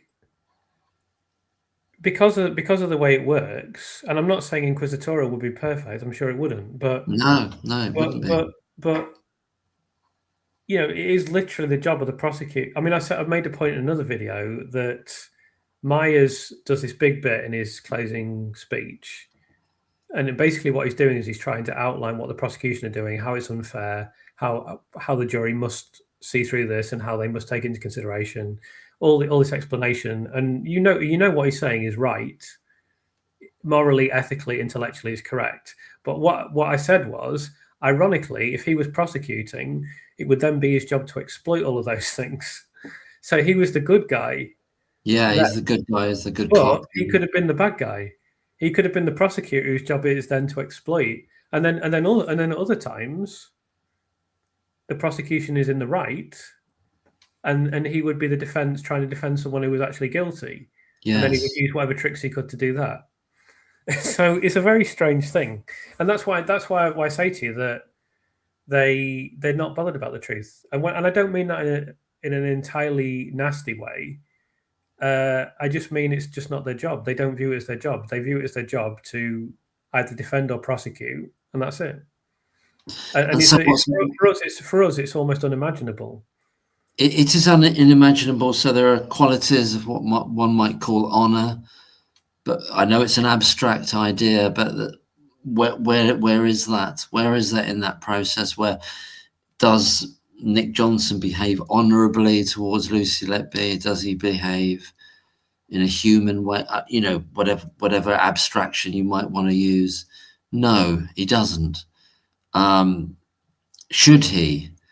In that system, should it matter that he does? I don't know. I don't really have a good answer to that question. I mean, no, I don't know either.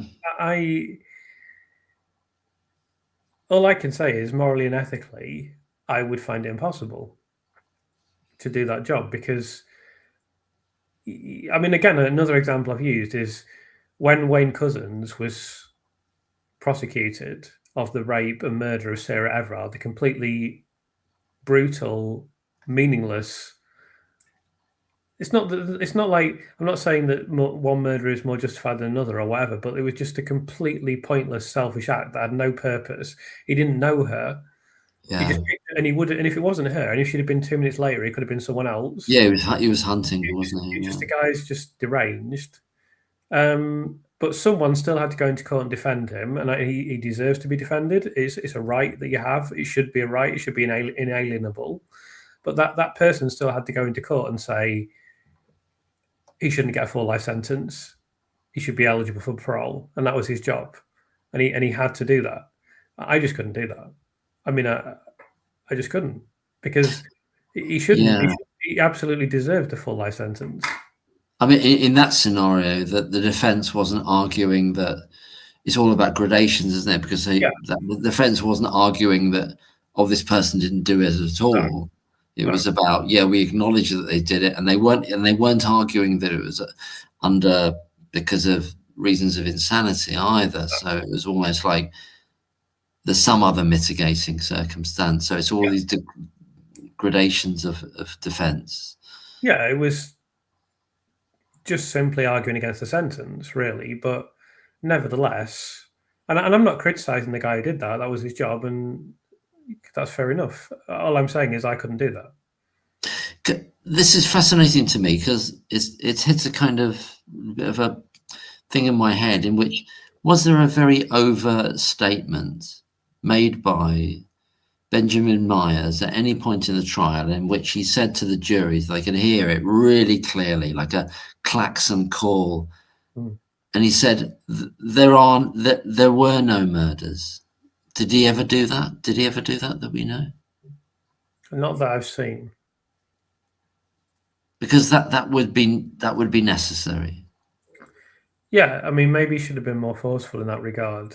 He seemed to go for like a technical type defense. To me, that's how I would describe it. I don't know if that's the correct term, but I've not seen that.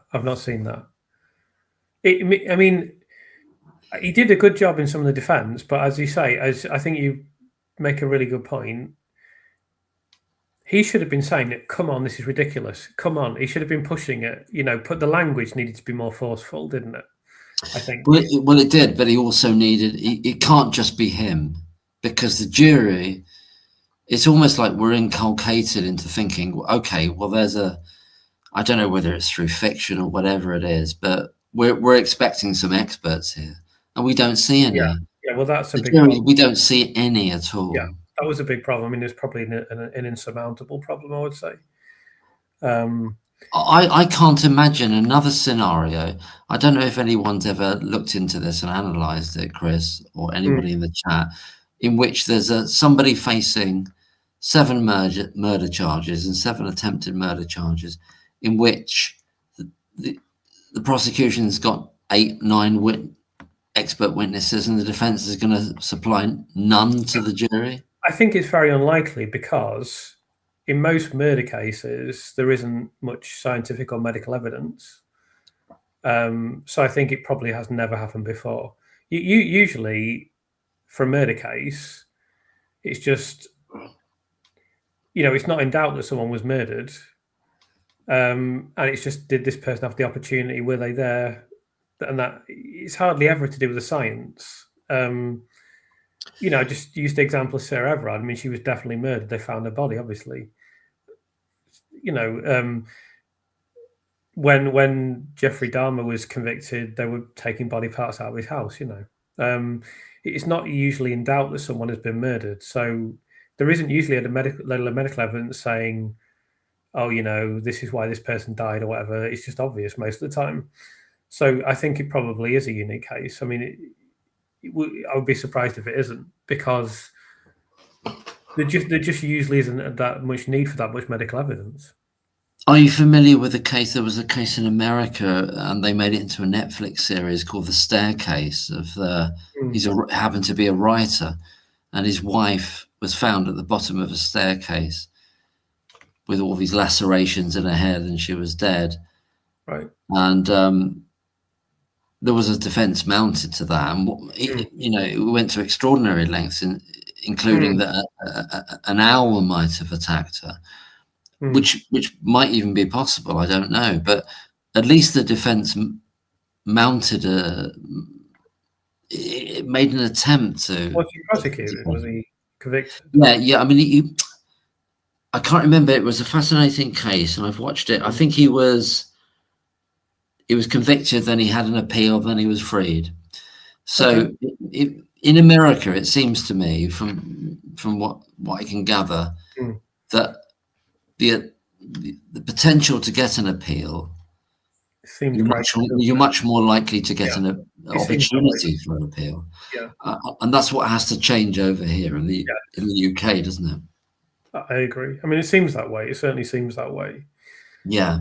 I'm sure the American system is not perfect at all, but it's more transparent as well, clearly. Yeah.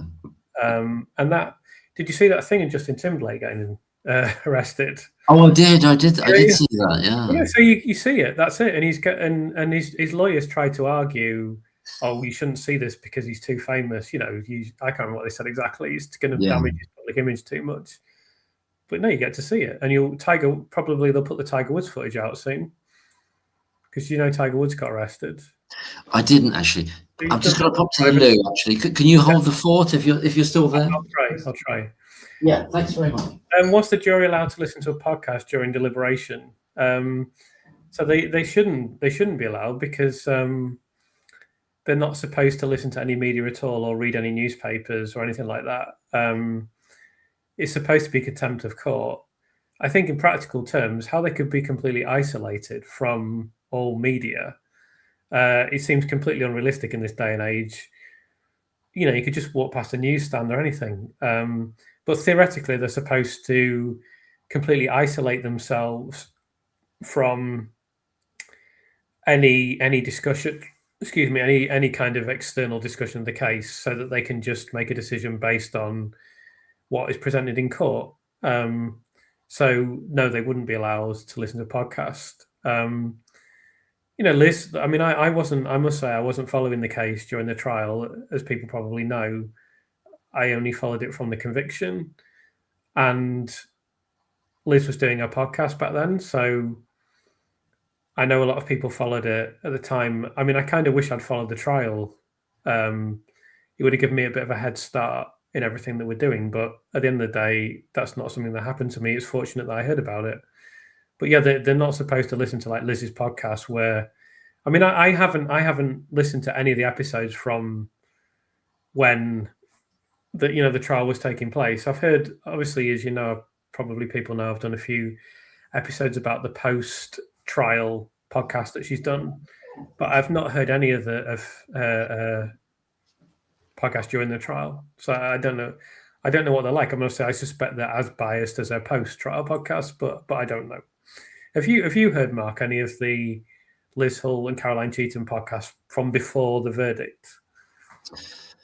I haven't actually. No, I know that Mervyn followed them avidly. I believe he did, and he and some other people were kind of following them, and then they kind of weirdly or counterintuitively, perhaps, they were the means by which they thought Lucy Letby was innocent, if you see what I mean, because I know a few people have said that to me. They kind of moved away. They moved away from what was kind of being pushed at them through those podcasts. Yeah. It's very strange with Liz Hull, isn't it? That how would you view it, or is there any value in trying to view who she is, what she is? I don't think I can give my real view on. No, you can't give on a podcast. No, that's fine. I have my view on what is going on, and I can't unfortunately give that on a broadcast. No, if you ever meet me privately, anyone, ask me, and I'll tell you. Say again. Sorry, I missed that. If you ever meet me privately, anyone. Oh, privately, yeah. Ask me, I'll tell you, but I can't put it on the internet. Yeah, I mean, it's a hot mess. I think there's a bit of a hot mess between Liz Hull, Caroline Cheetham, the whole media factory thing, and there's kind of there's a network going on there. There's also a network going on there in terms of who gets these jobs at the CCRC, as we know, don't they? I mean, this is something that the Twitter account Northernness and Debbie Kennett have been talking about, the Peel Solutions. Is that they kind of run this kind of organization essentially for police officers that are coming to the end of their they're doing that when they're up for they can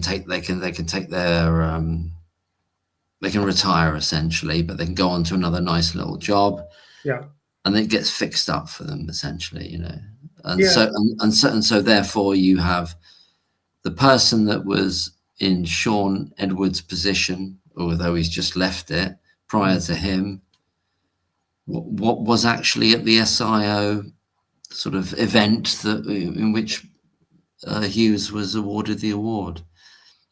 I made a bit of a mess of that, but you know, I know you meant. Yeah.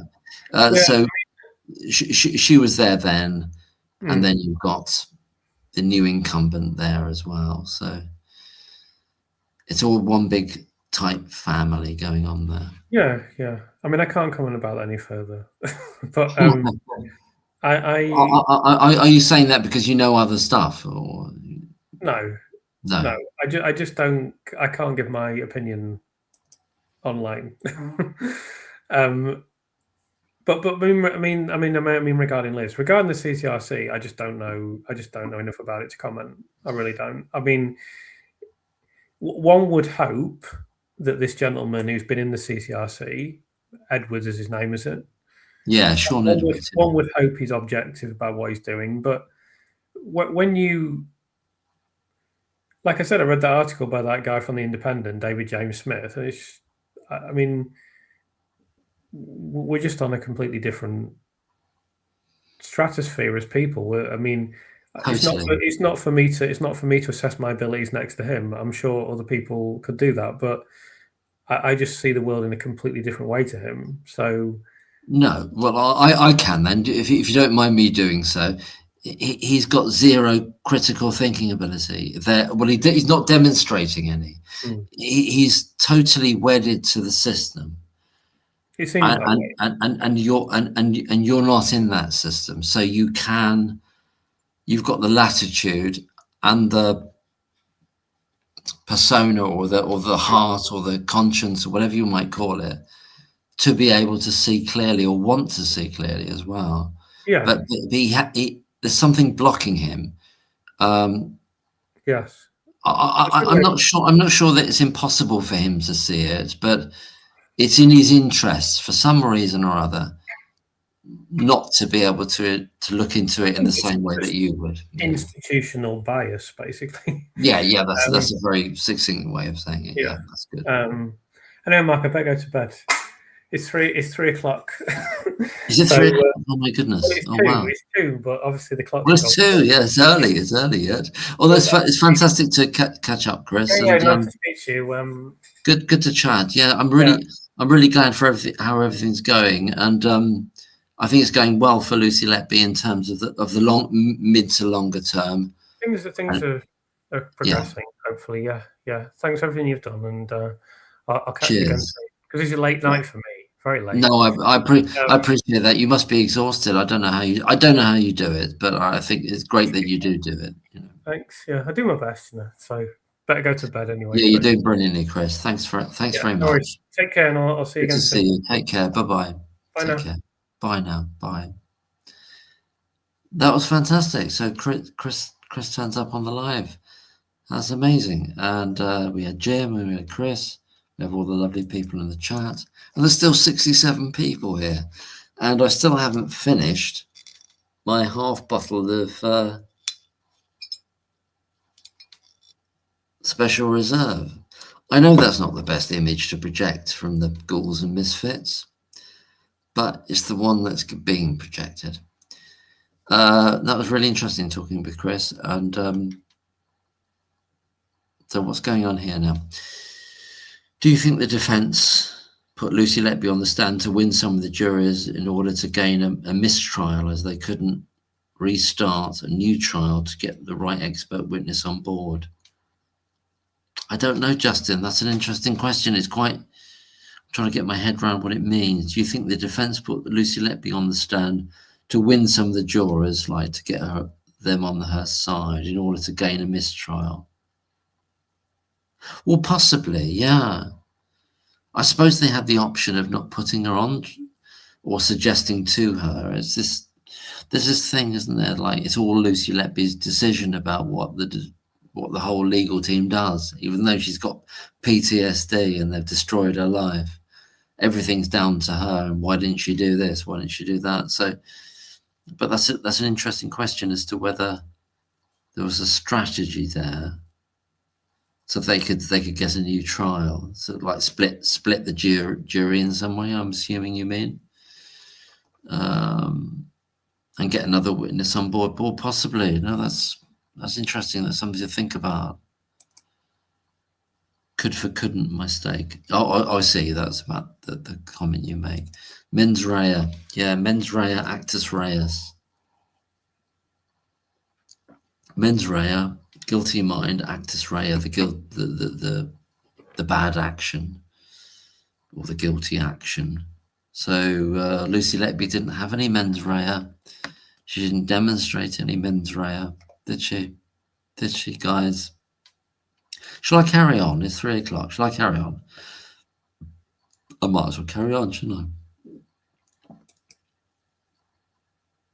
Anybody else want to join me? Do you want to join me? We'll talk about anything. We'll talk about the cat. Anyway, Wesley Watley, I love you, Wesley. Duty solicitor, no real defence. Yeah, that's right. And this is something that wonderful Guy Rowland is a great guy. I don't know where you look. I don't know him, but he's a great guy. Obviously, a mensch as we call it. He says, Lucy Letby essentially had the same duty solicitor from beginning to end, in a way. Not empowered fully, can't stand up to the prosecutors. Yeah, absolutely, Wesley. Yeah. We're in a situation here in which if you're accused of something, if you've got a whole bunch of money behind you and influence, and Lucy Letby comes from a wonderful family, nobody in the family's ever had anything to do with the police. They trust the police, they trust the justice system. And then they get fucked over by them because there's something, they really like going for innocent people if they can. And that's what they did.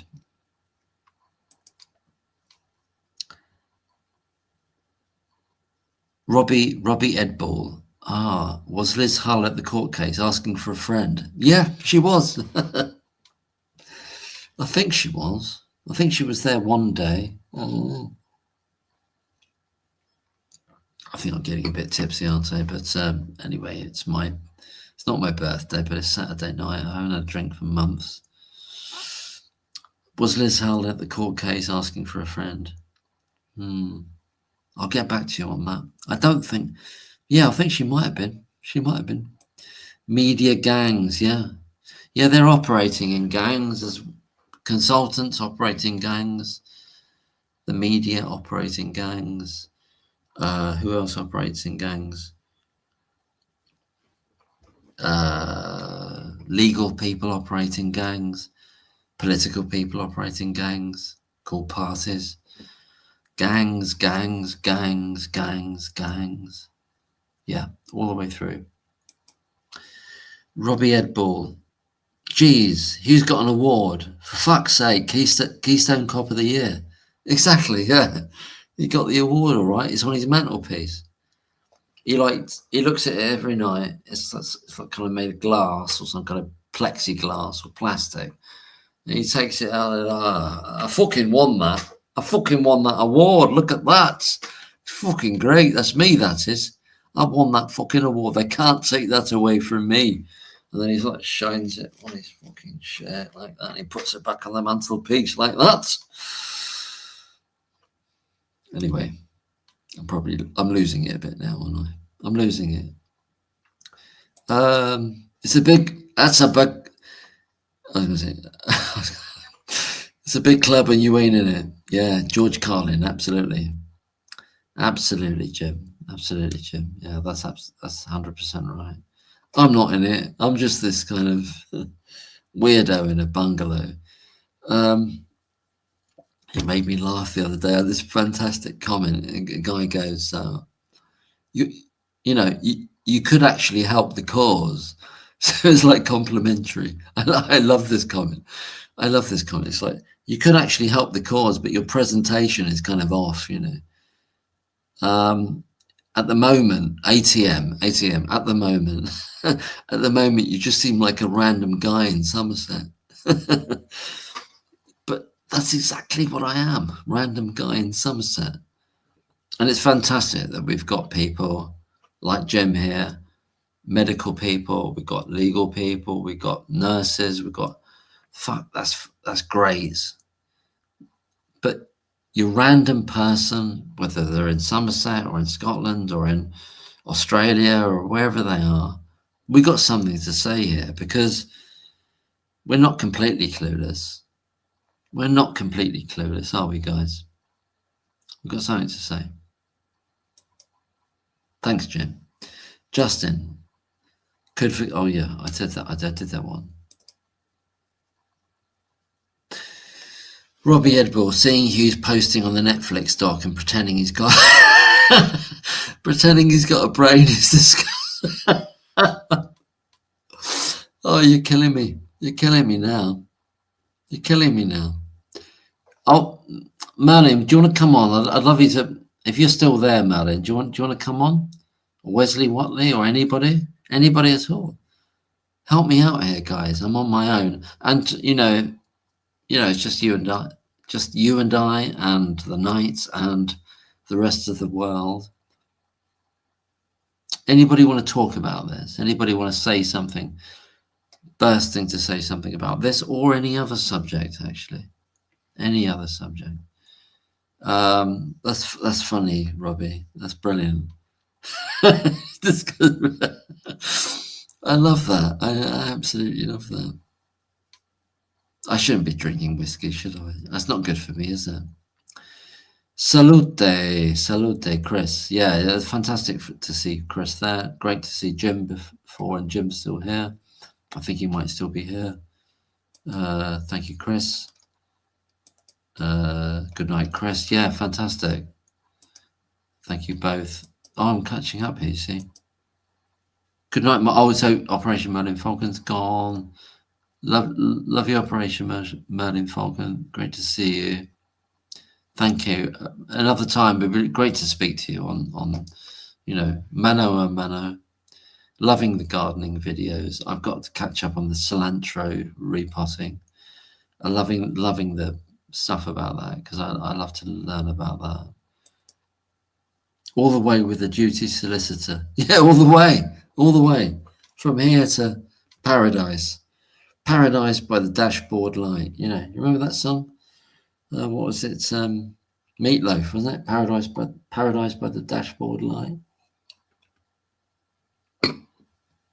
I'm losing my mind. I'm absolutely losing my mind, but I'm still in there. I'm still in there. I can't believe it. It really hit me tonight when Jim said to me, I remember putting that as a comment years ago. It's like, yeah, it's been years. It's been years. Wesley, love you, Wesley. Paid in for service centuries. Paid in for a service centuries. The Letbys. I'm not sure what that means. I'll have to think about that. It's just my OMF. Yeah, OMF is the boss. Is the boss. Old school. Old school. This is what, you know, I said this thing about. I don't want any prior police officers in the CCRC. But if it was Operation Man in Vulcan, then yes, I do want him there. I want him running it. And Dr. Watts, yeah, absolutely. But what's the chances? What's the chances, guys? Are you going to get Dr. Watts or Operation Merlin Falcon? Slim.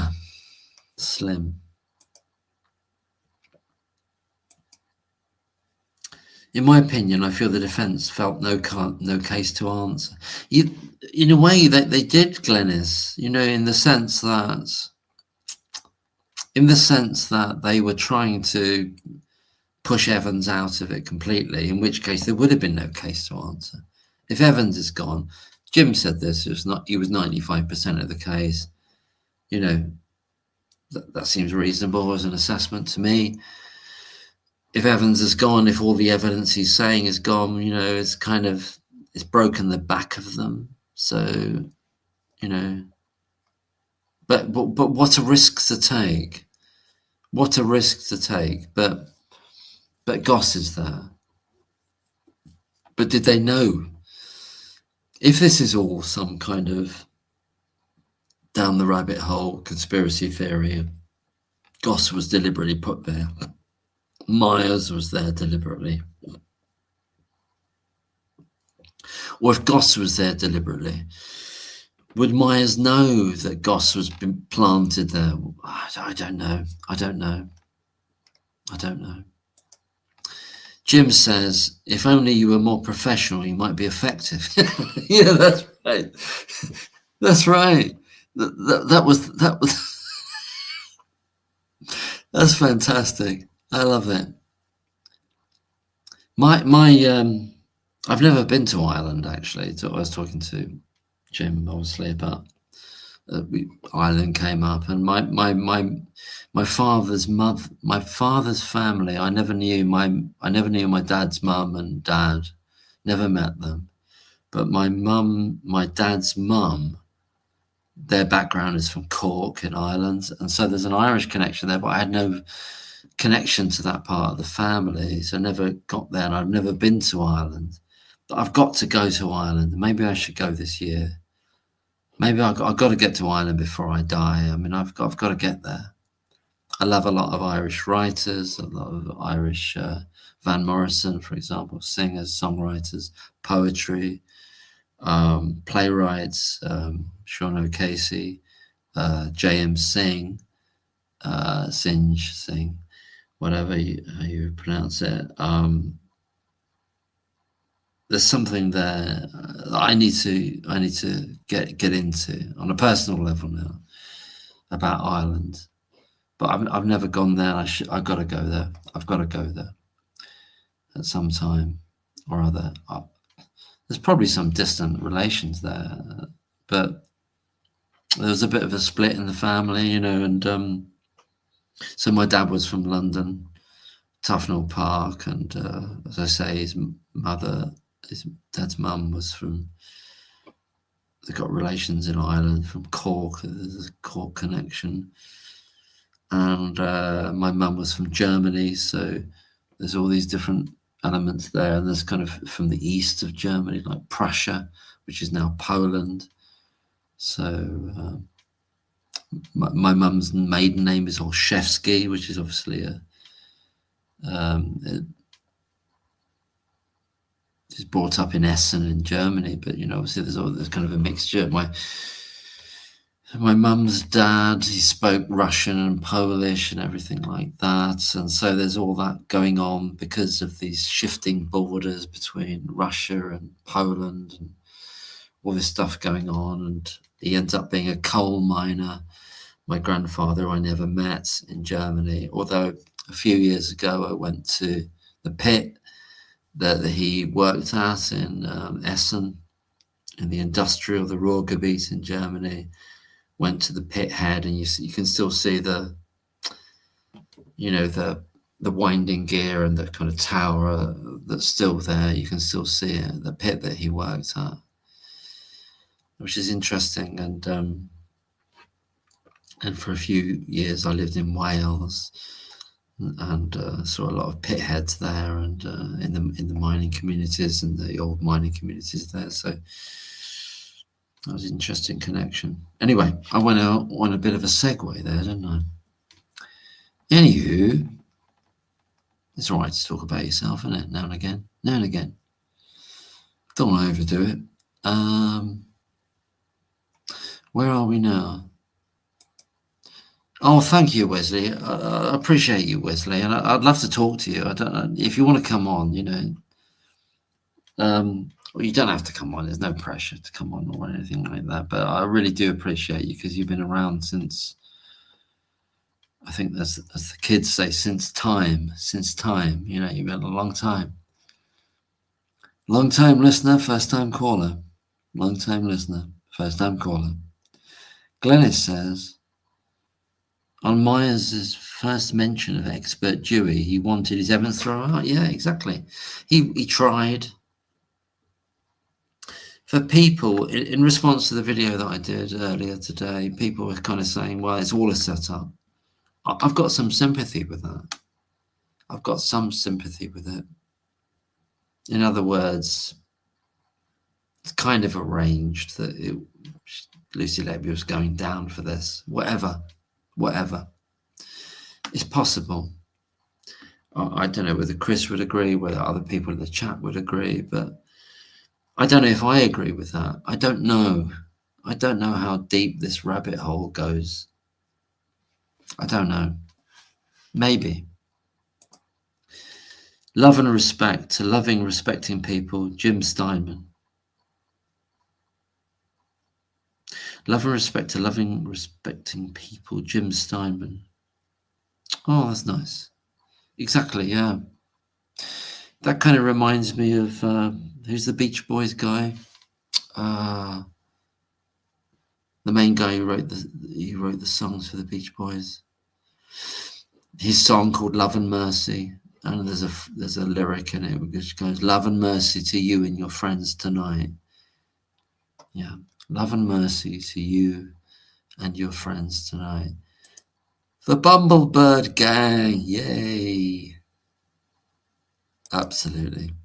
For a service. Love Chris. Yeah, Chris has done an amazing job. You know, this is what's interesting to me, is that, you know, everyone in the chat, myself, Chris, other people doing videos or not doing videos, commenting, whatever it is, wherever it is, listening, don't have to be commenting. We've all got different sensibilities, but we're kind of meeting each other. We're meeting each other. There's crossover. Sometimes there's kind of disagreement. It's like I think Jim talked about it, that oh gosh, now Common Sense Guru did the video about. I really liked our exchange that we had there. I mean, I really listened in depth to that video and the points made. and I responded in kind, as best as I could, and with limitations of not looking into that for a long time about, and who am I to look into it anyway, really? But it was just a sort of an interaction about it.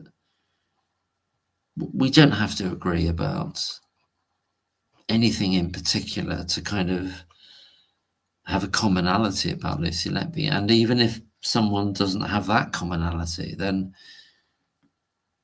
we would hope they would have a commonality about wanting things to be fair and just and decent.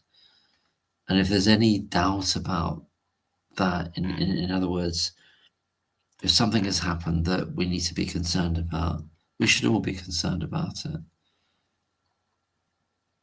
Can we really consider that Dr. Jayaram is sleeping well at night, wakes up in the morning thinking, Lucy Letby, I work with her. She's in prison right now. She's in prison right now. Oh, I'm going to go out to do what I do. You know, I'm not sure what's happening in his life. I don't wish him any harm. It's nothing to do with that. Why would I? It's nothing personal. He needs to, someone among them needs to unburden themselves, you know? They need to kind of speak to someone and say, I made this attempt to write to a vicar that was connected to John Gibbs. And I said, please stage an intervention, talk to John Gibbs and say that he's part of something which is very, very wrong. And he's got to know that, and to tell him to come forward and to speak about his concerns. He must have concerns. John Gibbs was kind of like laying it out there, like plying a fishing line and saying, oh, I've got a tiny, tiny, tiny gill. Well, that's not good enough, John Gibbs. If you're a Christian, you must not bear false witness. And you've already done that, and you need to repent from that. Mr. Gibbs, Dr. Gibbs, Father Gibbs, you've got to repent, man. You've got to repent because you were fully aware. You're fully aware because you received the email from Dr. Jayaram, which said, Nurse Lucy Letby came to get me to come in to see baby Kay. Come on. Wesley says, concerning solicitors, the Letbys paid for a service for centuries until this so-called progressive millennia. The Letbys paid in for service, tax, etc. for centuries. Yeah, that's it, absolutely right. I think I understand the vibe of what you mean, Wesley, is that the Letbys are a family. They're like the bedrock. They're like the backbone of a country. That's exactly what they are, and that's what their daughter is. And they've paid into this system, and then they get this defense, which is getting like 10% of what the prosecution's getting. That's what they end up getting, isn't it? For everything that they've paid into the system. You know what I mean? So I appreciate that. This is good. I'm loving Robbie. Robbie, Ed Ball, I've had more booze than you and hallucinating. You're going to make me laugh, I tell you. I've had more booze than you and hallucinating about Evans's daughters, horses and sons, cars being repossessed after the expert fraudster has had all his fees recovered. Yeah, well, that's true. I don't know if you can put a lien on the... I don't know if you can... This is the last of my special reserve. This has hit me hard tonight, this whiskey, because I'm not used to drinking. I forswore it. This is fantastic from Robbie. So you've been hallucinating about him. This is brilliant. The the horses are in the field somewhere. Someone's going to rock up eventually and say, well, this is no longer your horse because Lucy Letby's free and we've got to take it back. You're fucked now. Maybe, and the car, whatever it is, I don't know, a Lexus or a top of the range BMW, something like that. I don't know anything about cars. So just topping up my drink there. This is my last drink of the night, so it's gonna be a good one. And fraudster, yeah, essentially he is a fraudster. And the what we're talking about here, this is an important point that Robbie makes, is that there's a phrase to do with it, with criminals. Through criminal actions, you get property, you get cars, etc. So it's ill-gotten gains. You know, there's another phrase for it. But when you're found out, then the authorities, so to speak, can recoup all those ill-gotten gains from you: property, cars, horses, ponies, rabbits, whatever it is. Meatloaf, yeah, Paradise by the Dashboard Light. Meatloaf. Are you watching the World Cup, Mark? I didn't know it was on, Justin. I didn't know it was on. But I kind of vaguely knew it was on because, but where is it, in America or Mexico or something like that? I'm quite interested in football in the early days, back in the 80s and stuff like that. And I used to have I used to like the German team, to be honest, because I'm half German. I'm half German, you see. And Beckenbauer, I'm talking about Beckenbauer, Muller, Zepp. What was it? Was I'm trying to think of the goalkeeper. Was his name Zepp something? But Beckenbauer was a midfielder, was a fantastic, fluid player, and I don't know anything about football. Muller was the guy that was the killer, you know, just put, you know, they gave it to him and he put it in the net, basically. Muller. That's the 70s. No, it's not the 80s, it's the 70s. It's the 70s.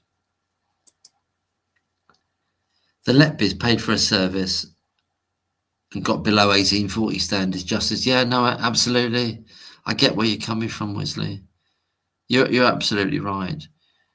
It should have been the expectation that their daughter would have been not treated this way, but she got totally done over in every way, all the way along.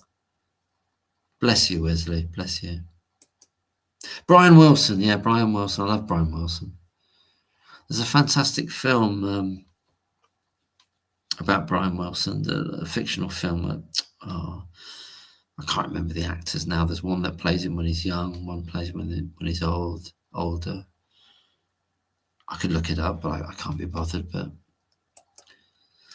Robbie Edball. Anybody do you want to come on, Robbie or Wesley or anybody want to come on? Serious question: is Stonier the most aptly named copper in the Northwest? Stonier. That's good. Yeah. What's come out about that is the eyebrows, not the eyebrows, the eyelashes, you know, the cumbrella. I shouldn't have said that. I'll cut that out. I'll cut that out later. Cumbrella. Yeah, probably very, very apt. Love what you and Chris and Stuart Gillam are doing. Yeah, Stuart Gillam is Chris is fantastic. Stuart Gillam's amazing as well. I love Stuart Gillam. He's like, I watched some of his martial art videos. He's incredible, and in a strange way, there's a kind of martial art sensibility there, which is about just using the amount of energy that you need, not like getting lost in emotion like I do and all over the shop like some, you know, I'm just a nutter in a bungalow somewhere. But Stuart Gillam's got this focus, very, very tight, very, very clear, very, very focused language, focused expression, And it's amazing that he's moved into like interviewing people. He's obviously interviewing Dr. Pittman, interviewing Michelle Warden, and I'm really glad to see that. It's fantastic. I think he's great. I love Stuart. Yeah, obviously love what Chris is doing as well. Chris is fantastic. Without you, I wouldn't know the truth. Well, there are many roads to nirvana, as they say.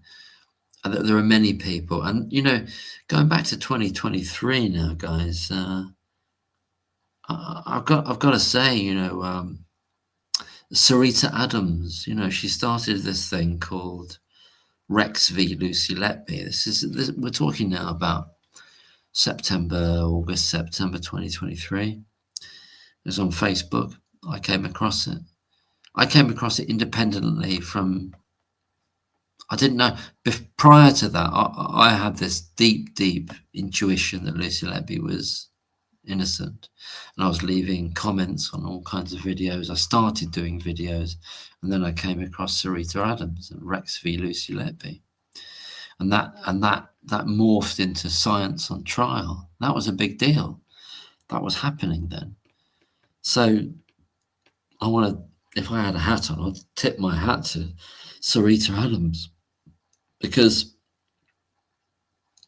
I know there were issues in terms of what happened. In terms of, I don't know what happened there.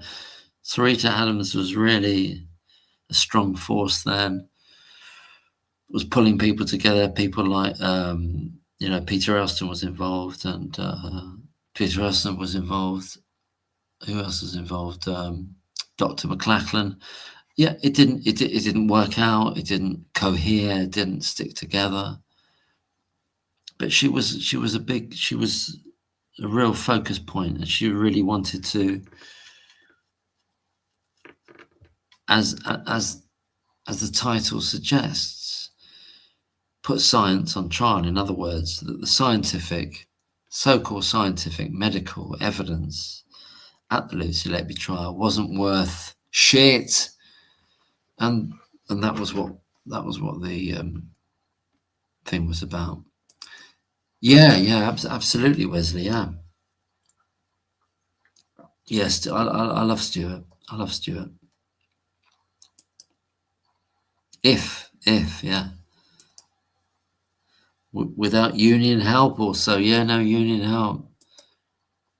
Oh, hello, Showalter. I love you. The consultants were in too deep to back out 8 years ago. Yeah, exactly. No, that's a great point, because anybody want to join me, please? Let me put the link on again. Give me a break, guys. And someone have a chat to me on the thing, because you can see I'm like, you know, 4 sheets to the wind already. But I still got it. Showalter don't like me.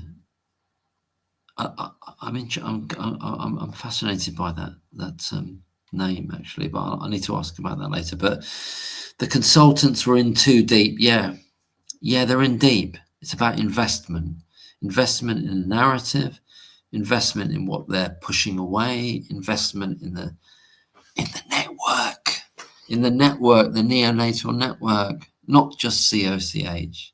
If Jenny was here, she'd get it. Oh, fantastic! You're still here, Jim. Lovely to see you. Tiny Guilt, teensy weensy, tiny. Yeah, Tiny Guilt. Tiny Guilt, guys. People made the point, and it was very, very valid. He didn't say tiny doubt. He didn't say tiny doubt. He said tiny guilt. There's a difference, isn't there? There's a difference. What's the difference between doubt and guilt? I'm not sure. Let's think about it. If it's a tiny guilt, it's the idea that there's a conception that they know already that something's wrong, and it's niggling at them. The doubt might be, well, you haven't reached the guilt yet. You haven't reached the guilt level, have you? because you're in a doubt stage. You wouldn't feel the guilt at the doubt stage. You might. You potentially might. But you're already at the guilt stage. Yeah. Where's the doctor's text messages and WhatsApp, Glennis? Exactly. That's a gold mine. Gold mine. That's a gold mine. Wesley, I've been watching Alice Sillitoe's The Ragman's Daughter, filmed 1972. Fascinating Nottingham. I love Alan Sillitoe. Yeah, he did Saturday Night, Sunday Morning. He did the loneliness of the long distance runner. But I don't know The Ragman's Daughter, Wesley. I need to look at that. Yeah, he does a lot of stuff around Nottingham, doesn't he? Because Saturday Night, Sunday Morning, fantastic film with Albert Finney, working in a bicycle factory, I think it was, in Nottingham. Probably Raleigh, wasn't it? Raleigh factory, based in Nottingham, and he kind of ended up like living in Mallorca for a bit, actually, with his wife, Ruth Fainlight, I think. They lived in Mallorca, had a kind of a like commune type of thing going on there in Mallorca. But yeah, he's a fantastic writer, Alan Sillitoe. It's amazing that you should say that. Blatter, yeah, Blatter. Gerd Muller. Ja, der Muller, unser Beckenbauer. I'm trying to think of the goalie. What was the goalie in the 70s of the German team? Sepp Meyer. This is Sepp Meyer, unser Gerd Muller. Muller. Das Muller anstatt Meyer.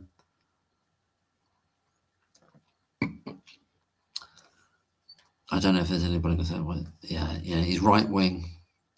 Mark Mays is right wing, you see. He's all the Germans, they bombed our fish and chip shops. Lucy, BCS degree. Lucy, Bachelor of Science degree. Well, she was one of the bloody Gert the Poacher. Oh right, yeah, right. Is that what he was called? Yeah, he was there in the box, wasn't he? Just slammed it in. I had this kind of German shirt, like it was white, wasn't it? White with the black stripes. When I was a kid, Anyway, different days. There's another world, isn't it? Wesley says, "I break screens." That's good. Well, come on and break it. Olympic standard interviews, Stuart Gillum. Yeah, he's very good. He's very good. He's come into his own, actually, Stuart. He's kind of, it's wonderful to see people. I just stay the same, I just stay like Looney Tunes all the way through. But I love to see people like they're going up like in that direction. They're going up and up and up and getting better and better. I just stay like Looney Tunes all the way through. But there we are. But yeah, I love Stuart. Yeah. Sepp Myers. Oh yeah, Justin Valverde. Sepp Myers was the goalkeeper for Germany. Thank you, Justin. Appreciate it. Romanig. Was he another player? Probably was. Yeah, I might have forgotten him. Stephanie Davis. Oh my God, she's amazing. What an amazing woman. What an amazing woman Stephanie Davis is. They gave her... Stephanie Davis is a legendary character, deserved the highest accolades. Absolutely, Wesley. They gave Stephanie PTSD. She said as much. 6 police officers in her home, getting her private diaries and looking at them and turning them against her. They had previously assured her that that she hadn't done anything wrong, and then they turned it on a dime. Guys. Stephanie Davis, who, and she said she wanted to be a police detective, but because of health conditions, she couldn't be one. she would have been if Stephanie Davies was a detective in Cheshire Police, she would be the best detective they've ever had, or could ever have. Obviously. That's where we are. That's where they are. Where they try to. I can't believe that. That hurts me. That does. I know it hurts you. I know it hurts you, dear listener. The way they treated her. And there's this thing coming up next week about ITV, the Silver Killers or something like that. I don't like that title personally, but it's to do with 2 or 3 sets of dual murders that were deemed murder-suicides by Cheshire Police. But Stephanie Davies, being a critical thinking person, started to think, no, that's not right. This is somebody else coming into the home. Look at the blood spatter. Look at this. Look at that. Cheshire Police don't want to close it down. No, it's just murder-suicide. Think of all the ramifications of that, of those families who had both the loved ones murdered, actually, and then the police have blamed one of them for killing the other and then killing themselves, but they've actually both been murdered, and that's what Cheshire Police has done. And that's that guy Blackwell from Cheshire Police, who was the overseer of this, what ends up with the Lucy Letby connection. Blackwell. It's a monstrosity. It's a monstrosity. Spell check the German captain and his 11 robots. Oh dear. Vexatious, kind of projection-ish. Yeah. Yeah, vexatious. Free on YouTube under Paul Turton. I'll have to come back to that one. Still think one of those consultants needs to break and spill the beans. Yeah, maybe. If it's anybody, it's probably Gibbs, but I don't know. If we could meet one of them in a pub and have a drink and say, fuck's sake, this is a young woman. You work with her. She was 25. She's 35 now, 36. She's in her last years of potentially having a family. You know this is wrong. Ravi, Steve, whoever. You know this is wrong. Come forward. You've done some bad stuff here. You've lied. You've lied, Ravi. So come forward now and turn it around. Do something very, very courageous. It's in you. You could potentially do it. You could do it, Ravi. You could turn this around. You've caused harm, but you could turn it around. Please do this now. It feels too much for them, though, doesn't it? But they could, though. They could. One of them could. Great point. Great point. Asymmetry. Lovely to see you, Asymmetry. She was torn apart by critics regarding qualifications. Who's that now? Sorry, Glennis. Are we talking about Lucy there? She was torn about.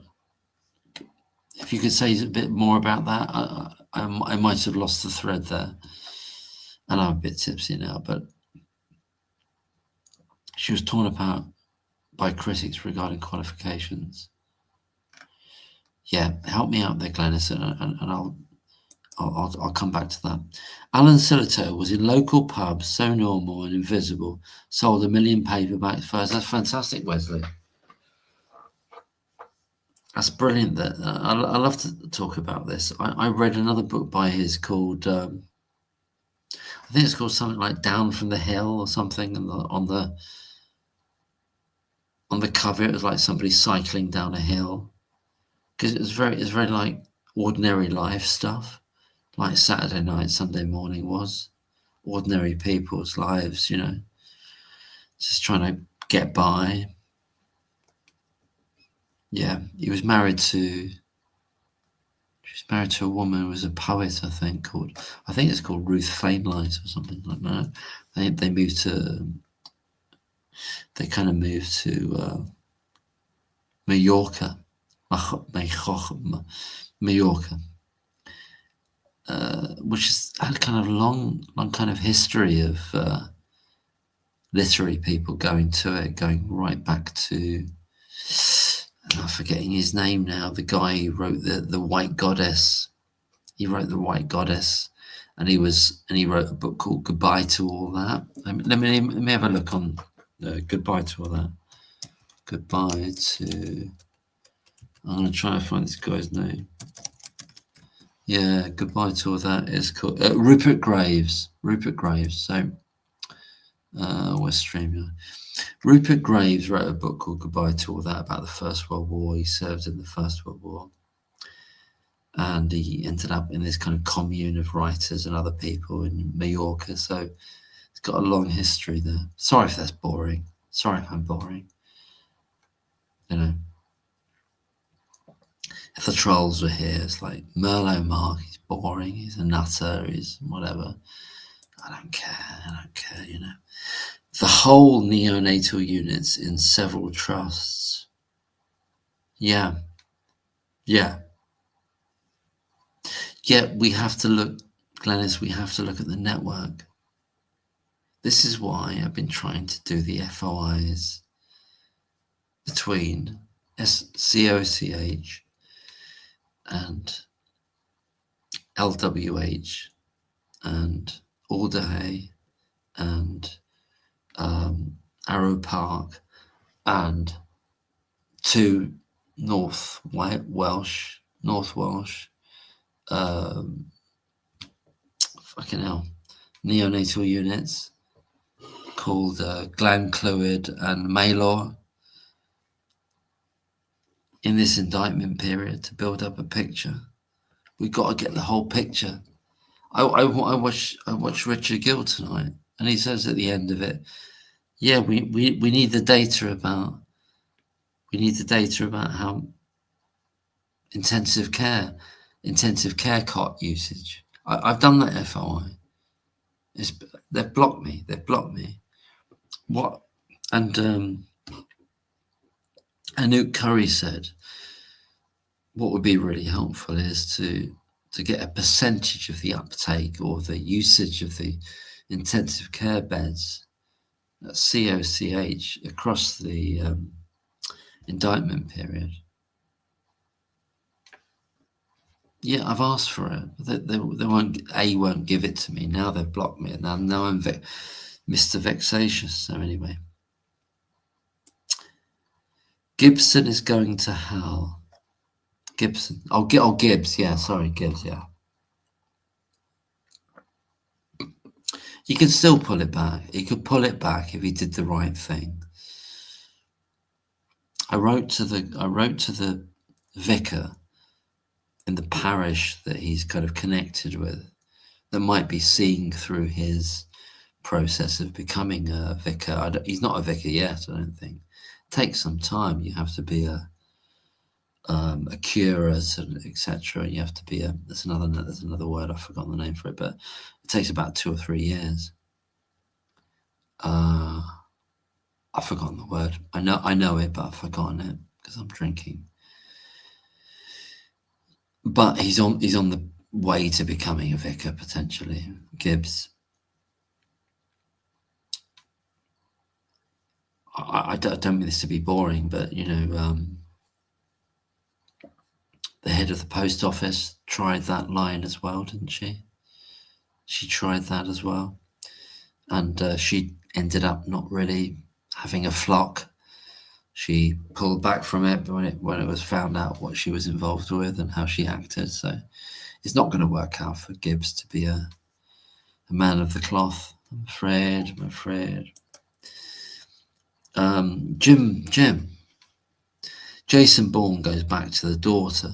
Jason Bourne goes back to the daughter of his first victim to let her know her parents didn't die by murder-suicide. Great scene. Oh, okay, right. So this is related to the quote-unquote the silver killers, the I can't remember the area around Chester and Liverpool.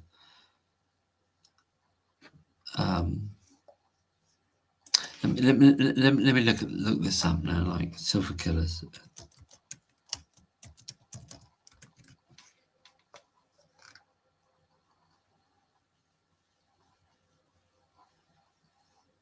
Okay, yeah. So what I did, I just did a quick check. So it's about Wilmslow. That's the area. I knew that, but I'd forgotten it. You know, getting a bit pissed, really. But Wilmslow, yeah. So Jason Bourne, in this fictional story, Jim says, goes back to the daughter of his first victim to let her know her parents didn't die by murder-suicide. Great scene. So in a sense, that's what needs to happen, but not necessarily by Jason Bourne, but somebody to let that family know that it wasn't a murder-suicide. Stephanie Davis is very, very keen to watch this ITV. I think it's an ITV series that's coming up next week. There was a book about it as well. Yeah. So she's on this now because that was a premise upon which she was monstered by her former employers, Cheshire Police. Anyway, I'll shut up for a minute and let's get back to the comments, guys. Justin Valverde says, I like some of the new names, up and coming players for Germany. One in particular that stands out is Nelson Viper. That's fantastic. I'm not familiar with any new football players. I don't follow football now. That's fantastic. Nelson Viper, though, that's good. I like that. Thanks, Justin. I mean, that's a great name for a player. Oh, he's in the under 21s apparently. Davies, that was something I was trying to think of, wasn't it? Davies. Yeah, it must have been something I was trying to think of. The article that was banned. Oh my God. New Yorker article, yeah. Well, it was kind of banned, but it was easy to access, but it was kind of pseudo banned. It was pseudo banned. This was a weird thing at the time. I think I sent a tweet to Peter Hitchens at the time, and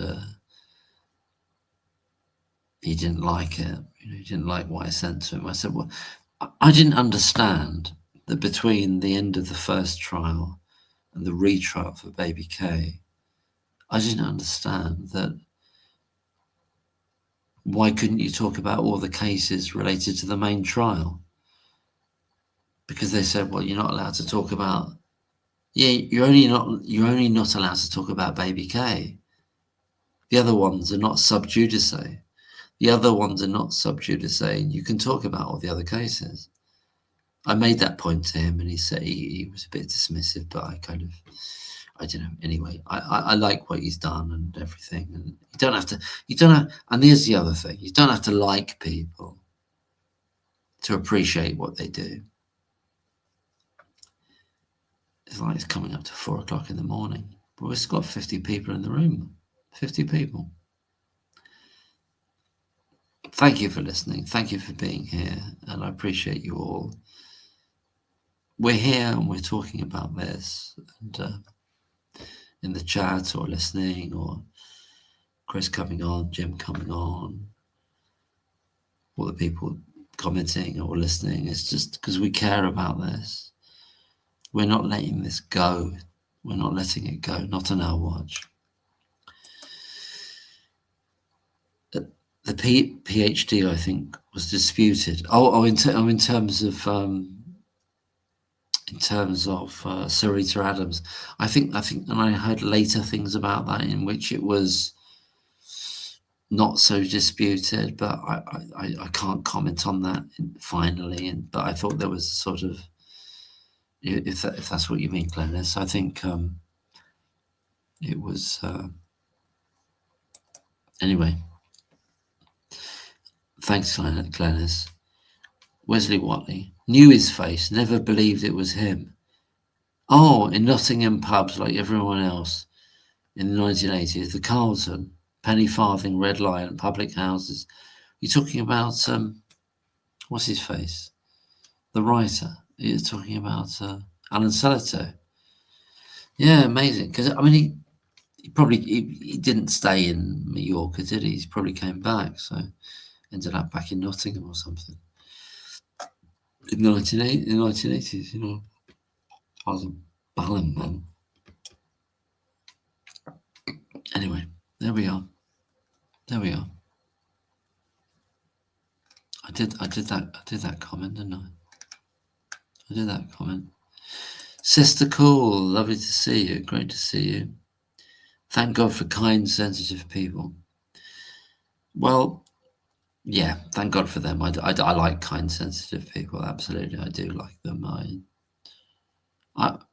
haven't always been kind. I haven't always been sensitive. I've been an asshole many times in my life, and I regret it. And I want to remember it, and I want to never forget it, to try to help me not to be one again. But yeah, it's this kind of concept of becoming. We are becoming. We're not the thing. We are becoming. Anyway, that's that. Arrow Park, all day, absolutely. Glennis, one Welsh unit was downgraded during that time. Well, there were two apparently. This is what came up with.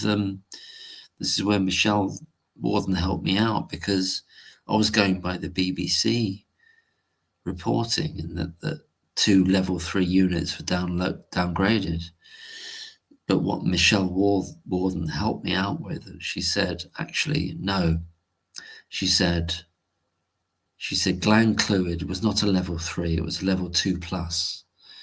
So, and the way she described a level 2+ was, it's kind of like a level 3, but it didn't have surgical opportunities. It didn't have, I've forgotten the term now, but it's this technique to do with premature babies and their eyesight, and that was a very particular procedure that they didn't have there. So it's not a full level 3, it's a level 2+.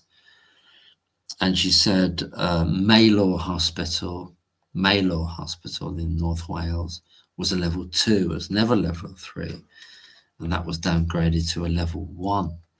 So, and that changed everything. And that's what made me start doing a whole bunch of other FOIs to all those, to Betsy Cadwallader Health Board.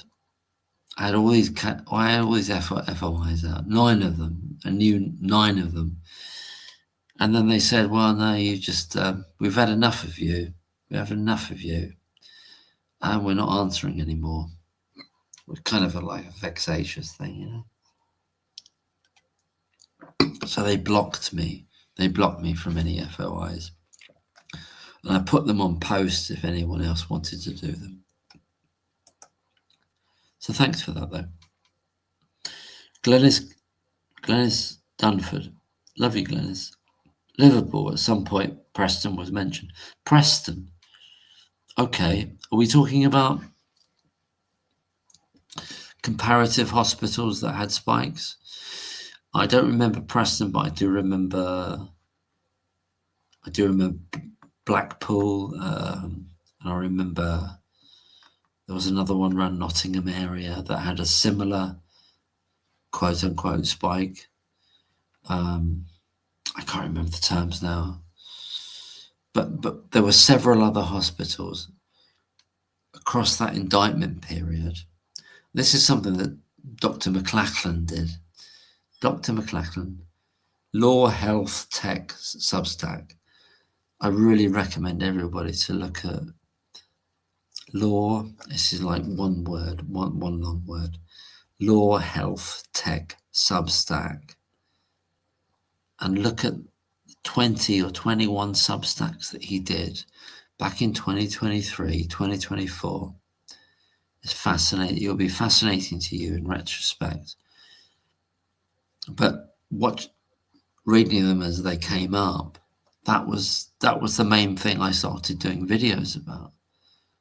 I think the principal thing initially, one of the main strands I was doing videos about was getting Dr. McLachlan's video Substack information out there and saying, look at this, look at this. And that fantastic interview that he did with Professor Norman Fenton, 40-minute interview, which was initially just on X or Twitter as it was. That was a node point as well. People might not remember that. That was a node point before the New Yorker. That was a serious node point. The interview between Dr. McLachlan and Professor Norman Fenton, 40-minute interview, ended up on YouTube, initially on Twitter, ended up with like 40,000 views. That was a big deal. That was a big deal in 2023. That really mattered. It did. Cupid's Delight Snigger. Yeah, that's old Gibbs, isn't it? Curate, thank you, Curate. Curate's egg. It's like a curate's egg. The thing about a curate's egg is based on a short story by, I forget the writer, short story. And the curate in the story says, "Oh, this egg is good in parts." This egg, so somebody gives him an egg for breakfast, like a boiled egg, and the curate goes, "Oh, this egg is good in parts." And that's the curate's egg. So it's rotten, basically. It's a rotten egg, but it's good in parts. Wesley says, friends say I my teens. That's him, Alan Celito. I'd shake his hand, but wondered if true. Trust issue still. Was him it? Yeah, I suppose, yeah, you wasn't sure whether it was him or not. I guess that's what you mean, isn't it? Yeah, looking at the next comment. Yeah, The Loneliness of the Long Distance Runner. Fantastic short story. Well, a long short story, almost like a novella. Kind of a novella, really. That, let me have a look at this now. Loneliness of the Long Distance Runner. So the film, I'm trying to think of the actor that was in it. So who was the actor in that? Oh, come on. Won't they make it easy, Come on, say who the actor is. Tony Richardson was the director.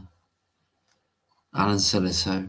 Oh, I've got to go to IMDb, and IMDb.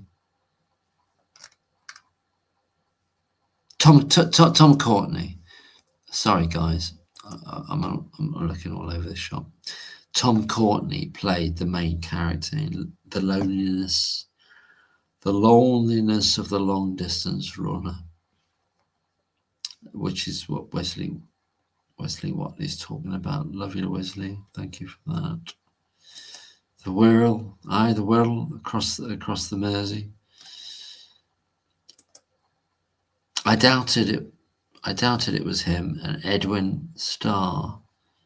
Oh, all right, okay. You wasn't sure it was Alan Celito, but you met Edwin Starr as well. Agreed. ISIS to call. I'm not sure what the agreement is, but I'm glad you're agreeing. That's good. Love you. Hope you're doing well there. Bless you. That was the first public attack on any criticism against the trial. Yeah, absolutely. Collaboration musically, eventually with you. Maze is what I meant. Oh gosh. Oh my good Lord.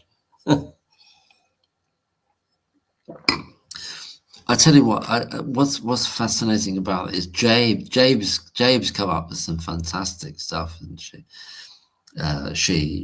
Jabe is a she, and some amazing stuff. What was the most recent thing to do with the Gilbert and Sullivan kind of version of Evans? Oh, it's cracking stuff.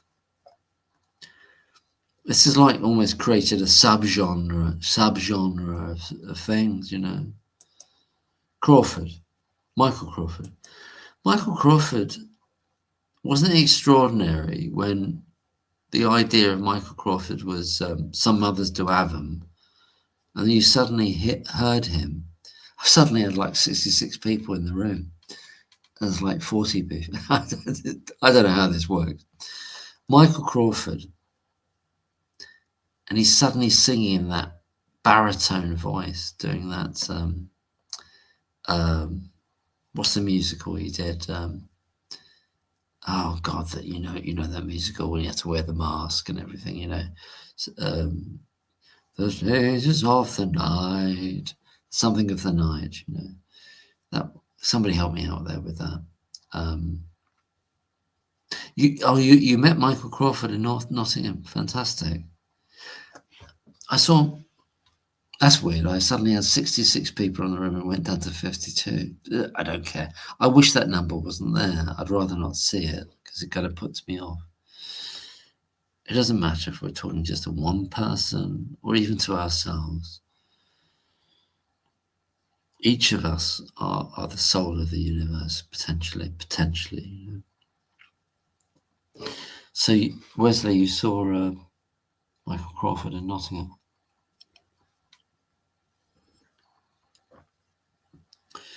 I saw Michael Crawford in this play by Václav Havel, who ended up being the Prime Minister of, or the President of, was it Hungary? No, Czechoslovakia or Hungary or something. He was fantastic in this play. It's kind of political play. He was like being nothing like some mothers do have them, you know. It's like anyway, let's move on. Available in Preston, 70 miles away from the CH. Preston, Nottingham. That's fair enough. Already got available. She agreed to good sensitive people present, sister call. Oh, sister, there's a message to sister call. She agreed to good sensitive people's presence. Yeah, that's fine. That's good. Hello, Dolly. Ah, unicorn. I'm still going, unicorn. You fell asleep and you're here. I love the unicorn is back. The unicorn is back. You know, we all need a unicorn in our lives. And it's like the idea of the thing that shouldn't exist but does exist. And in a sense, Lucy Letby, the unicorn, is involved in Lucy Letby's freedom, and it will be as a kind of charm or way of opening some lock, you know. The unicorn is there. I believe in these symbols. Oh, sister, cool, fantastic. Oh, lovely. That's lovely of you. Bless you. If you want to come on and chat and talk, I'm here. Wesley, multi-musician, lyricist, is fantastic. Oh, that's fantastic, Wesley. We're lovely to hear you do some music. And why don't you join, if you want to, Wesley, consider joining the consortium of misfits if you'd like to. And then you can put on music or lyrics or whatever you want to put on. You can be as anonymous as you like. Consortium of misfits. Just look at the channel description, and there's an email to write to, and then you send an email there, and then you get a permission to upload onto the channel if you want to. I'll leave it with you. I'll leave with you guys. Oh, fantastic. That's great. I hope you do, Wesley. I'll look out for it because I do that sort of thing. Anyway, I made it to the end of the comments. So that's the bowl. That's it. I've done that one. Anybody want to come on? Here's the thing, right? Come on, if you want. It's 10:04 in the morning. You don't have to. I'm not begging or anything. If you want to come on, you can just come on and chat. You just be like, you can just speak, but you don't have to. You know. If not, I'll probably wind up soon because it's like 4:10 in the morning. But we've done well, haven't we? I've been going like 5.5 hours. I'm putting the hours in, putting the bloody hours in. You know what I mean? I mean, all these people we're talking about, you know, yeah, I know. They're human beings. They are human beings. Evans is like asleep right now. Jarham's asleep. Breer is asleep. Dreaming, not dreaming, whatever they're doing. But they're part of this. And when they wake, they have to know that what they're part of is putting an innocent person in prison for life. And they've got to do something about it. You know.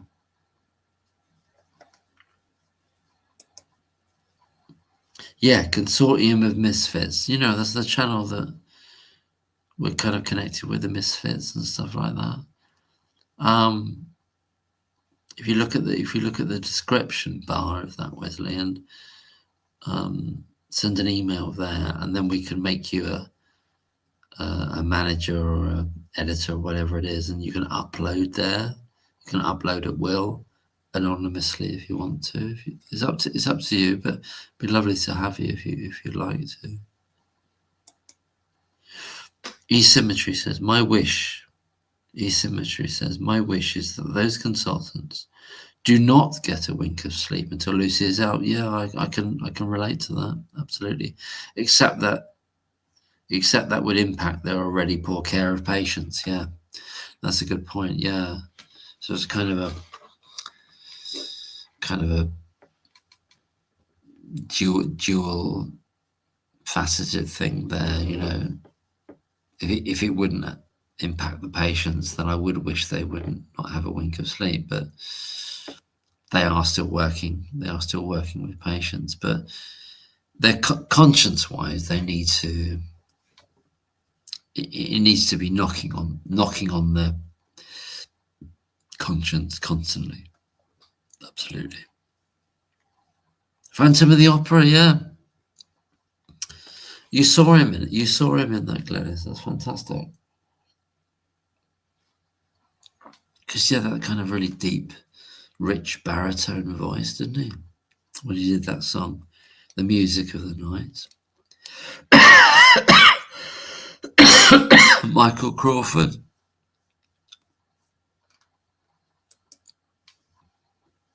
Party Patsy. Hello. Oh, bless you. Thank you. Hi there. Love you. Fortune for tickets. Yeah, I can imagine it was. E-Symmetry. They're probably on here listening to Mark. Yeah, they probably are. Listen to this random alcoholic. And I'm not really an alcoholic. It's the first drink I've had in like months.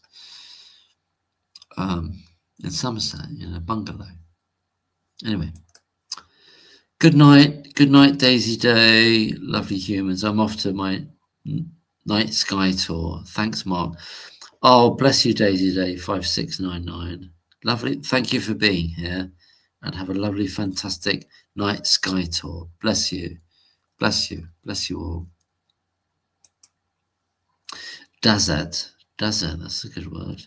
Star thingy. Upwards thing. You think I should wind it down? Should I wind it down now? 5.5 hours. I don't know. Are we going to discover anything new? Anybody want to come on? Look, I'll put the thing again. There's nobody here to listen to. Ah, there we go. Look. If you click on that, and we can have a chat. Nobody has to. Nobody has to be any the wiser. Nobody has to know. Are you telling me the way to the next whiskey bar doors? The doors. Oh, the doors. Yeah, that's interesting. That's another interesting rabbit hole about the doors and the counterculture and all that kind of stuff. But are you telling me to know what it is? We've lost an hour now. It's only 5 o'clock. Haven't we lost an hour? I'm confused about the time now. It's only 3. It's 3:16 now. Fall back.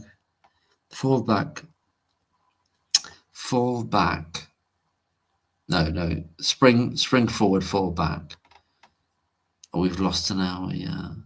So is it 5:16 now? Did I lose an hour then? Did the clock automatically do that? 4:06. Yeah, it must have done, mustn't it? 4:16. Oh God, why are they messing about with our time, guys? Unicorn. Do you want to come on and speak? You don't have to be like visual. You can just come on and speak if you like, or Wesley, or anybody else. And if you want to, no pressure, guys. Otherwise, I might wrap it up there because I'm running out of steam. Unless I'm happy to listen to anybody, or it's 4:17. Yes, 4:17 here as well. You can come on in audio. You don't have to show your face or anything like that. You just have to like just click, or don't click the visual, but you don't have to. Adler Esmeralda 1. Bless you, New Zealand. So you're 12 hours ahead, so you're probably 4 o'clock in the afternoon. We're 4:17 in the morning here in Somerset, in England, in Albion. Bless you. Thank you for being here. It's been real, isn't it? It's been really real. So, shall I wind up now then, unless anybody wants to come on? Because I won't bring up any other issues to do with the case, because we've covered a lot of areas there. The last five and a half hours. Well, I've gradually got drunk. Wesley Watley's knackered, falling asleep. Yeah, I'm the same, Wesley. Bless you. Thanks for being here. Thanks so much for being here, Wesley. Always great to see you. Sadly, everyone is asleep here, and I'd end up waking the little... Oh, no, I understand. Oh, bless you, little unicorn. Bless you, yeah. Another time, that'd be fantastic. It's the Nordsman, the Nords. It's the Nordsman, the Nords. It's exactly right. I tell you what. No. I'm going to tell you what now. Come closer now, because I can have a... It's a free... I heard about this case up in Chester, and I thought it was my kind of case. And I thought, I can make a good job of that. Jane, I know. I would have called you Jane, but I didn't know whether to call you what you're saying you are, or Jane. And I appreciate that. I know you're Jane, but I didn't know. I try to be sensitive to that on Facebook and Twitter about how people are coming in. If you see what I mean. I might know them as another name, and I try to. I'll respond to them in the name that they're giving, if you see what I mean. But bless you, Jane. Thank you. And it's great to see you. Greetings from New Zealand. All right, mate. Yeah, that's fantastic. Free anyone innocent. Yeah, absolutely, Wesley.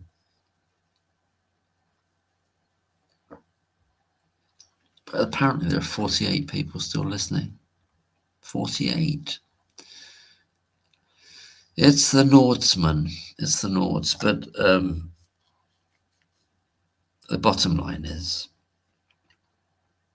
I had no idea I'd end up, as I was talking to Chris about this, end up doing like lives and talking about a miscarriage of justice case.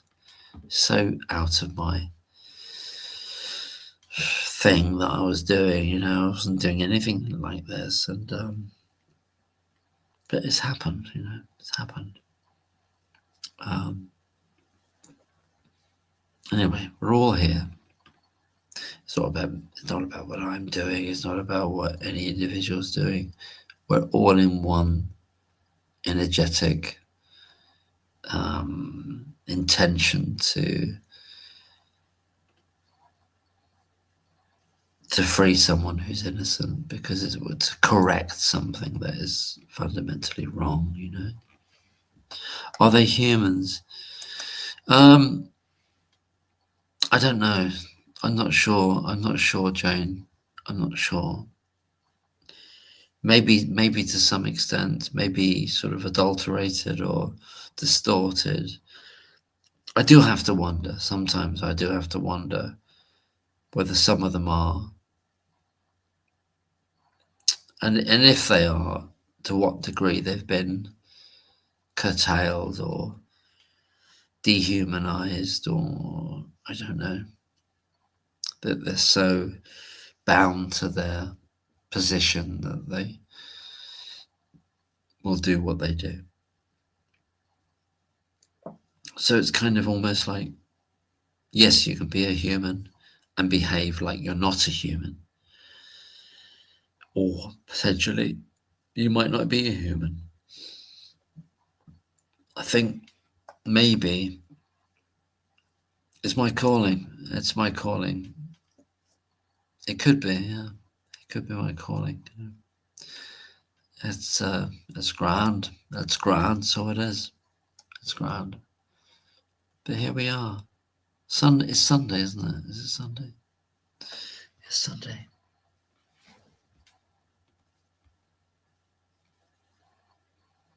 It's very strange, isn't it? All this. Wesley Watley, Alan Silito's Ragman's daughter is free without advertising YouTube. Yeah, I think I'll check that out, actually, Wesley, because I don't know that story. I know some of, as I say, Alan Silito's writing. Don't know Ragman's daughter. Ragman's daughter. That's interesting. So, which calling, like the calling to be, we're part of this, you're part of this, Jane's part of this, Wesley's part of this, everyone else listening, everyone else talking about that. We're part of this. We're part of this. It's a concern. It's like a concern. We don't want to let it go. It's not like a kind of, I read this story in a magazine. I don't care really. Is it? Oh, isn't it interesting? I'll let it go. We're attached. We're attached to this, aren't we?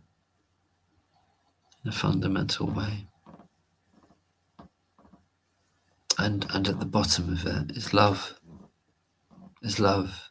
Because love wouldn't allow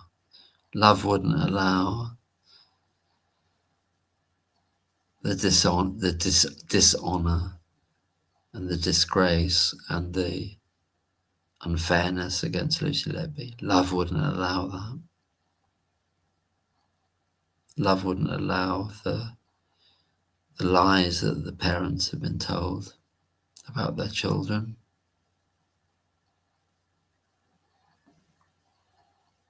It's love fundamentally. Love is the bulwark, is the pushback against all this. Because love has to be intimately involved with truth. Love can't have consorts or engagement with lies. It has to be intimate with truth. So we're coming from love. And we might speak angrily, we might speak with frustration and aggression sometimes against those that would push the truth into the dirt, but we're coming from love. Because we don't want a loving nurse like Lucy Letby, or a loving person, or whomsoever it is, to be misjudged, wrongly judged, unfairly judged, traduced by lies. And lies have no congruence with love, do they? Really?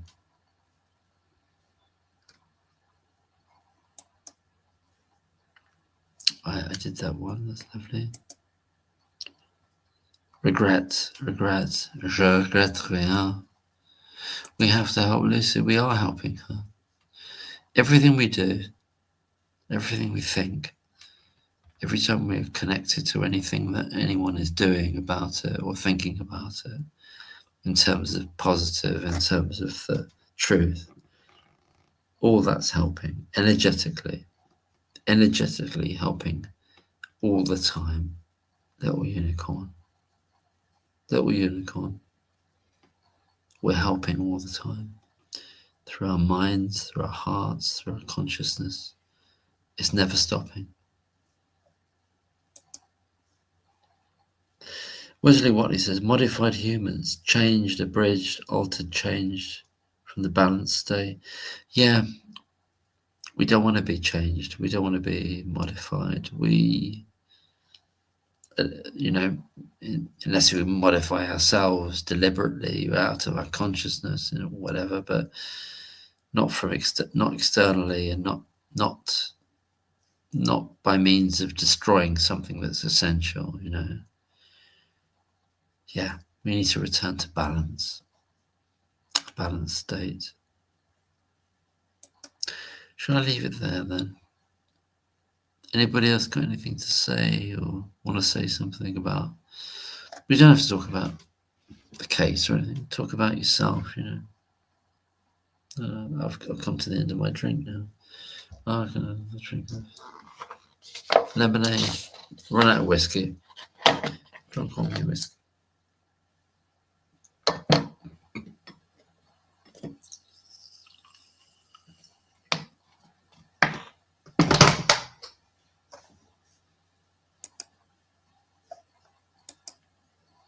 You won't regret the Ragman's daughter. I won't. No, I'm sure I won't do.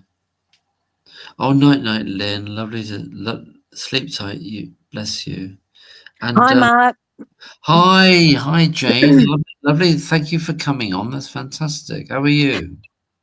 Very nervous. I prefer to watch you experts do it, but you can't see me. Can you? I don't know why, but I can't see you, but I'm not an expert by any means. I'm a complete amateur. That's the thing. That's the weird thing about it, because once you start, you don't yet. I still feel I'm a total amateur. I mean, I feel totally nervous starting these things.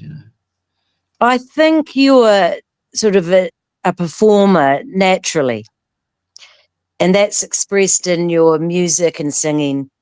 So it's just a natural step for you to do it, to put yourself out there. I think you've just got perhaps you come from a long line of entertainers. Who knows? Well, I don't think I do, but in that sense historically.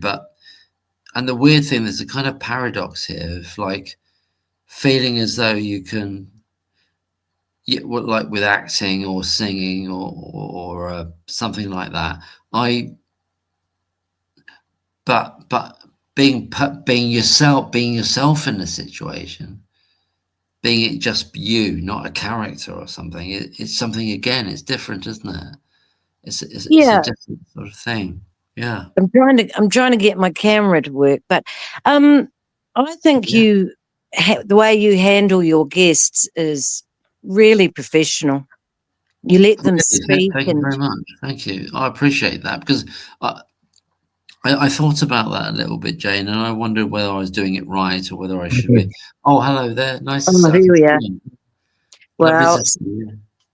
perhaps I don't use my camera very much, but That's I'll give it fantastic. a wee clean. Oh, what have I done now? Oh, there we are. Oh, it's not great, but this is New Zealand at 4:30 in the afternoon. That's incredible because it's exactly 4:30 in the morning now, and I've been up all night. And so, how's your day been? Have you had a good day there? Well, I have. I've been listening to you for the last 6 hours or so, Oh my God, that's incredible, isn't it? which is perfect. Because I was so bored yesterday. I was sitting in my room, and that's a great Van Morrison song. On the afternoon. I love that song by Van Oh, Morrison. I love that. Yeah, I love that. In my room in the afternoon. And Yeah, yesterday, great. YouTube was so boring. I'm a professional YouTube watcher, but today is so much. I can't. I've got loads to get through today, so it's been a good day for YouTube. Fantastic. Yeah, I'm similar. I kind of stack up a lot of things to watch, and now and again it gets too much, and I think I've got to stop this. Why am I doing this? It's taking up too much time, and I've got to reorient. I've got to change my life. I've got to stop watching YouTube for a bit, or I have a day off or something. But do you ever feel like that? It's getting too much sometimes. Yeah, it's like I'm a full-time YouTube watcher. It's a full-time job. But It's a full-time job, yeah. But it's like I think it's got something to do with our age, because you're a year ahead of me. Okay. Yeah, and it's just a part of getting to this age where it's like, well, what's my purpose now? You know, when you've got children or you're trying to keep up with the Joneses, that's a full-time career too. So we're sort of at an age where it's like, well, what comes next? You know, a lot of us end up losing everything and we have to start over. That's not uncommon. And it's like finding a new identity. Well, who am I as me? Not as a mother or a partner or whatever you used to be. You've got to find a new you. And well, that's true. That's true. I mean, I in some ways I can relate to that in terms of I kind of use YouTube and before that other platforms in terms of trying to find out what I think about the world, and I've got my own personal views, and I'm trying to meet other voices, other viewpoints, and trying to get a kind of synthesis of what the world is, because I think the world's quite mysterious and quite strange, actually, really, and frightening. and frightening. Yeah, and frightening. Yeah. Yes. And I think what I've learned, I mean, I do learn a lot every day on YouTube.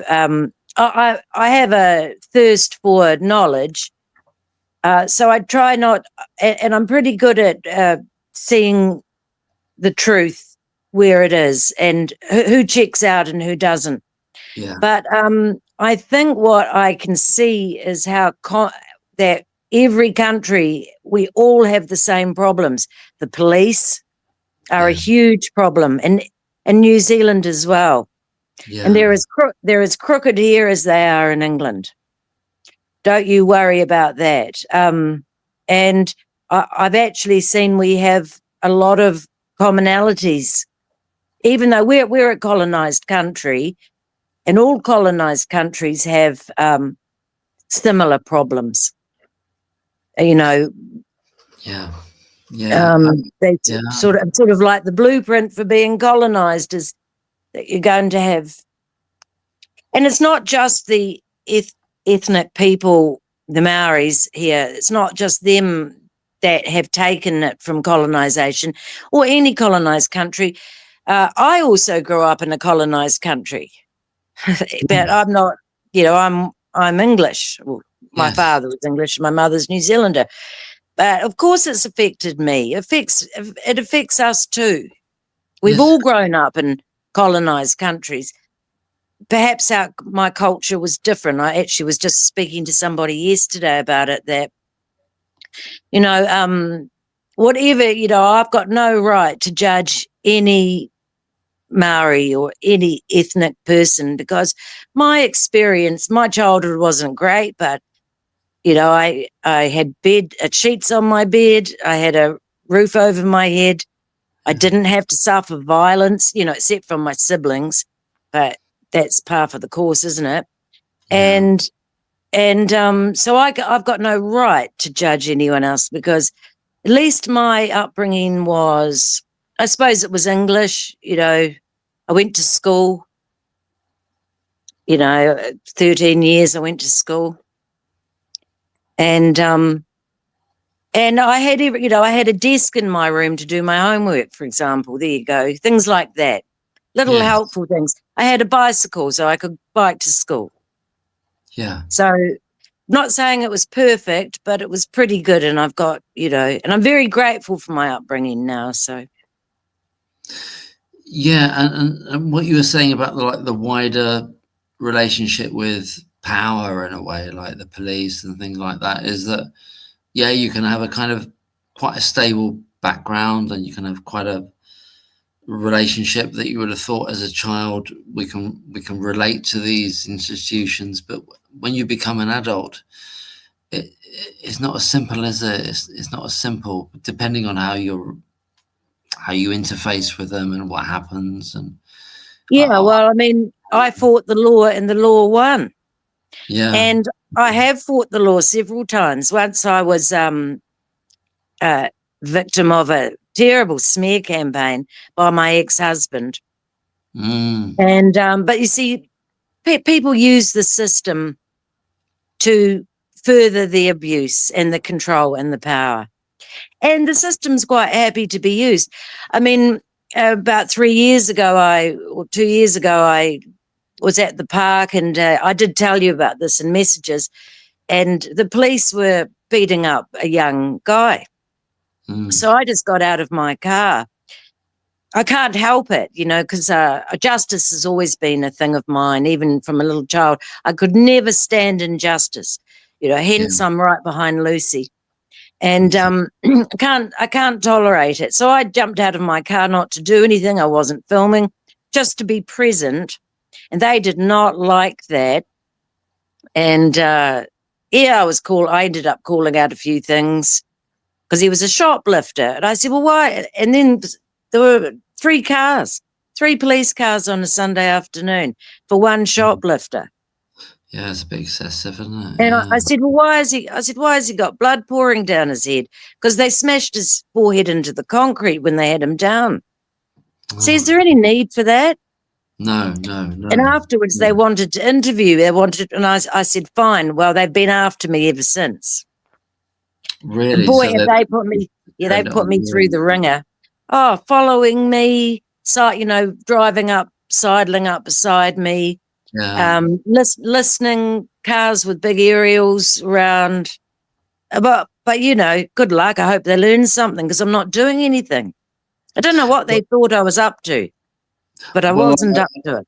Yeah, I've seen similar situations and they happen to be on Twitter, where individuals have had a kind of a minor interaction with the police, and it's resulted in this kind of focus by them.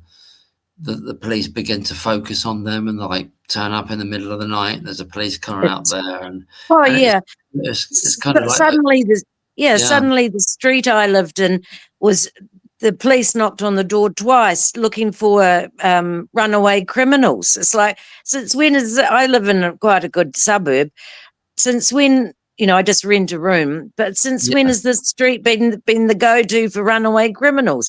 See, it's just harassment. But I wasn't there when they knocked on the door, so my landlady, she dealt with them, but I mean, I wasn't even there. See, they're just trying to intimidate. But what it is, I think, is narcissism. And if you offend a narcissist / psychopath, they're coming for you. They don't, even a slight, if they feel you've offended them in any way, they're coming for you. They seem to be very vengeful people. And perhaps that's what happened to Lucy at some stage. She slighted one of those massive egos she worked with. Well, Jane, you know, when Lucy Letby took the grievance out, that was a massive, like, narcissistic injury for all those people. You know. Oh, absolutely, because she was questioning the mask or the masks. Yeah. And that's probably the subject I know most about, having been the victim of several narcissists and lost pretty much everything because of what they can achieve. I probably know quite a lot about that, but I can't imagine having to wear a mask and then having to fight to maintain the mask. And I've realized I don't need to understand. I've been struggling to try to understand these people, and now I just understand I can never understand. I can never know what it's like not to care, because I've cared all my life. So why am I trying to understand people that really don't care? I mean, I can't. I never will. You can't, Jane, because if you're there, you're kind of like, you're like submerged in it. You know, you have to disconnect. You can't. There's no relational potential for that, really, without a narcissist. Absolutely. And that's where I can see I've gone wrong all my life, is I've assumed that that we're all basically the same, and we're not. No, so that's where I went wrong. You're absolutely right. Jane, can I ask you a favor? I'm just going to pop to the loo. Can you hold the fort and speak to the chat? All right. I'll try. I'll be back in a sec. Hello, beautiful people, fans of Mark, and beautiful Lucy Letby supporters. I live at the bottom of New Zealand. On the bottom, yes. I live on the pimple of the bottom of the world. That's pretty much where I live. And I've been following Mark for quite a while. We have the same surname. And strangely, he grew up in Bedfordshire, which is where my father grew up. But we're not related. Perhaps I am sister cool. We could be distant siblings. I don't know, but we've got the same name. And I never thought I was coming on today, but what the hell, I'm doing it. So I hope you out there, next time he invites you on, just do it. I'm still alive. So I don't think that's hurting me at all. So if you're feeling a bit shy, just do it. And pop on and say hello to Mark next time he asks people. Oh boy, he's taking his time. I'll be back. I'm there. I'm coming now. I know. It's not easy holding the fort, Mark. Well, I could.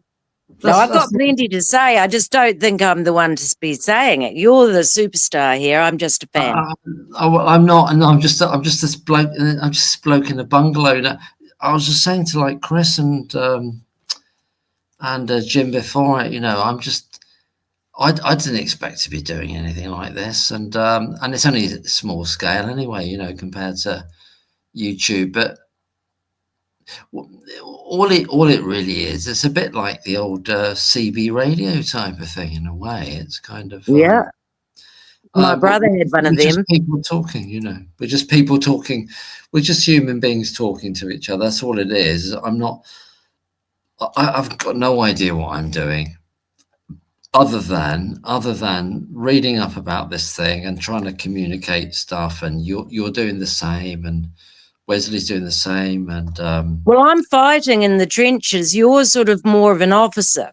I'm in the trenches. I go on Facebook and take down these Lucy Letby haters. It's not, you know, sometimes I just do rote things like, you know, I just say, your ignorance is showing. Yeah. Yeah. You're only 2 years behind. Catch up! ! You know, because they're just so nasty, and they have no. Oh, she's guilty. Yeah, she's where she belongs. Well, not on my watch. So I've replied to hundreds. I do that full time too, taking down Lucy Letby haters. No, She needs that. Absolutely, and they're kind of still out there, but they're kind of, I think they're kind of losing energy in some way. They are. They actually are, because when I first started, it was actually when the documentary came out. It was all over Facebook, and so I just took on the challenge. And absolutely, there's not so many of them now, because not just me, lots of us, we just piled on top of them. And then I noticed that you couldn't reply to their messages anymore, their so-called contributions. So we've absolutely outweighed them, and they've got no leg to stand on, you see. Yeah, and whether there's an element of them that's kind of organized in some way or not, that they're running out of steam, and they haven't got the quality of arguments to come back as things are moving forward. They haven't got it. All they can do is repeat. All they can do is repeat things, you know. I noticed that most of the ones who think she's guilty are quite uneducated and have quite a low vocabulary, actually. They wouldn't be capable of following along. But, you know, as I speak to people all the time, whenever I'm out and about, I talk to people everywhere I go, and I just lower I don't have to spout big words, you know, and I just lower my vocabulary so I can communicate with them more easily. Yeah. And I have got some very important messages through to some perhaps not particularly literate people, just by I readjusted my vocabulary so that and of course you can speak in parables, because it demonstrates, doesn't it? It's a yeah, it does. So It does. You have to kind of I get what you mean, because like people talking on different kind of registers, different levels, different ways of speaking, and you can kind of tell whether they don't really care about it, but they just want to say something about it, or they're kind of some kind of agent. I don't know what they are, but I meet people, and I know people who speak for the sake of speaking, but they're not actually saying anything. They're just like, what a lot of waffle. There's nothing of substance. And, you know, as I'm turning 60 this year, I like to think of myself as a woman of substance. Of course, Jane. Substance is another word for understanding. And I understand. So when you gain understanding at a deep level, you become a person of substance. Yes, that makes sense. That totally makes sense, Jane.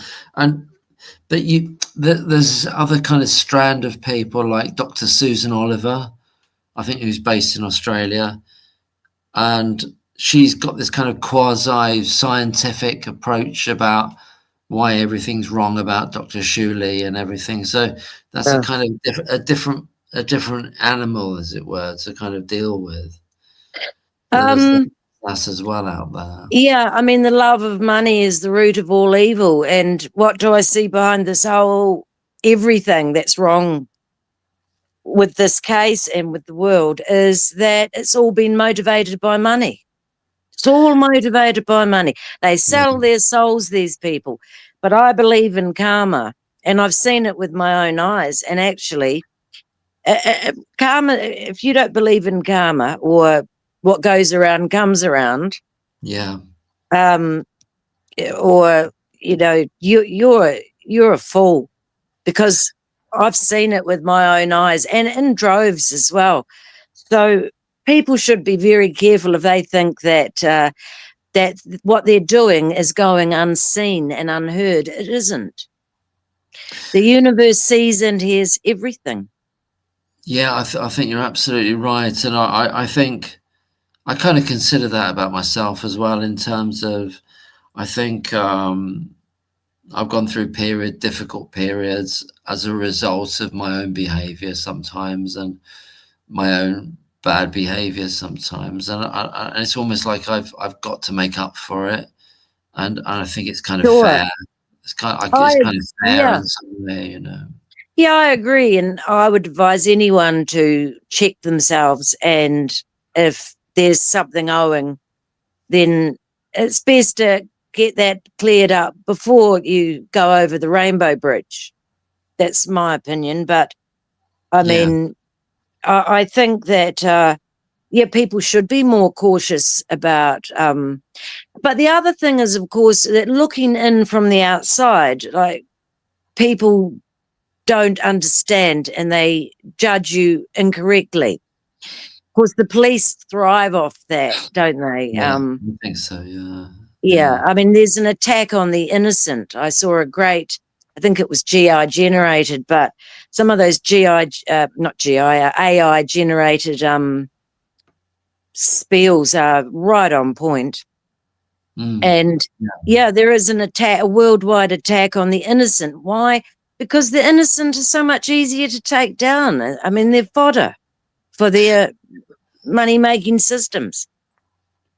Jane, you know, and everybody in the chat and everything, is like, it's just very strange, actually. And this is a kind of concept I've had throughout this to do with Lucy Letby, is that Lucy Letby wasn't focused on because she was focused on because she was particularly innocent, because she was specifically good. And there's something about that there. Well, they hate it. You see, psychopaths and narcissists hate goodness. They hate innocent. Why do you think there's such an attack on children? Because it's an attempt to steal their innocence. And these abusers want to even consume that innocence.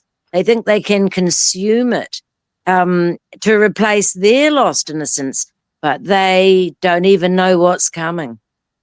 Well, Jesus said, let it be like a millstone around their neck and cast into the sea. Yeah.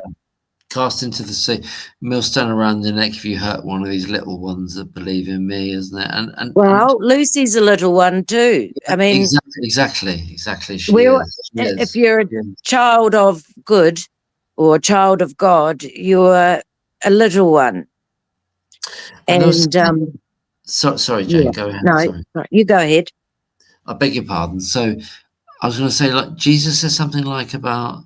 And I'm not Christian, but I'm interested in the quality of his language and me too about his saying. But I'm kind of agnostic. But it's the idea of they hated me without a reason. There's a phrase. Or if they hate me without a reason. Yeah, and if they hate you, remember they hated me first. Yes, they hated him first, and they hated him without a reason. There's no reason for hating him. That's still common today. That's still common today. There's even YouTube podcasts on why people dislike you for no reason. Well, now I just say, good. I don't care. If they hate, I've got a lot of enemies, but I'm a truth speaker. Yes. So they need to shut. They need to shut us up, don't they? Yeah. Well, they do, and in a sense, you know, from what we know, from what we hear, what we read, somebody who's working as a nurse and is concerned primarily about the patients, the children, is constantly filling in these datix forms. That's a form of truth speaking, isn't it? She's activating that truth speaking through filling out those datix forms. In other words, because she's conscientious, isn't she? Yeah. She was very conscientious, and she was detail focused, wasn't she? And obviously, these so-called doctors, they were not detail focused. No, they absolutely weren't. No, they absolutely weren't. she was a great threat to them because she was intent on becoming the best neonatal nurse that she could be. Yeah, which is a major threat to them. Absolutely. Major threat. And you can, apply the principles of that to anything and any job, not just neonatal. Better plug myself back in. I can see they've attacked her, and I think it's gone too far.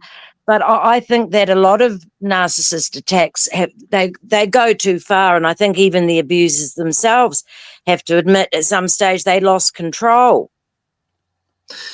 Yes, absolutely, Jane, and one of the reasons it goes further is because she defends herself, and then they've got to do that Darvo thing of like defend, attack, reverse, victim and offender. Darvo, Yeah, absolutely. and that's what they do subsequent to the the grievance procedure, I think. Well, actually, do you know that accusing?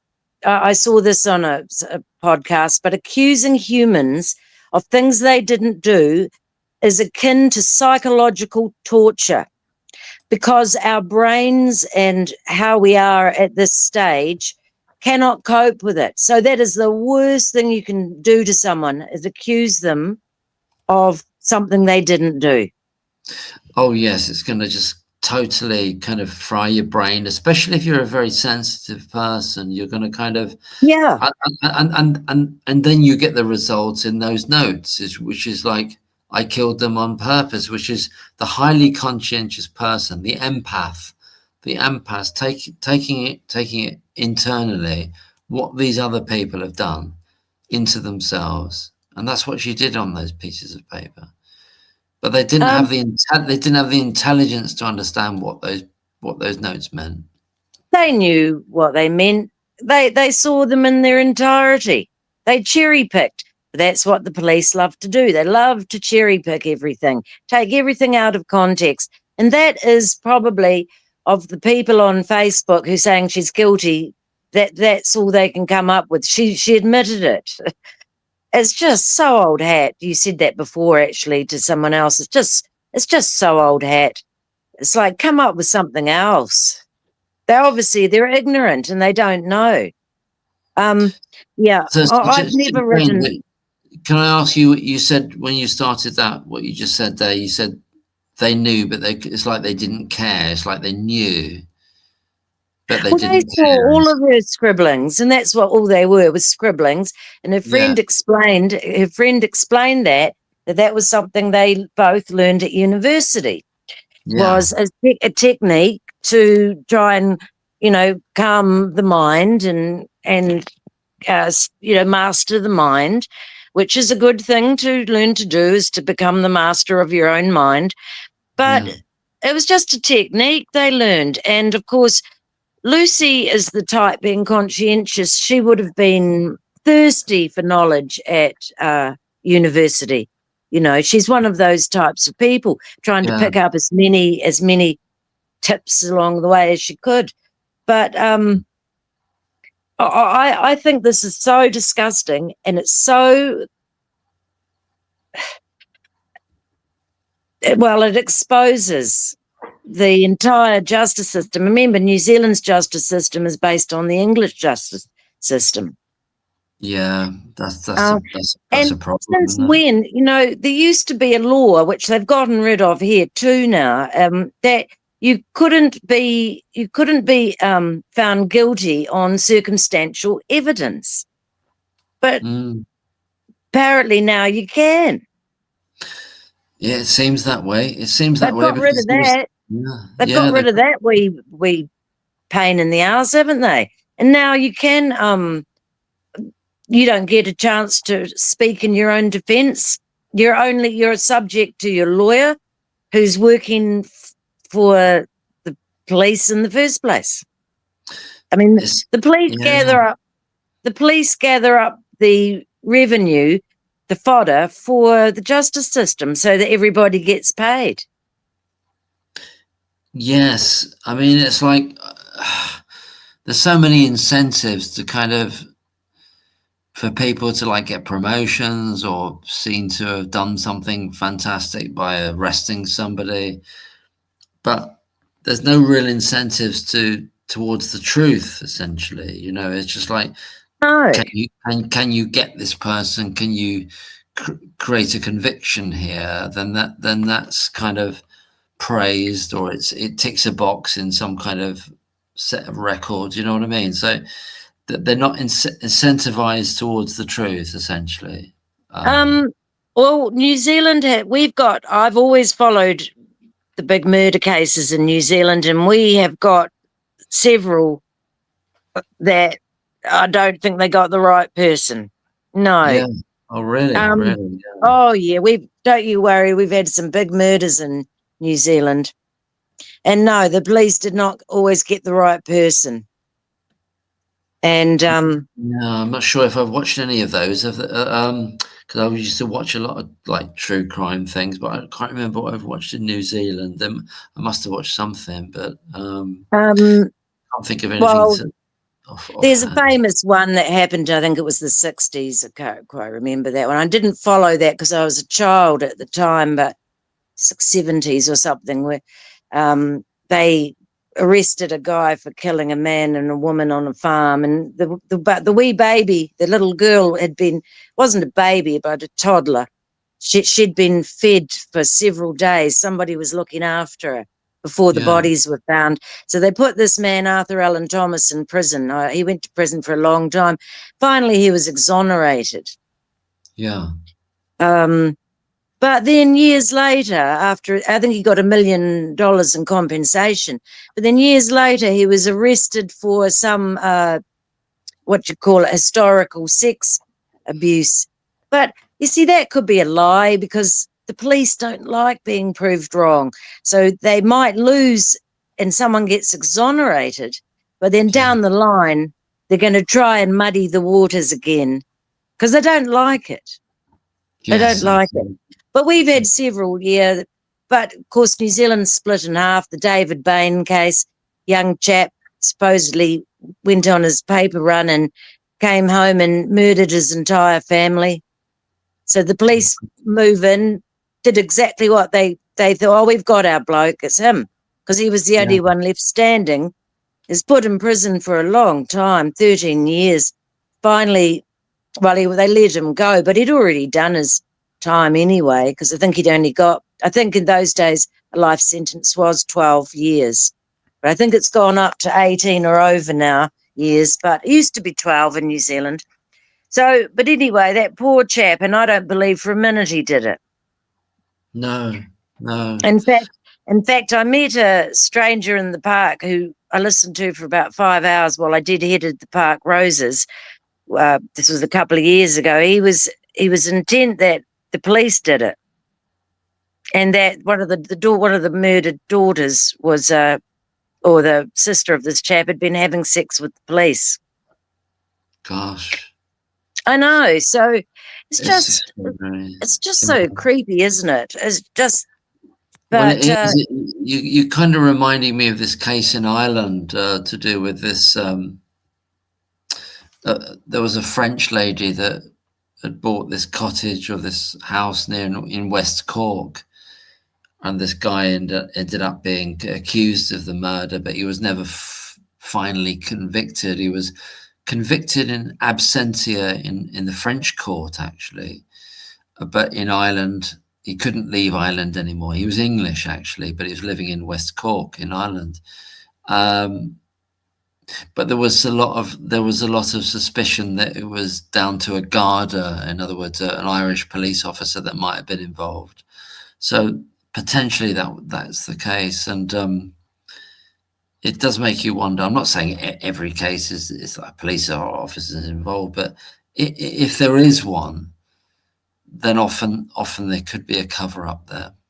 There could be a cover. I mean, just recently in the last 6 months, the New Zealand police got AI actually discovered that 120 police officers were involved in fraudulent DUI testing,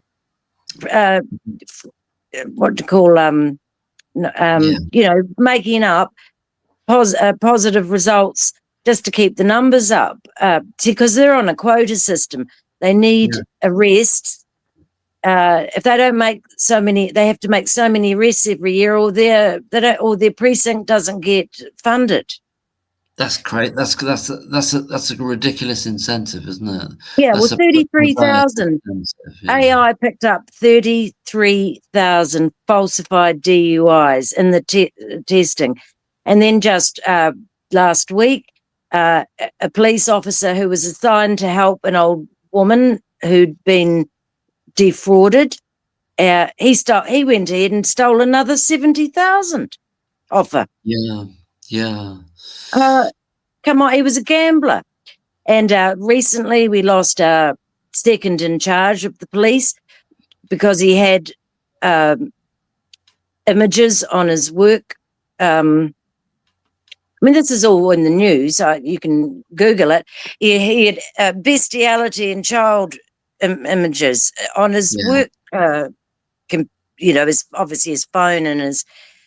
And so he had to go, and then the one above him had to go because he knew about it. Well, he knew about the sexual harassment complaints about this chap. So who are these people who are claiming to be holier than thou? I know. And there's a problem. I don't know if it's the same in New Zealand, but there's a problem here with the complaints process about police officers, in which they seem to be protected with regard to complaints from the public. And you've got this figure which kind of amounts to, based on the research I've done, well, it's just a Google search basically, is that out of every 1,000 complaints, one officer will face any kind of well, I wouldn't do it on the grounds that you're asking for trouble taking the police on. Well, that's another aspect of it, Jane. And outside of those statistics that I just said, there's a huge world of people that wouldn't even get to the level of making the complaint because they know A, it's not going to be acted upon, or B, or A and B, they're going to be attacked or lent on, or like there's going to be some comeback from the police, like you're saying. Targeted. Yeah, that's the best way to say it. And they can cause people a lot of problems, a lot. But you know, back to dear old Lucy, I hope she's doing okay. And I hope so too, yeah. But I understand that this is so big that if this case falls over, what does it say about all cases? I know it's going to be such a huge thing that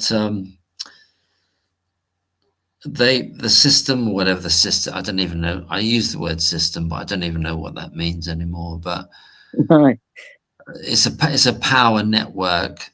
They kind of don't want it to happen, but they know it's going to happen. That's where I kind of conceptualize it, is that they know they can't stop it, but they don't want it. But when's it going to happen? 19 nurses is here as well. We're going to add 19 nurses to the stage. All right. Well, I'll get off and I'll let you speak to 19 nurses. No, because I'll come on another time. I've done it. I would love you to stay if you'd like to, Jane. Well, I can just listen in.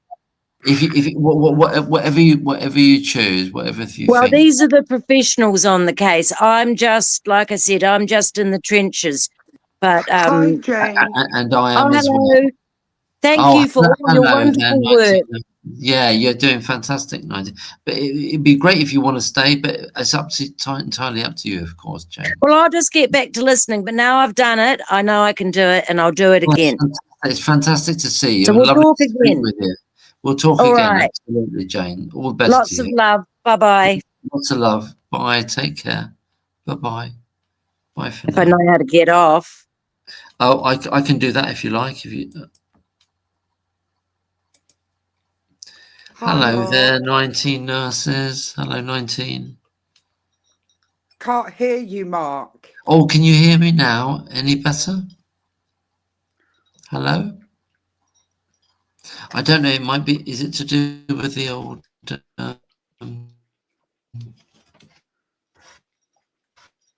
Mark, we can't hear you.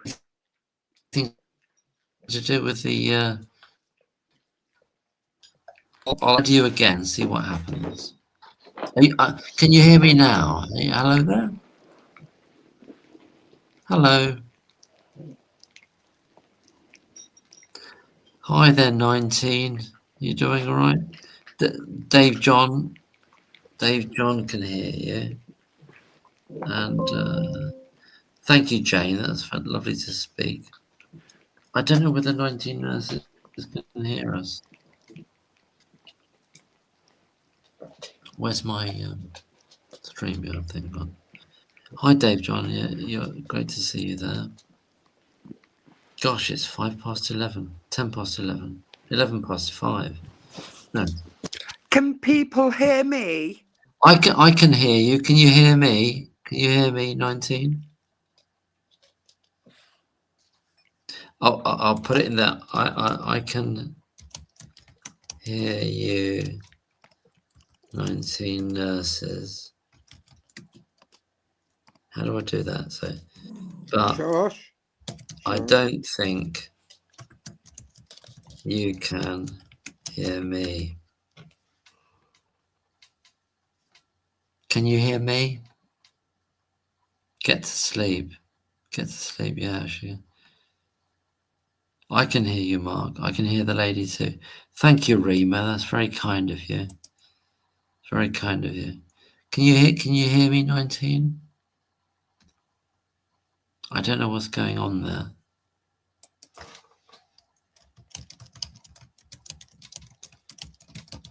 Coming out.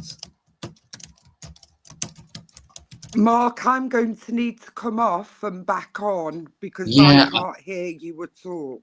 yeah, that's funny. I just thought that would do that. I'll take you off. Can you please not? Yeah, I'll knock you off there.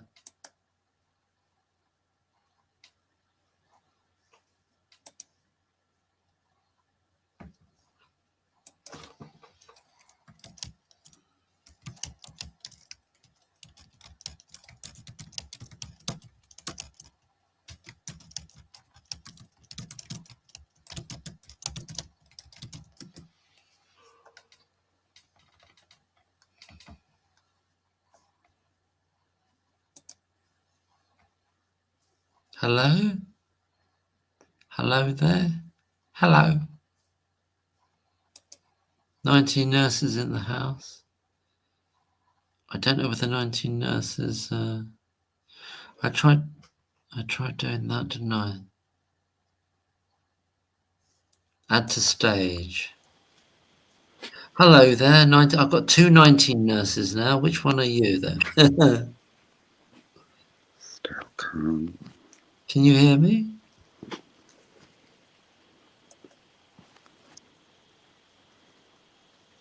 "19 nurses. We've got 19 nurses. Which one is which? Hello? It's a technical problem, isn't it? It's like a technical problem. How do we get past this? Kick from studio. So that's 19 nurses. I don't know how to get 19 nurses on and working. Anybody know? Anybody know?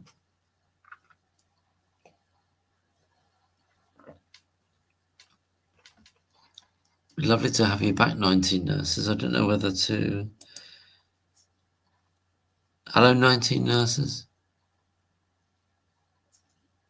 19 nurses. I'm not sure it's working. I'm not sure we can... Be lovely to chat and catch up and see what's going on, you know.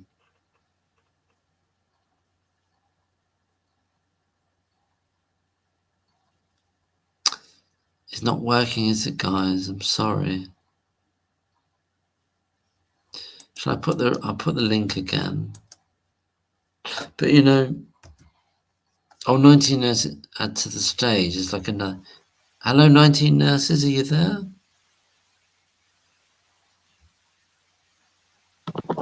Hi, Mark. Can you hear Oh, me hi. now? Can you hear me now? Can you hear me? Yeah, I think I'm on my phone and I came on the PC. Oh, I'm not. Are you hearing me now, 19 nurses? Just let me. Can you hear me, Mark? I can. Yeah, I'll write. I'll write it in the in the comment. Yeah. Yes. Yes. I can hear you, 19 nurses. I can hear you, 19 nurses. Yep. I can hear you. Can you kick one of me off, Mark? Yes, I will. I'll kick one off. Kick guest. So there's one left now. Are you still there? I'm here. Can Can you you hear hear me me? now? Can you hear me I now? can hear you. Oh, fantastic. Well, we done it. We did it. We did it. Oh, thank goodness. It was worthwhile. We did it, didn't we? And Unicorn says we can hear you. How are you doing there, 19? Is it all going well? Yes, all fine. That's fantastic. That's good to hear. Wesley says loud and clear. Unicorn can hear you. I've just dropped my PC on the floor on the phone. Ah, My laptop. Major John can hear you. He. Major John can hear you then. Very interested in David Davis's German speech. Oh, it's fantastic. It was fantastic, wasn't it? Yeah. I 19 nurses sent a very similar to what David Davis said in Parliament, a complaint to Cheshire Police. Oh yeah. And it was pretty much rejected. But what worries me is that under the 2002 Criminal Justice Act, only a person involved within the case can make a complaint. And To that yeah. it's not just Cheshire Police, that is the whole of the police force. So reputable organisations cannot bring criticism or complaints because they hide behind the 2002 Act. So we need to really highlight who can actually bring criticism to the police so they show accountability, public accountability. Yes, that was something that at the tail end of David Davis's speech, he asked the Minister for Policing and Crime can we tweak this law to change it so that other people can make an application to the IOPC, didn't he? Yeah. Well, it's not just the IOPC, it's the police themselves, because Yes. initially you send your complaint to the IOPC, they send it back to the relevant police force to answer. Okay. It's only if you don't get any joy for the relevant police force, it goes back to the IOPC. Yes. That makes sense. Yes, yeah. That they give them a chance to answer it, and then you go back to the IOPC. Yeah, yeah. So that has to change. That's got to change, isn't it? It's too restrictive. The 19 nurses initially put a complaint in. We sent an email with the complaint to the Chief Constable of Cheshire Police. We received a reply from the professional standards, that initially went into spam, so we didn't see it. So we redid the complaint via the IOPC, who sent it to Cheshire Constabulary. Stop it, baby. Who then emailed back saying, as per November, we're not going to action this. I eventually found the initial reply, which said we weren't involved in the case, we didn't have a right to make a complaint. We didn't have the right to make a complaint, and none of our questions would be answered under GPDR. GPDR, yeah, that's what they'll put. Well, we weren't talking specifically about individuals. We was talking about the operation as a whole. Yeah. Although individuals may have been named, we weren't asking for accountability of those individuals. So anyway, we resent the complaint via the IOPC. They sent it to Cheshire Police. We received the reply, so we reframed it as a concern, because the public can submit a concern. We had a bit of toing and throwing with the replies, and at the end of the day, they basically said they was going to send the concerns to the major investigations team for their perusal. And we asked under what category was this being logged, which is quite important, and it came back as miscellaneous for information, which means there's no accountability, no professional accountability. They can just shelve it, close it as information. Yeah, they can. You know, and I'm sorry for interrupting, Mark. I'm not saying Cheshire Police has done anything wrong, but they are a public body that should be up to scrutiny. They may have absolutely, yeah, answers to every single question we put, but they should not dismiss it. Well, 19, you know, as Sir David Davis said in the House of Commons, he wrote to the Chief Constable asking him about certain things, and the Chief Constable wrote back effectively saying, I'm not going to talk to you anymore. I'm not going to respond to you anymore. We have that too. Yeah. This ends the conversation. So I believe it highlights there is a major problem within the whole of policing, not just Cheshire Police. No, not just no, the whole thing. Who can raise concerns or complaints? Who holds the police to account? Yes, this is strange. I mean, I'm still doing it. Loads of FOIs to Cheshire Police, and weirdly, they're the only ones that haven't blocked me so far.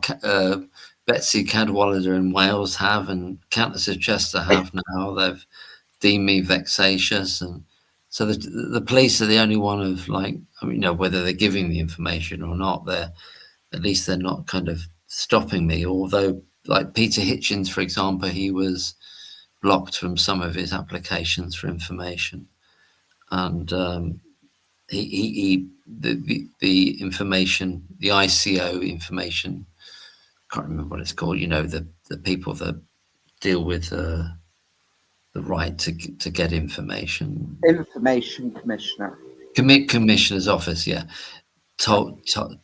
referred back to the Cheshire Police and said you've got to. It's not right for you to just say he's vexatious. You've got to reply to Peter Hitchens. So that's in kind of transit at the moment. So, but yeah, it's there reaches a point in which they just shut down, whether it's the NHS, whether it's the police, they all shut down in the end at one level or another. I was really shocked at Cheshire Police's rebuttal in the press, because generally organisations don't really answer like that. They tend to do an internal investigation first before they answer. Yeah, it's just, it's weird with the health service ones. I'm getting the sense that, I might be overstating this, but when you ask certain questions, then the barriers come down. You know, it's probably inevitably that when you start to hit a difficult area, then the barriers come down. They don't want to know. I think, we need much more open accountability. We absolutely do, and we need people to have access to the full transcripts of trials, and we need all that sort of thing. And there's people have signed thing for that to go through. Hopefully it will do, but What I can't understand is there's so many professionals from all sorts of professions, from medicine, from nursing, professors, statisticians, the Shuley group of international experts, 29 or 30 experts in total. Yeah. There's so many voices, even Lord Sumpton, the retired Supreme Court judge. Yeah. Why are people not behaving like adults and saying there's obviously an issue here? We need to at least look at it. Instead, everybody's doubling down. We should be striving for the truth.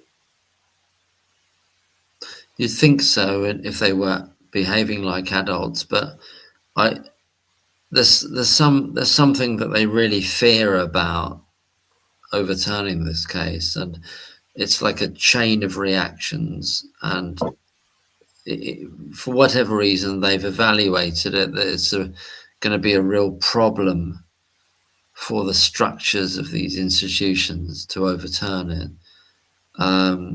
They see it as a threat in in total. They see it as a threat to all these systems, to the NHS, to the justice system, to the police, to the CPS.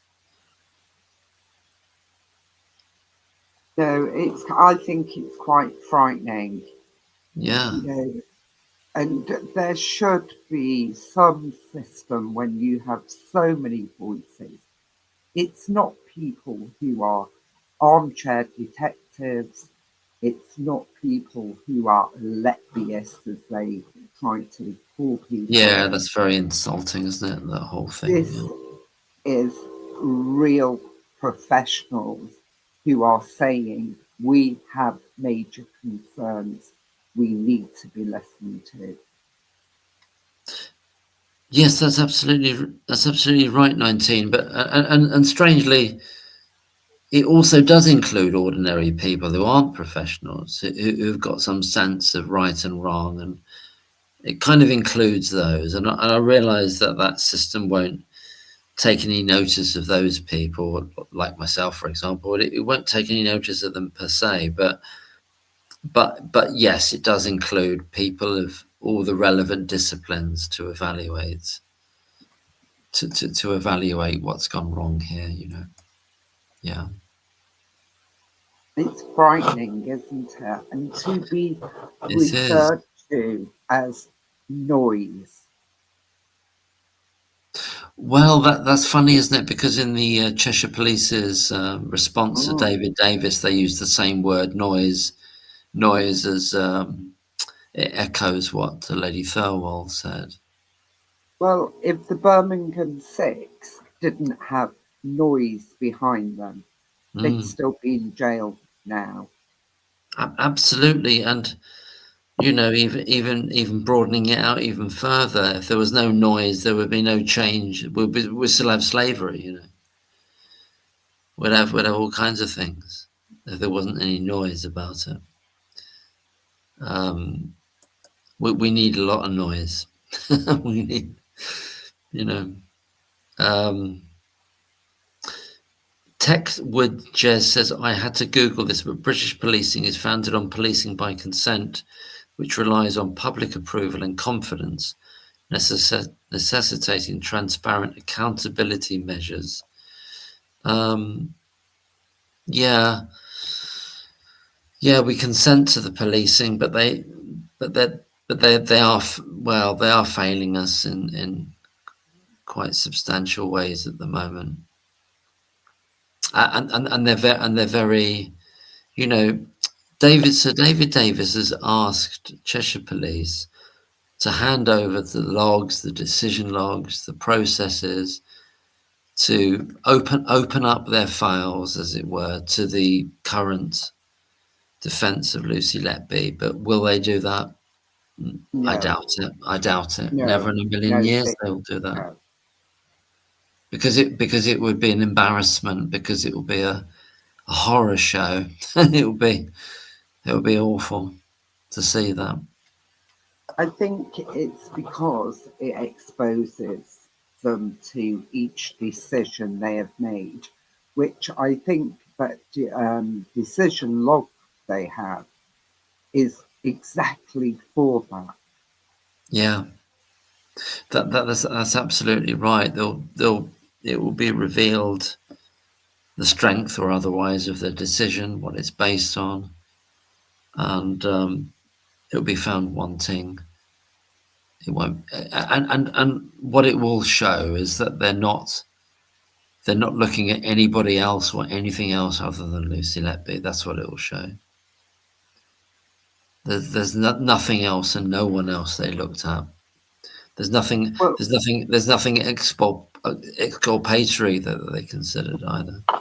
Well, my major issue as well is that the police, and it's not just in the Lucy Letby case, keep using the accusers of the crime to assist them in the investigation of the supposed crime. Yes. So, you know, in this case, one of the consultants, which we all know who it is, you know, from no fault of his own, was asked by Cheshire Police to assist them with the inquiry. You know, so they were allowed to go through medical notes, which is police evidence. Can you imagine any other crime on this planet where the accuser of the crime is actually given the police evidence and told to review it and see what they can come up with? No, I can't, and the principal reason is because the police will say, as they did in that hummingbird video, we don't know anything about the medical world. We've got to hand it over to these people, and we're kind of like absolving ourselves of it almost, and we need to be led by the nose almost, you know. Yes, but they're still the people who are doing the accusation. Exactly, and in that regard, the police should have made that distinction between the people that were accusing. You're absolutely right. They should have done, but they didn't. There's got to be a change. There's got to be a change there. There's got to be a change. There's got to be an independent, government-led or whoever-led team that has nothing to do with the hospital trust that's under investigation, that comes in and they decide what information they want. They look at it independently. Maybe they interview staff, yes, but they should have nothing to do with the initial the initial so-called crime.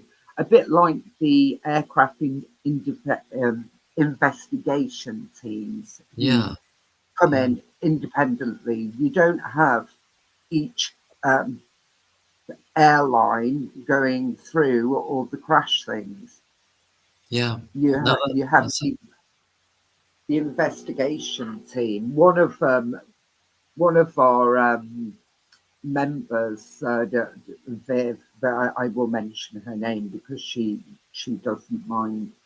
That she actually came up with that idea, and we've got to have this, and we should. And I think also this independent team should have prosecution rights, or they can take their case straight to the CPS. The police do not need to be involved in these cases. Yes, that's very interesting because the RSPCA can prosecute, the QCC can prosecute, so either they have their own prosecution rights or go straight to the CPS themselves. That's really interesting because there needs to be something in which, I can't remember who was saying it from the government or some official position, the police are the ideal people to look into this. They're not. They're not the ideal people to look into medical issues like this. They're not. They're the worst people you need, actually, because there's in the Lucy Letby case, they basically saw that group of consultants and they were overawed by them, or they were seduced by them, or convinced by them, and it's the wrong kind of relationship altogether. Then they're not the right people to look at. It's a disaster. It's a disaster for police looking into medical cases like this. It really is. I agree, and having medical personnel who are actually involved in the case, compiling the case together and presenting it to the police. And then, so in this case, the doctors had suspicions. They actively did their own investigation and looked for cases. So there's massive elements that could bring confirmation bias. Of course, they're allowed to have suspicions. They're allowed to have cases that they think are suspicious. Well, then those should be taken forward, but they shouldn't be actively looking for other cases. That should not be their job. No. That should be for an individual team. Now, I am very much of the thought process of the Shuley team that no murders occurred here. Yes, of course, yeah. So, but if there had been a serial killer, can you just imagine if the serial killer was actually one of the investigators, wasn't a person of interest? Yes, that would have been the ideal cover, wouldn't it? Yeah. It's so easy to slip another piece of A4 paper into paper medical notes and change the narrative. Obviously, this didn't happen here, but the potential is there. It is so important not to have a case polluted or contaminated. Yes, 19, can I ask you, and this is something that, I don't know, I know it's come up in the past, but a way round this, another way round this, which is not about the police and not about some other unit or something like this, is simply to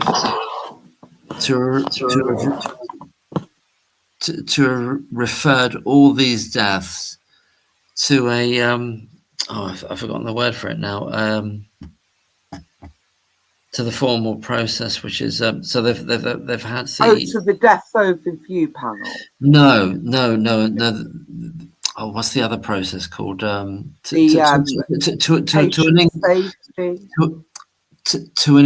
inquest, so that every death went to an inquest.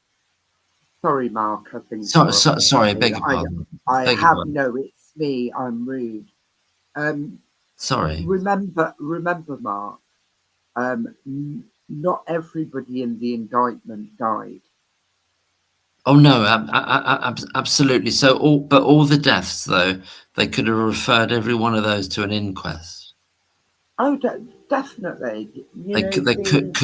Should have done that. You know, the narrative changed as the story ran away with itself, didn't it? Yes, it did, and then.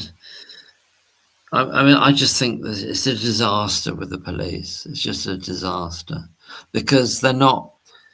When you look at the hummingbird video and you listen to them speaking, it's just that they're totally out of the world that they can understand. They don't get it, and so if somebody comes up like Dr. Evans, they're just led by the nose essentially. You know, they're not. Yeah, I don't think the police intended any harm at all. I don't think the police conspired for this. I think the police thought they were doing the right things, but they were being led, and there was groupthink that came into play.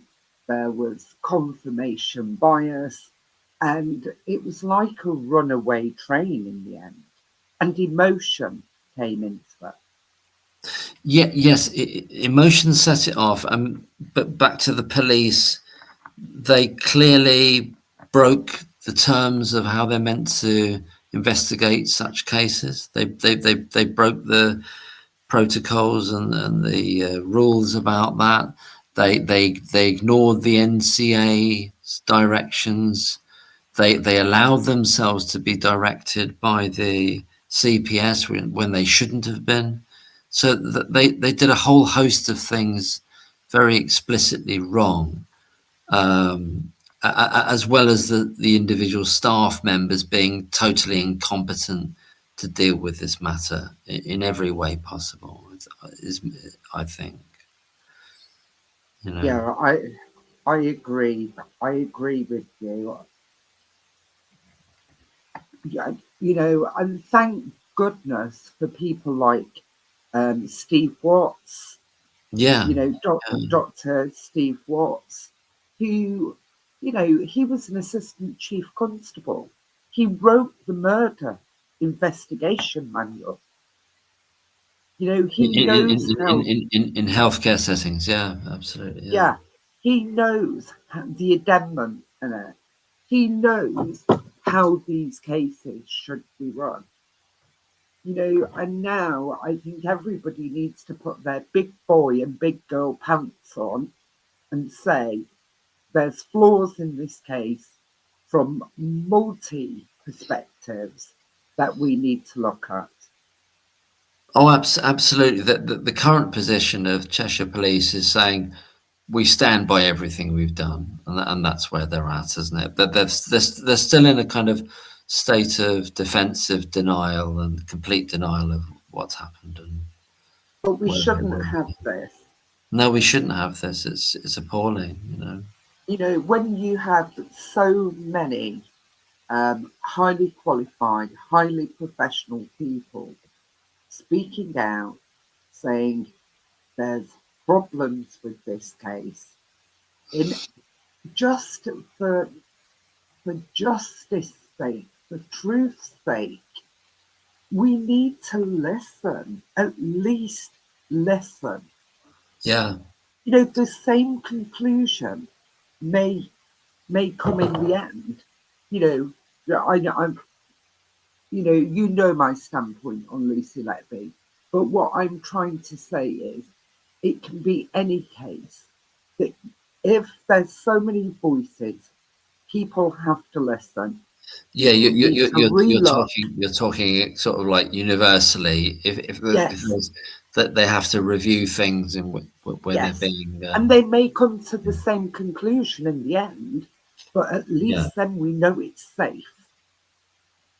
Because at the moment, the Lucy Letby conviction is not safe. I mean, yeah, it's kind of so beyond unsafe. It's just it's a travesty. It's a travesty in my view. Anyway, it's just And I it's think, not, you know. carry on. I'm sorry. Sorry, beg your All pardon. right. Andy. Sorry, I beg your pardon. Please don't apologise. It's me, Mark. No, it's me as well. I'm a bit I probably. get carried away with my little stuff. No, you're great. You're great. You're doing great. You're great. I think there's so many different organisations involved within this case, where this case has put a spotlight on the flaws within those organisations. Oh yeah, 100%. It's put a spotlight on, number one, how these cases are investigated. Two, who's allowed to be involved within the investigative process. Yeah. So the very start, it's spotlighting the police, the CPS, the justice system itself, the jury system. Now, I'm a great believer in that we have a constitutional right to be tried by a jury of our peers, which goes back to the Magna Carta. But Lucy Letby was not tried by a jury of her peers. She was tried by a jury of lay people who didn't understand the medicine within this case. That's interesting. Yeah, that's interesting. Yeah, in terms of you're homing on the word peers, aren't you? So yeah. Yes. So you know, I believe in healthcare supposed malfeasance cases. We need to change. We either need to go to the inquisitorial system, like inquests, where they're looking for an answer and for the truth, rather than the adversarial system, where two people are arguing against each other, and who can tell the best story wins. 19, were you sort of suggesting there that there might be a potential or an idea for like medical cases in which juries are selected on the basis of having some medical knowledge or something like that? I'm not too sure the best way forward for that, Mark. I do feel that an inquisitorial system, maybe like the inquisitorial systems of inquest with jury, may be a way around it, because at that point, all evidence is just put before them. You don't have two people arguing on guilt or innocence. You have the argument put forward on, is this a natural or an unnatural death? Right. Okay. Which in itself does proceed to guilt or innocence. But if you're looking from the perspective of this, is this an unnatural death? It removes all your bias and your emotion, because you're looking for facts. Yeah. Yes, you should be looking for facts as opposed to the emotion of it, and that's very oppositional to how the trial was run, and the adversarial system is all about and really it kind of bleeds into the evidence, the so-called evidence that they use in terms of, oh well, you looked up these Facebook posts and etc. Yeah. And it kind of moves away from that, and it should push it more into physical evidence, things that you can actually show, rather than these things that you can try to parlay into emotionality. Like oh, you said you said you didn't have a shredder, and you do have a shredder, and it's just rubbish. All that kind of crap that You they see, did. I do believe that, in some cases, some circumstantial evidence can knit together to show some form of guilt. But I think in this Lucy Letby case, the so-called confession notes that have actually been debunked by the top confession expert in the country. Yeah. She was given advice to write down all her thoughts, Yeah. including her worst thoughts. How many times have you spoke to a friend and they're thinking of moving house or moving job, and you say to them, write down 10 positives and 10 negatives of Yeah. moving, and then evaluate from there. It's similar to that. It I is. know of another prisoner who was also advised by their occupational health to write down similar to Lucy, and that was used as a confession letter. And it was wrote a year before any supposed crimes were committed. Good So, Lord.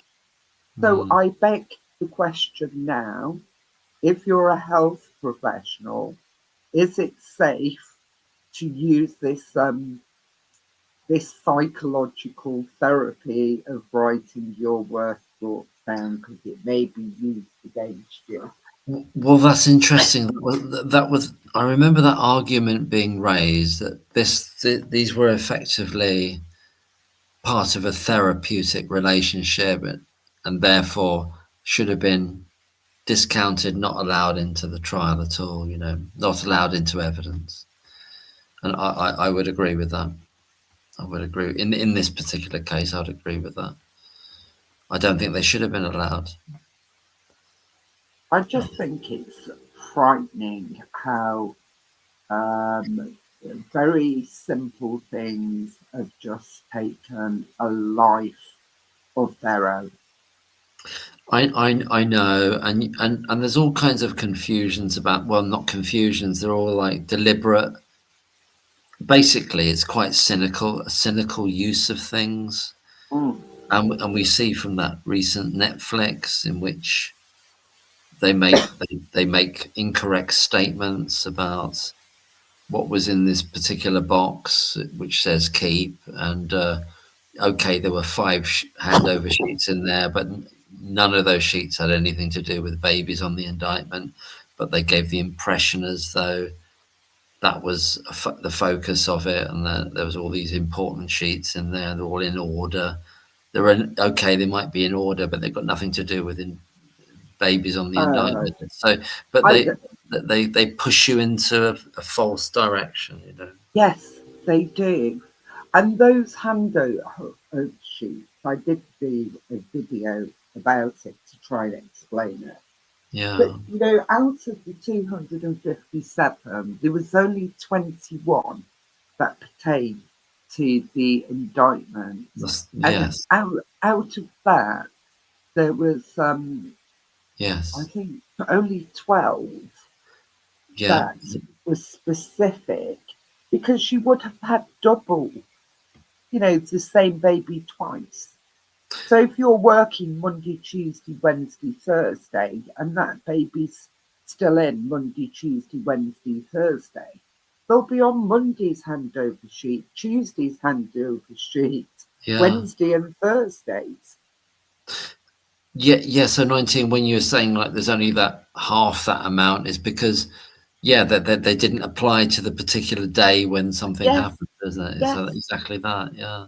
And this big thing about the box with the 5 sheets in. Yeah. Not one of those sheets um, pertain to any baby on the indictment. It's all complete. It's all a red herring, but it was something that they could artificially use to back. And this is where I think where we realize how desperate they are, is that they're using this stuff. They're using that because they've got nothing else. They've got nothing. There's no evidence against Lucy. There's never been any evidence against her. And that's why they're talking about pajamas and these sheets and Yes. all And this nonsense, and going at commando. the end of the day, the girl went to the police station in her dressing gown. So she was in her nightmare wear. Well, she was arrested in bed with her pajamas on, yeah, and then she put the Yeah, on one of them, she had a nightie on, yeah. the one where she's holding the pillow. This is all emotionally getting the jury embroiled in. She's a liar. Oh, it was totally unfair. Totally they've unfair. been disproved so many times on calling her a liar in the court. Number one is going to the police station in nightwear. And number two, when Johnson put up that she was out at the races drinking champagne either the night or the day after one of the babies had died. Now, I'm not being rude, but as a nurse, if I went into deep grief at every death I have experienced within my career, I would not be able to walk through my door. No, you wouldn't, would you? Because you've got to, and that would apply to doctors as well, and it would apply Yes, to it would apply to undertakers. You can't. It's all artificial. It's an artificial construction about what people should be doing and shouldn't be doing in their jobs, and in their private life outside of the job. yeah, It's and completely artificial. they use them like Yeah, emotional blackmail in a way, yeah. because they make it so emotive that Lucy was most probably afraid of answering, because sometimes no matter what you answer is not right. And Yeah, as we know in this case, anything she did wasn't right. You know, what did yeah, yeah. what did the police say in Netflix? She should have been banging the desk for protesting her innocence. Colin Norris pretty much was accused of being arrogant for protesting his innocence so strongly within his police investigations. So you can't win. You can't, It, you absolutely can't win, and because they've got the motivation to win or get the person that they believe is guilty of this thing. There's nothing, anything you do will be misconstrued or twisted into being a sign of guilt. Anything and everything. So you've had it with them.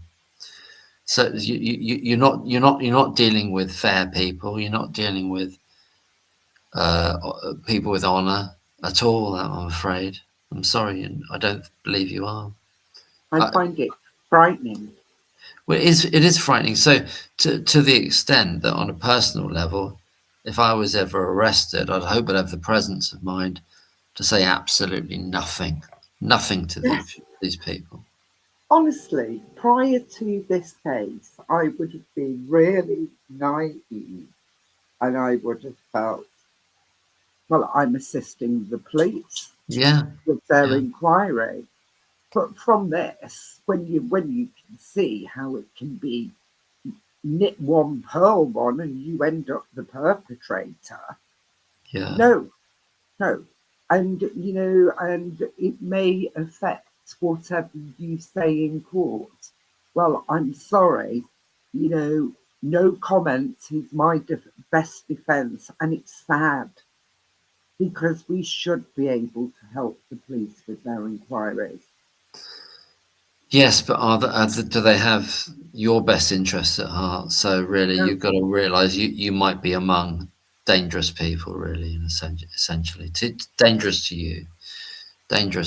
So it's best to, and that's the thing about Lucy Letby's support. I mean, did she have the best advice legally, really, throughout? I don't think so.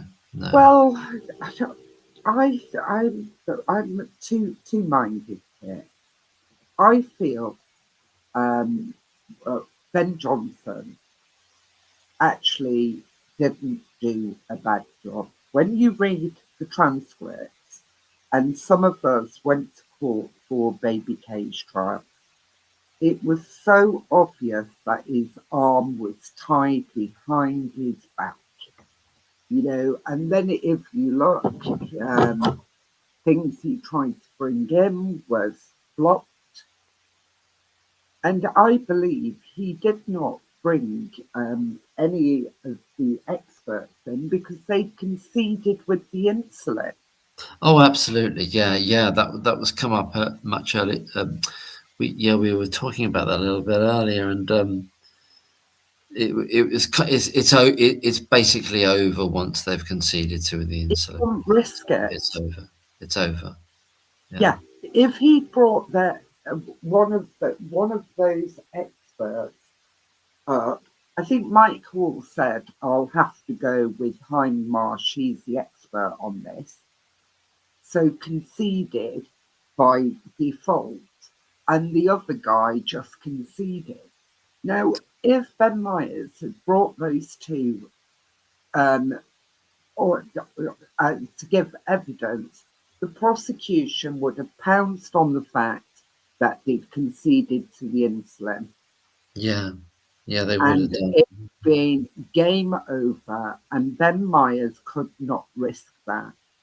So, But it was kind of game over anyway, even if they appeared or didn't appear, because there's nobody actively to contend against the prosecution's case in respect of the insulin cases. There's nobody but there. I think once they had that smoking gun of the insulin, which has completely been debunked, the Ben Myers knew that he can't bring them up for anything, never mind the insulin, because Johnson would have brought the insulin up to them. Yeah, and so what's missing in the defense is an expert that wouldn't either agree with or defer to Hindmarsh, but would oppose him and start talking about things like interference, about the fact that the neonatal physiology is different, about all the other potential, and very much about why that immunoassays is not reliable as a forensic measurement, you know. And we've got to remember as well, Mark, that there's an imbalance in payment. Yeah. You know, for the defense, you know, they had about 2 million and the prosecution had millions. They did. There is an imbalance, 19. I do take that on board, but I wish they would have. In reality, those so-called smoking gun cases, if they get through, everything else is pulled Yeah. through. So if you haven't got anybody to fight against those in the court as an expert, not through Myers, but as an expert, yeah. then it's over for you. It's over for Lucy.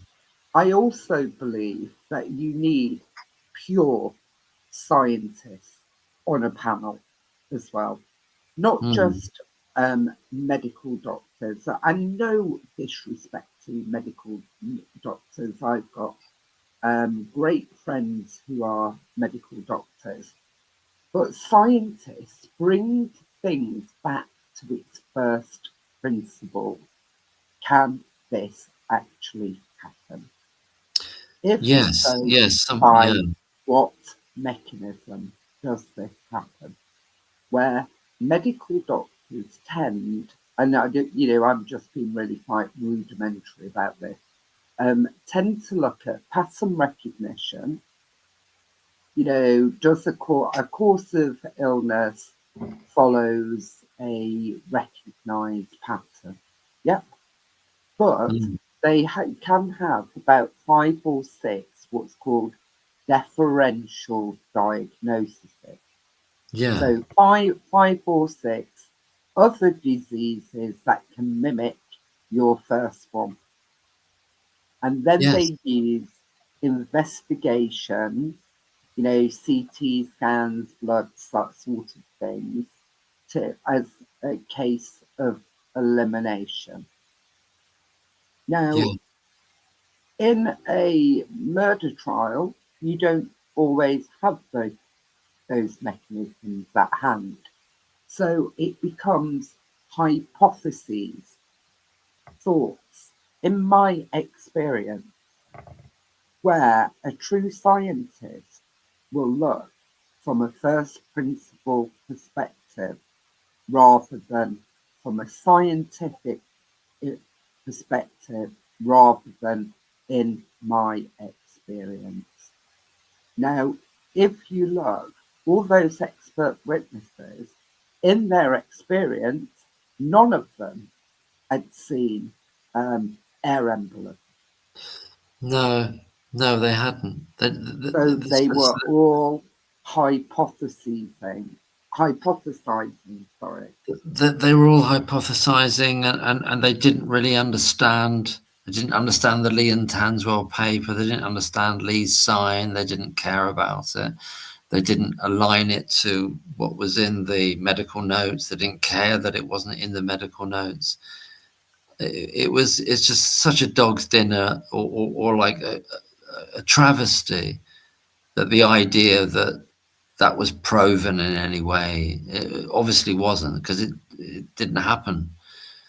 But it was just absurd. It's all cobbled together by kind of a bit from this one, a bit from that one. So you've got Professor Arthurs saying, "Oh, okay, I can see some gas behind the spine there, and it's consistent with, but not diagnostic of air embolism." So it's all half-assed stuff. So they all join up a bit of that and a bit of that in order to push it through, and it's just a disaster. I mean, for truth, I mean, it's a disaster. It's appalling, but they don't care because they just want to win. They just want to win. That's why I believe we need some adaptation in some way to the adversarial system. Absolutely, 19. I totally agree. It wasn't that it just can't work the way they've set it up like that. It shouldn't work. It's kind of like, it's just gross. It's kind of like it's frightening, and it's kind of obtuse, and it's stupid. It's a stupid way to try to investigate that. What people don't realise, this could be any of us, any one of us.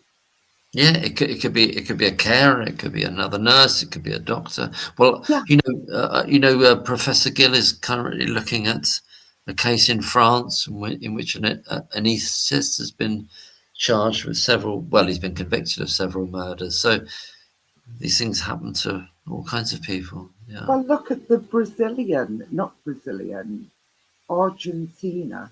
Was it Argentina? I think she was called Brenda the nurse. About 10 of those have been put to prison. 10 people Oh, within the right. hospital. You know, and I can't really go into that case because I don't know. Yeah, I enough haven't come across that actually. It's Yeah, in Argentina, is it? I think it's Argentina or Venezuela. If you put Brenda Yeah. nurse conviction Oh, in Google, you'll find it's another nurse. All it's right. another nurse. I think I can't remember if she was accused of potassium or injecting babies again, but Well, and they exhume some of the babies, but whatever drug she was accused of, it can it can rise exponentially in death. But there appears to be flaws in that case, but I don't know enough about it to yeah, talk confidently. I might have a look at that. And there was a period in time in which Evans was suggesting potassium chloride, was it, or some kind of poison that was being used, and he dropped that pretty quickly early on. You I know. think it's quite frightening. You know, I believe if it's not changed to an inquisitorial system, that all experts should be employed by the court itself, not I by the think so. defence. Yeah, there shouldn't be a disparity between like payments and all that kind of thing. Well, No, it it's not just that. it's not just the No, I'm payments. No. no. Yeah. Well, that is a major part of it. Yeah, Mm. but there's there's a danger, shall we say, that some experts may sway more to the defence or to the prosecution rather Yeah. than being complete independent experts for the court. Because it doesn't matter who employs them at the moment, they're supposed to be independent and there for the court, not for the defence, not for the prosecution, but they're paid by either the defence or prosecution. Exactly. So it's a bit of a stretch to kind of believe that they're doing this thing sort of like they're floating around like for the court or something, but they're being Yeah, paid for well, one side by one I side. do know a couple of medical expert witnesses, and they have integrity, and they, 100% are there for the court rather than defence or the prosecution. But there is a danger, and as we have seen in the past in cases, that the expert can sway more towards whoever's paying them. Absolutely. You can have individuals that absolutely live and embody the idea that irrespective of who pays them, they're going to say whatever they're going to say. But there'll be others. There'll be others, and we know what those others are about. And I think so that that's the problem. that danger needs to be removed.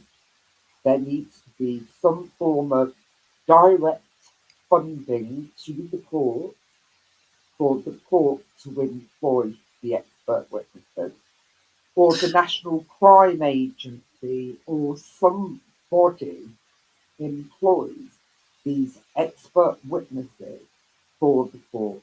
They're not for the defence, they're not for the prosecution.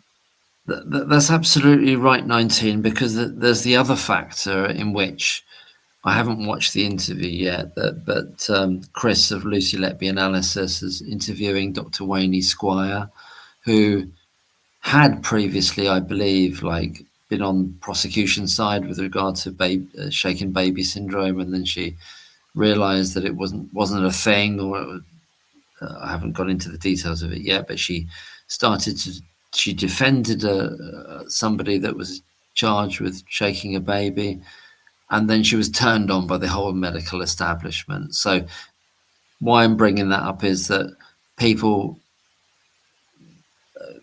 shouldn't be frightened of being an expert witness, and just saying what they believe. But currently they obviously are, if they work for the NHS. Definitely. And, I believe that expert witnesses should also be scrutinised for what they're saying. Yeah. Yeah. But it can't be so that no expert will, go for the defence because they're frightened of what happened to Wayne. She was struck off the register. Yeah, she was struck off, and I think she got back on, but it kind of ruined her career essentially. Yeah, of course it did.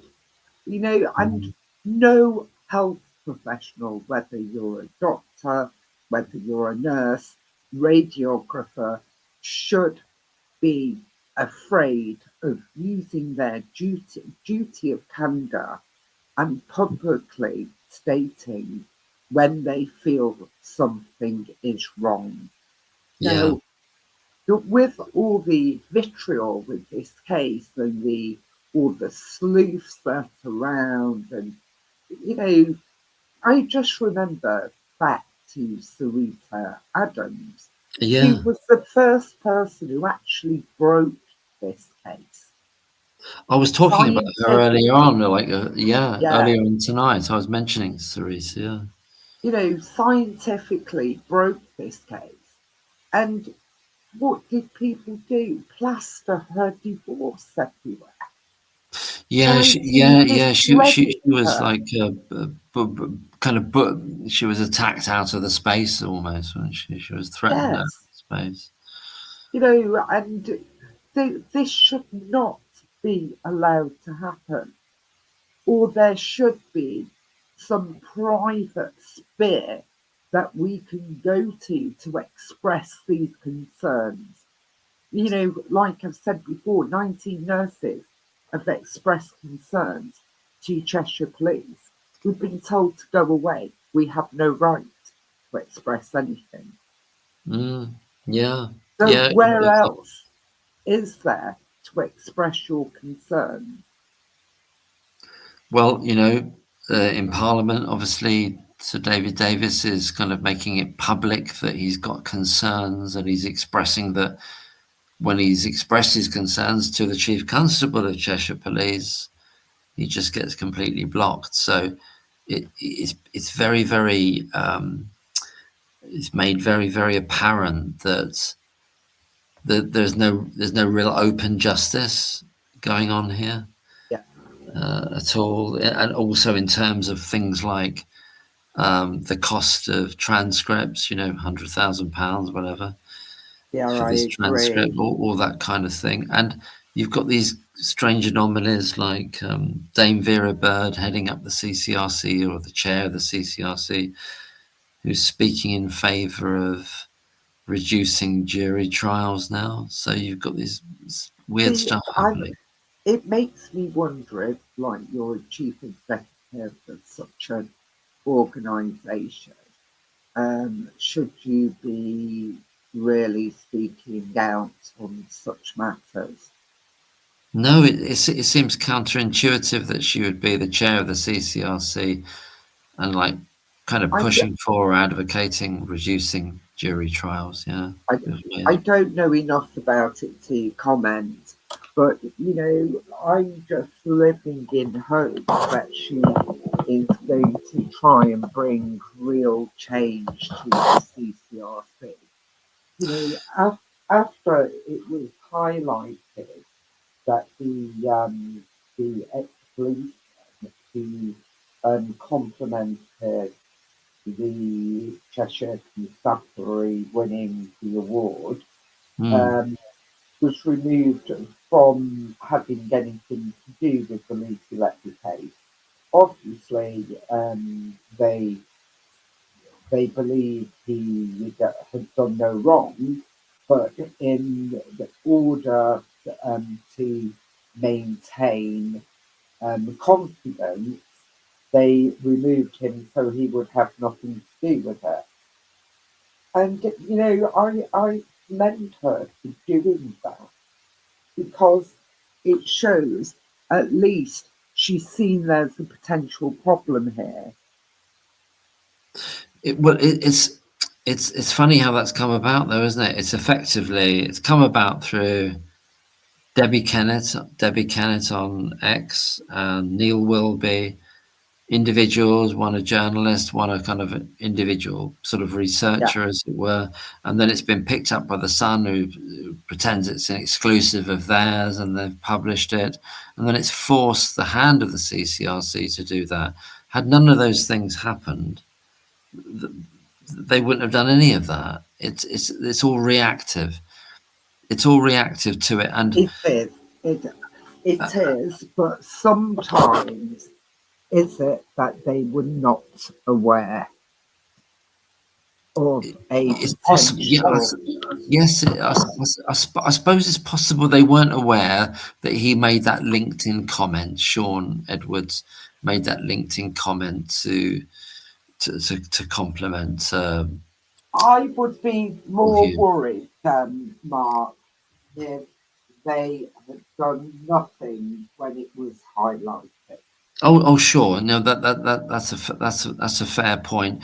But when you say he's been removed, okay, he's been removed, but what effect has he had thus far, and on whom, and on which staff members who are still, whether they're called commissioners or God only knows. We just don't know, do we? We're just kind of we're kind of dealing with these things that we don't really know what they do and what they are.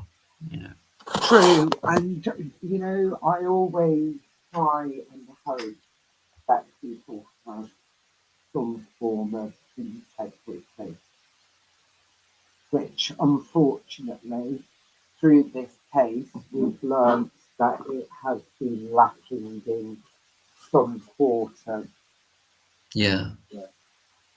This case has really opened my eyes to so many problems. I think I just used to cruise through life thinking everything was sunshine and roses. Yeah. Yeah. Quite naively. Understanding that there's issues in life and we all have our issues, but not fundamentally thinking there's major flaws within our justice system, the toxicity of the NHS. Since 19 nurses began in, I think it was September 2024, the number of people, health professionals, that have contacted us about whistleblowing retaliation, no protection, how they have been the people who have reported an issue, and within a week, in some cases, it's been turned round that they're being accused of what they've reported. Yes, a classic almost, isn't it? Are you finding then, 19, that the 19 Nurses organisation is going to have a kind of scope and a range, even like beyond the Lucy Letby case? It's going to be like a whole. Yeah, I can sense that as well from what you said there. Definitely. Absolutely, yeah. So it's something. It's grown beyond that, isn't it? It has, and there's other nurses in prison who also maintain their innocence. Yes, Ben Geen and I was sent some reports the other night from a family member, shall we say, of a nurse who is in prison at the moment, and it was a medical report from an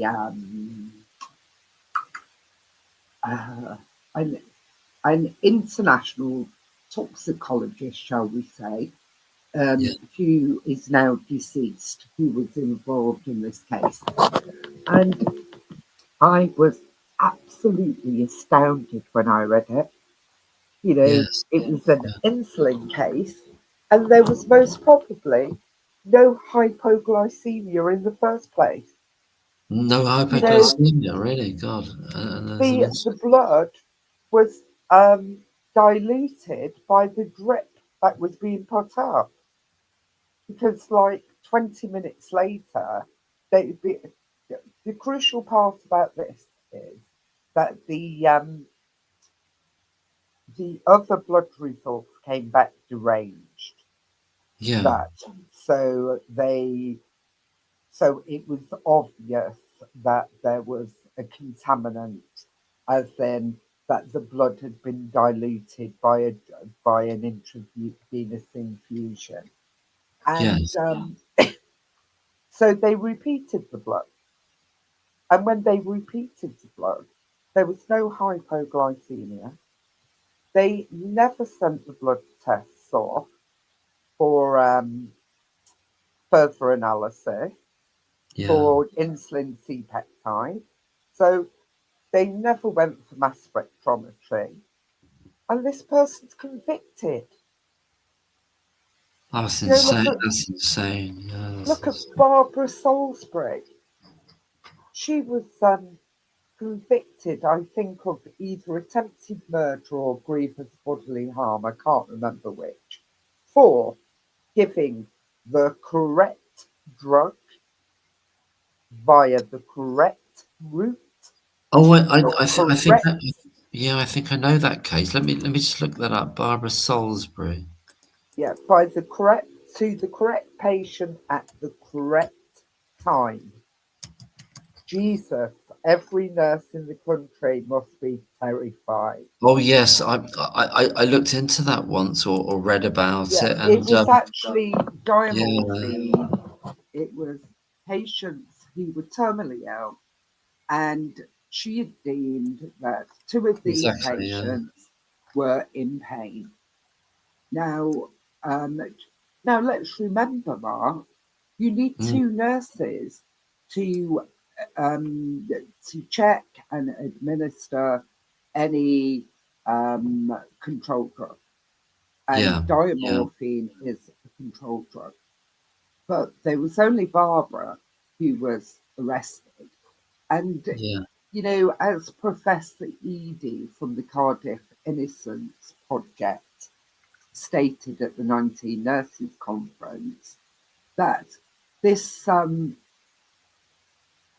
uh, this conviction was brought about by rumour, because she yes, made yes. It was a a rumor that, couple, yeah, yeah, a couple of crass comments. yes, exactly. That it was time that they went or something. People were No, time. well, and this should do the trick. Well, what This does should she do the mean? trick and things like that. Yeah, What does she mean? This should carry the patient off comfortably and safely, or this will do the trick. It'll sort his pain out. yeah, No, yeah, I think everybody, you know, whether you've had somebody dying yourself at home on a syringe driver with yeah, opioid analgesia, we all know there is a risk of that analgesia can take the patient over the edge. It's oh, intent. absolutely. And in a sense, 19, I think we know that in some ways it's kind of veering towards intending to do that at some level. Well, Really. no, because it's called intent, Mark. Yeah, You yeah. I mean, know, well, I remember it kind of it happens, doesn't it? It just happens, it. doesn't it? I think we all know it could be a side effect of it. Yeah, And that's what I especially, mean. It's yeah, yeah, it's about it can be a side effect, but it's your intent. Are you yeah, intending to control this patient's symptoms, or are you intending to bump them off? Well, you're in situations, aren't you, where you're trying to, let's say you're trying to control pain and you give her this certain amount of morphine or a combination of drugs to control the pain, the increasing pain, and you kind of know it's going to, yes, you're trying to control the pain, but it's going to push that patient over the edge, and they're going to go. I think it's called risk that benefit. Yeah. Does the benefit outweigh the risk? Yeah. You know, if you've got a patient absolutely screaming in agony, dying, do you give them the pain relief because there may be a small risk that they could die if you give them this pain relief, or do you leave them to scream in agony? Yes. No, I understand And that. we're not talking about fit, able-bodied people. We're talking about people who are dying in extreme agony. Oh, absolutely. It's kind of, yeah. I've been there, and I've seen it as well. Yeah, I think it's a number of the cases. intent that is the most important thing. Yes, yeah, that's right. That's right. I get that. Does that make sense? It does. And this lady, Barbara Salisbury, so she did 5 years in prison, I think. Yes, she did. And so why did she do 5 years? I looked into this some time ago. Well, I'm not too sure if you have it up. Was she convicted of attempted murder or grievous bodily harm? Yeah, so she's 48. She was cleared of the attempted murders. Right, it's because She's found guilty of trying to kill two. But then she was found cleared of the attempted murders. But the former ward sister, I'm not following this actually. So was she sent to prison or not? She did go to prison. Did go to prison, yeah. I'm not sure if she was why is it saying here she was cleared of something? I think hospital. Yeah. I'm not too sure. I'd have to look at it again. I have the whole of the Dennis ED. Well, it says here a hospital nurse, that's Barbara Salisbury, has been sentenced to 5 years in jail after she was found guilty of trying to kill two elderly patients in a bid to release beds. It's the idea that they were bed blocking type of thing. Oh gosh. James Burns, 76, and Reuben Thompson. There was another sister who, an investigation, she was under police investigation for, again, trying apparently to clear beds for bed blocking. And I think Lady Thirlwell did a investigation into that. Oh, right. She was found from that investigation of not of being trying to murder patients. You know, there was flaws maybe within her practice and flaws within the custom and practice of the hospital, but it wasn't murder. No. Rebecca Layton. I remember Rebecca Layton. She was a precursor to Victorina Chua in that sense. Yeah, and Rebecca, and I have seen this, a police statement that basically highlighted Rebecca in the beginning because she looked a bit jittery when in the waiting room, waiting for either her DNA or fingerprint samples to be taken, but was perfectly fine when she was having them done. Police now think they're psychologists. That's right, and I remember in the second part of Guy Rowland's film Botched, he said Dr. Watts is saying that these people are making i.e. the detectives in Operation Hummingbird are making psychological evaluations, and they're not trained to do so because they were like focusing on everything Lucy Letby said, didn't say, Yes, she her wasn't affect, banging all on that the sort of thing. table. Yeah, She yeah. wasn't banging on the table. Yeah, she wasn't banging on the table, and she paused before answering questions, Yes. that kind of You thing. know, how silly. Yeah. What was it you saying? She could answer purposely, perfectly well when asked certain questions. Well, when she was answering perfectly well, they were asking her generalistic things. Absolutely, What yeah. happens in a general cardiac arrest?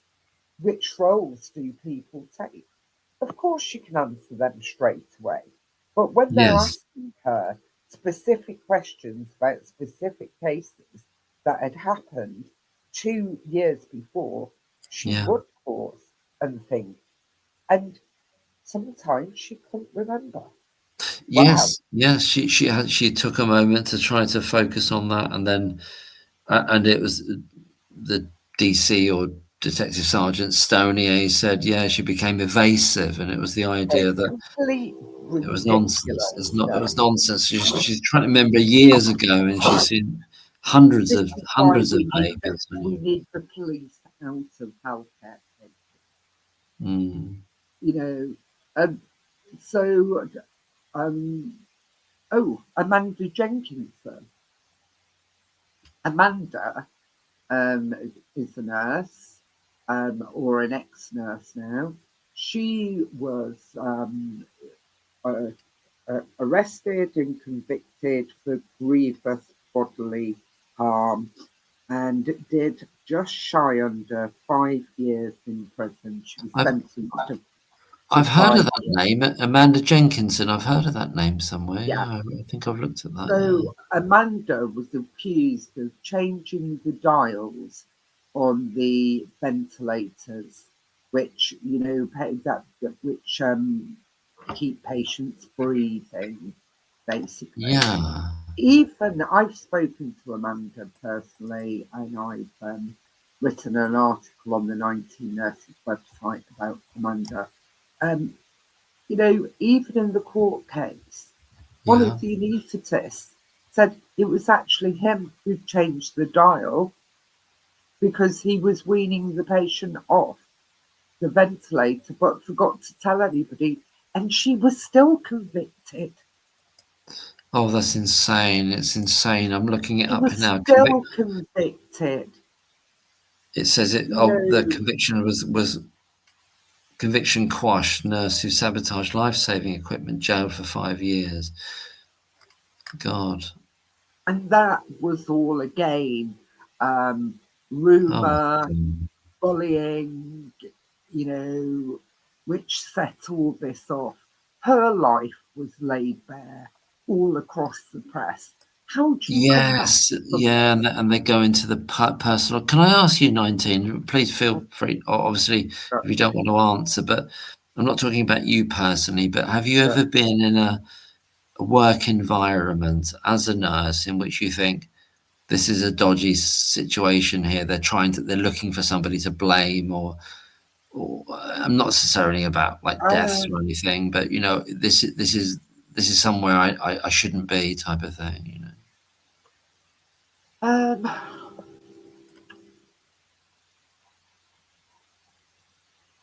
trying.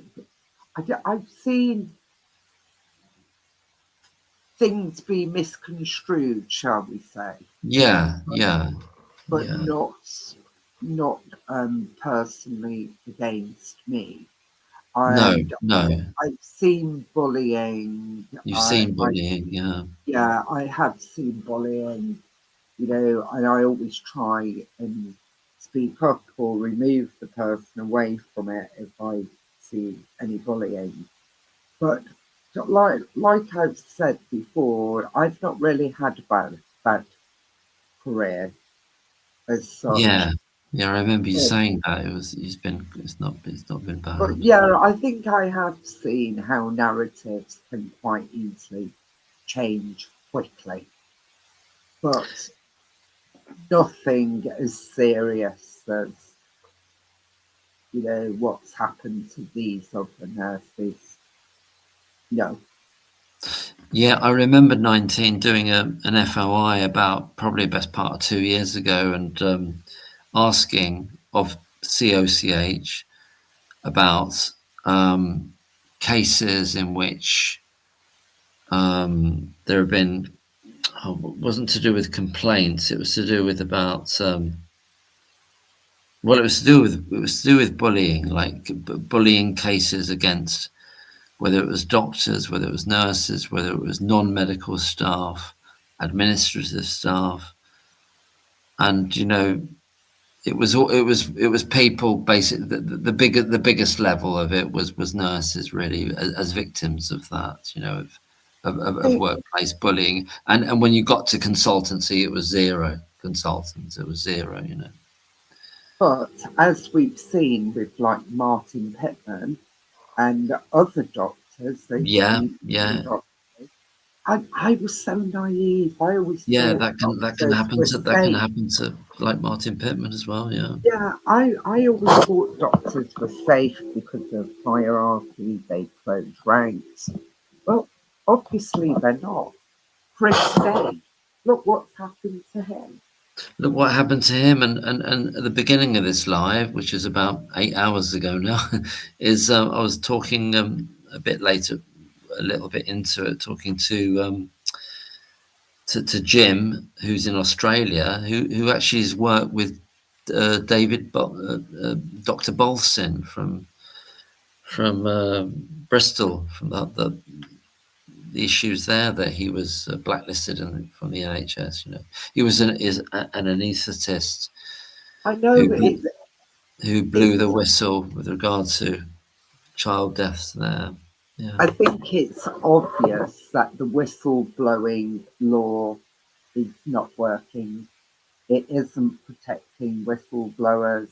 And No. I think industrial tribunals were lucky if only 1% of cases succeed. I think MPs need to relook at whistleblower protection Yeah, because they do. They do. They absolutely do. It's got to. I mean, the whistle, how many people out there would like to blow the whistle, but they think, oh no, I'm finished then, and I'm finished. yeah, So, and people have mortgages to pay, bills, yeah, yeah, children to feed, yeah, and they become frightened that their livelihood would be taken away from them. It's it's only people who have some form of righteous indignation, and I mean this in the best possible way, who yeah. will say, blow all that, I'm doing it. Yes, it's their like livelihood in their specific job, but also sometimes they end up being unemployable effectively, in the job that they've trained for, haven't they? Like Dr. Are you Bolson. able to chop this video up later, this live, so I that don't. you, because with it being so long, I'm just wondering if you can put it into Well, sections. I think it will be. I think it will just be one thing. Like is that this is the Uh, longest one. We've just tipped over the 8 hour mark, and I think I might Go to bed. go to bed. Actually, this is the longest. This is the longest one ever, and it's been fantastic that you come on, 19. I really appreciate it, and so yeah, we've covered a lot of ground today, and I think overall things are moving positively. I Because do. because the pressure's being kept up, isn't it? It's I, necessary. I think that is really quite important because no matter what Lady Thirlwell says and the police say about this just noise, if we don't have credible voices rather than just noise, this case will become stagnant, it will go under the carpet. We have to, Yeah, professionals need to stand up and use their duty of candour to say there's something wrong within this case, we have to revisit it. But then we need the power to say, we hear and we will look at. At the minute, we're stuck with the CCRC, we're stuck with antiquated laws of what can the CCRC take back to the Court of Appeal, what will the Court of Appeal accept.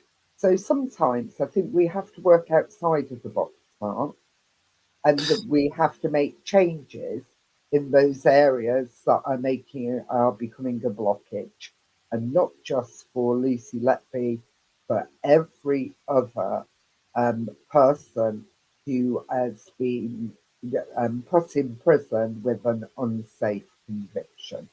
Oh, I totally agree. There's going to be a knock-on effect when Lucy Letby is exonerated. There's going to be a knock-on effect, both to do with perhaps individual nurses and perhaps other cases not connected to healthcare and healthcare settings. There's going to be a direction of effect into the future, one would hope, in terms of the whole thing to do with expert witnesses, about them having appropriate validation and all that sort of thing. And there's a whole host of potential good outcomes if they want to allow that to happen. Yeah, then they could be. Yeah. I think sometimes, like I said, it's thinking outside of the box. It's looking, what are the blocks within this case or any case that is stopping it from going forward to be re-looked at, to a conviction being squashed or a retrial. You need to look at what mechanisms stop Yeah. it. Yeah, you do. And You do. Yeah. then you need to look at what change needs to occur in order to move this forward. And sometimes you have to move slightly away from the case that you are trying to help to look at these areas in intricacy, to try to get methods put in place or mechanisms put in place which frees it up that not just Lucy Letby can walk through that door, other cases too.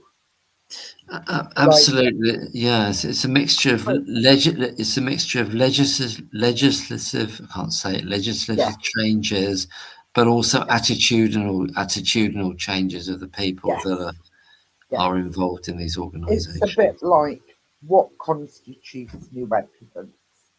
Yes, that's one of the centralities of it. Yeah, and then just giving it's just little examples. The appeal court, what constitutes I'm just trying to think of the word. I'm getting quite tired myself. Oh God, case law. Yeah. Because they're using junk science as case law. Yes, I know, and it's just you're building. You can't get anything good out of a bad sort of basis, can you? Yeah, that needs to stop.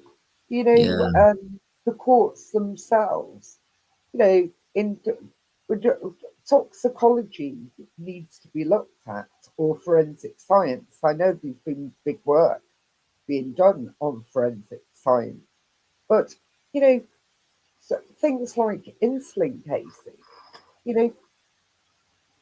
what are the recommended gold standard blood tests? Were they achieved? If they weren't achieved, no case to answer. Yes. They can't just like keep it open again so it can just happen again to somebody else. It's ridiculous. You've got to, they have to learn something from this.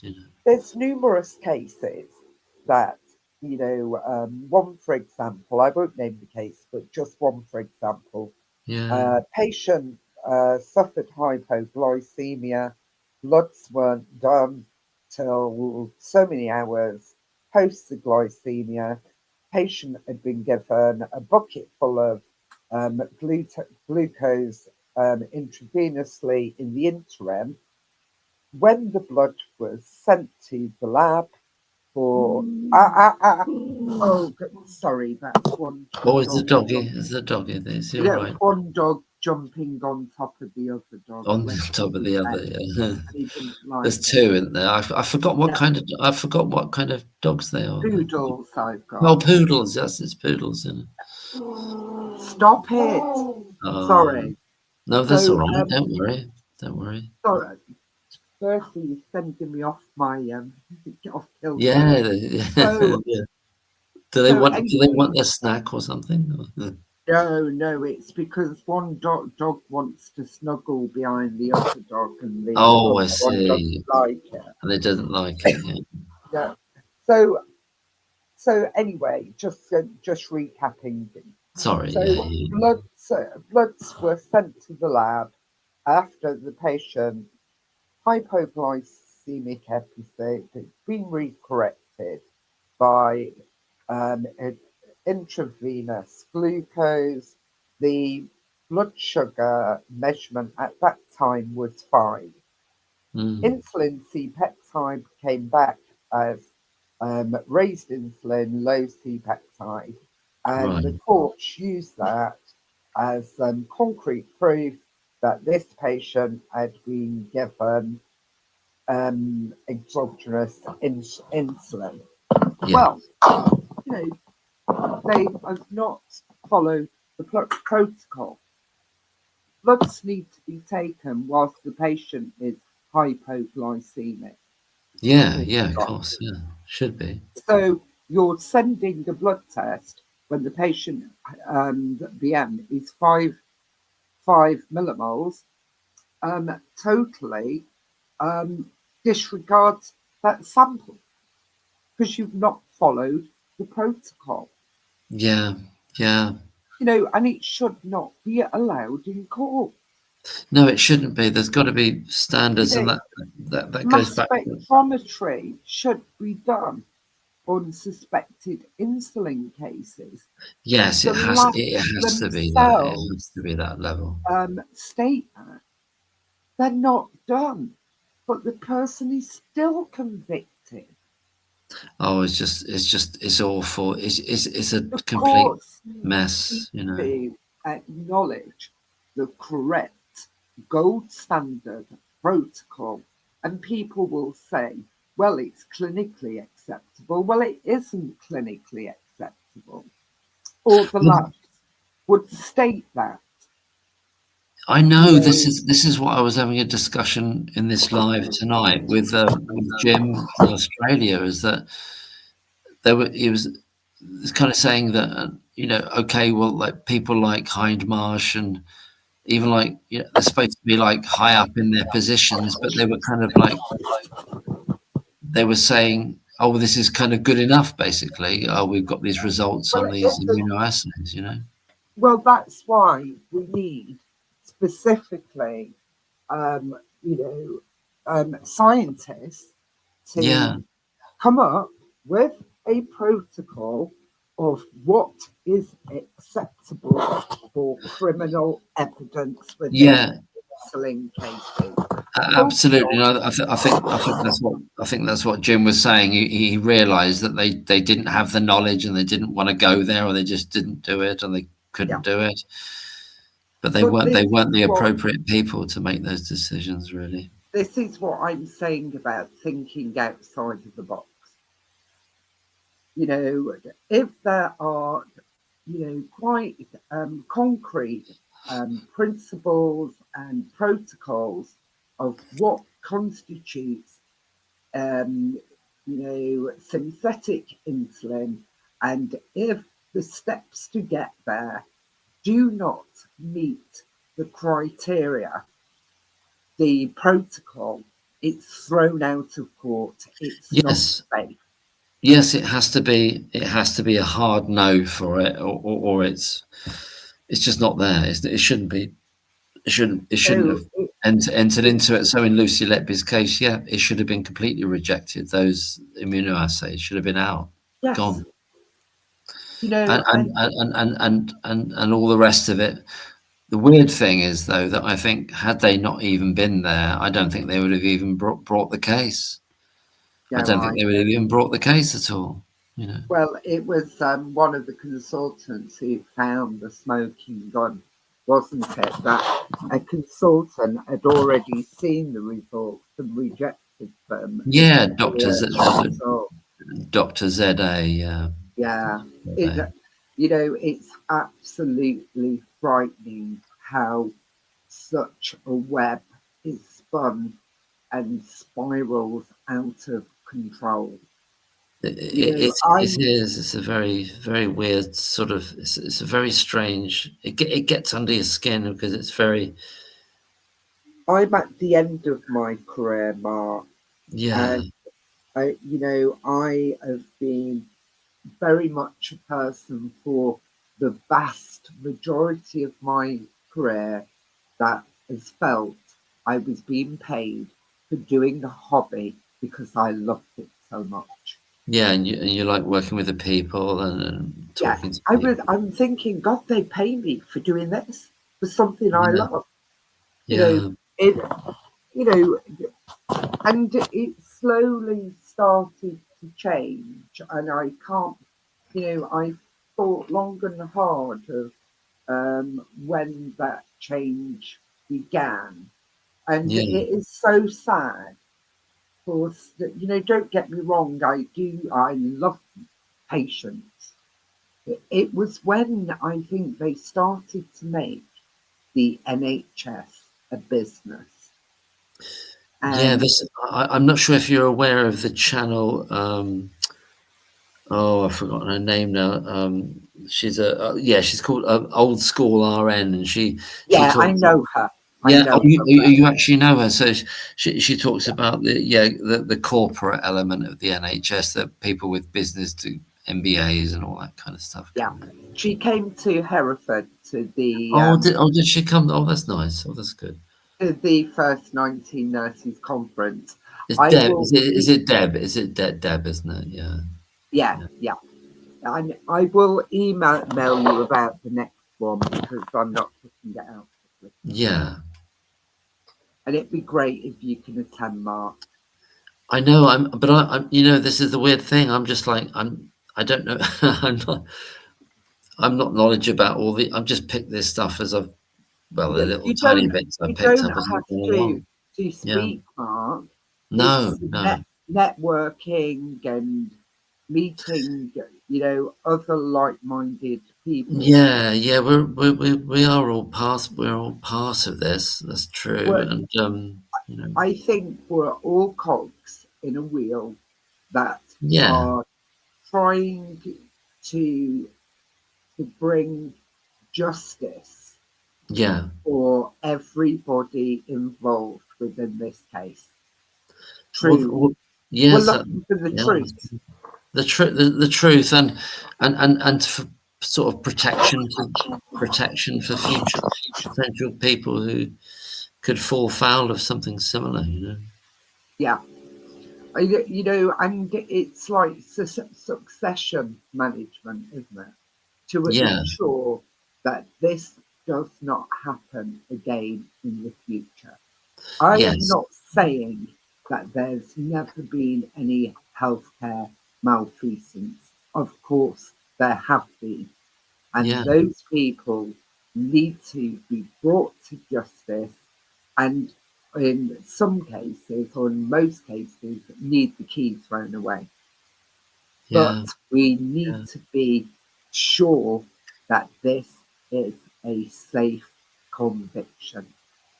Oh, absolutely, because it's the kind of area of work in which a natural event or even an accidental event can be kind of pushed into being a deliberate murder or attempted murder. It's dangerous for that, or it's susceptible to it. You know, it's dangerous for society. Yeah, you know, and we have no right to ruin an innocent person's life.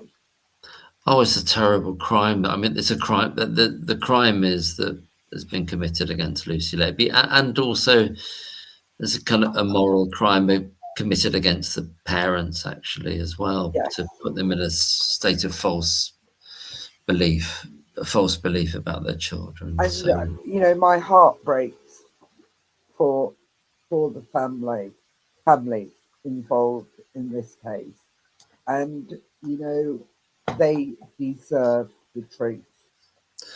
they do. Yeah, they've been through like the mill, really, and they're going to have to.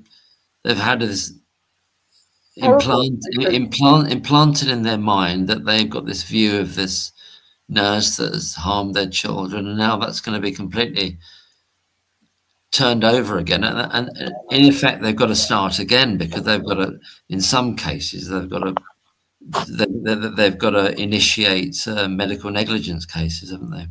That's what Yeah, they've got to do. I don't, you know, obviously I can't speak for anybody other than myself, but if it was me, there would be always a part of me that would think, did she do it? And I believe, for me personally, somebody would need to be brought to account for all this debacle for me to believe I'd had justice. That's why when Lucy Letby is exonerated, it can't be in a half-cocked way by saying, Well, "Oh, we acknowledged it wasn't beyond reasonable doubt." They've got to explicitly say that she's innocent. You know. I think as well, you know, nobody's ever, well, stop that. That's quite an assumption saying ever. But as far as I'm aware, nobody's brought to account after these miscarriages of justice. The police go on their merry way. Yeah. The accusers of the crimes, you know, consultants, health, you know, people in the health system, either are retired or dead, you know, by the time a conviction is squashed. No learning is done. We have to learn from these miscarriages of justice so they do not happen again. Absolutely. I mean, you know, in an ideal world, you would have hoped Cheshire Police, the first thing they started should have reading up about is like Lucia de Burgh and well, it was Sally Clark, Cheshire. well, yeah, exactly, Sally Clark. I mean, that's nearer to home, obviously. Yeah, totally. That's them. Yeah. No, like I've said, I don't think the police set out with malice, and I don't think anybody actually within this case, maybe I'm not going to say, but set out with malice. You know, But they've been happy. They've been happy to lie. They've been happy to lie. Some of them. well, I think what happens, Mark, is, you know, they end up convincing themselves that what they believe is correct. You know, you have groupthink where, you know, it ends up a group thought that the person is guilty, like within the seven. You know, it takes. What was that film? Was it called 12 Good Men or One Good Man? 12 Angry Men. Yeah.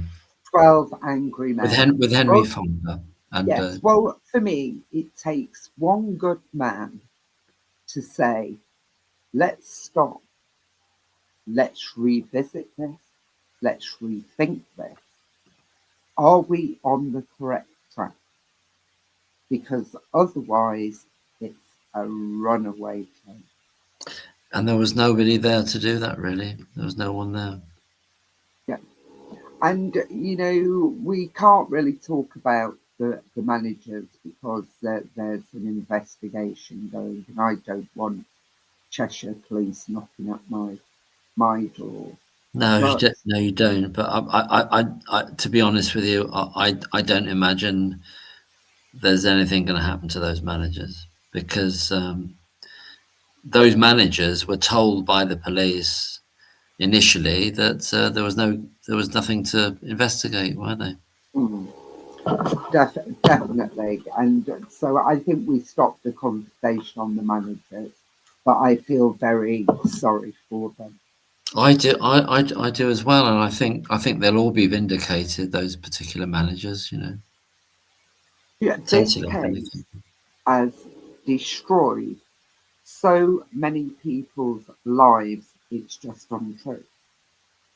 It is Yeah. untrue. The ripple effect from this case that has affected negatively so Mm. many people's lives.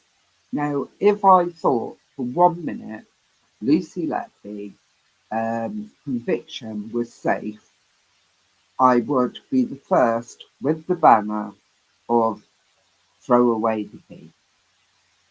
But I Yeah. don't. There's too many anomalies that make this conviction unsafe. Well, And that yeah. has to be relooked at. Oh, yeah, 100%. Yeah, of course, and it will be, and I think it's more likely to be quashed than being a retrial, and I hope that happens as soon as possible. So It's difficult, isn't it? Because at the minute, so many organisations are doubling down.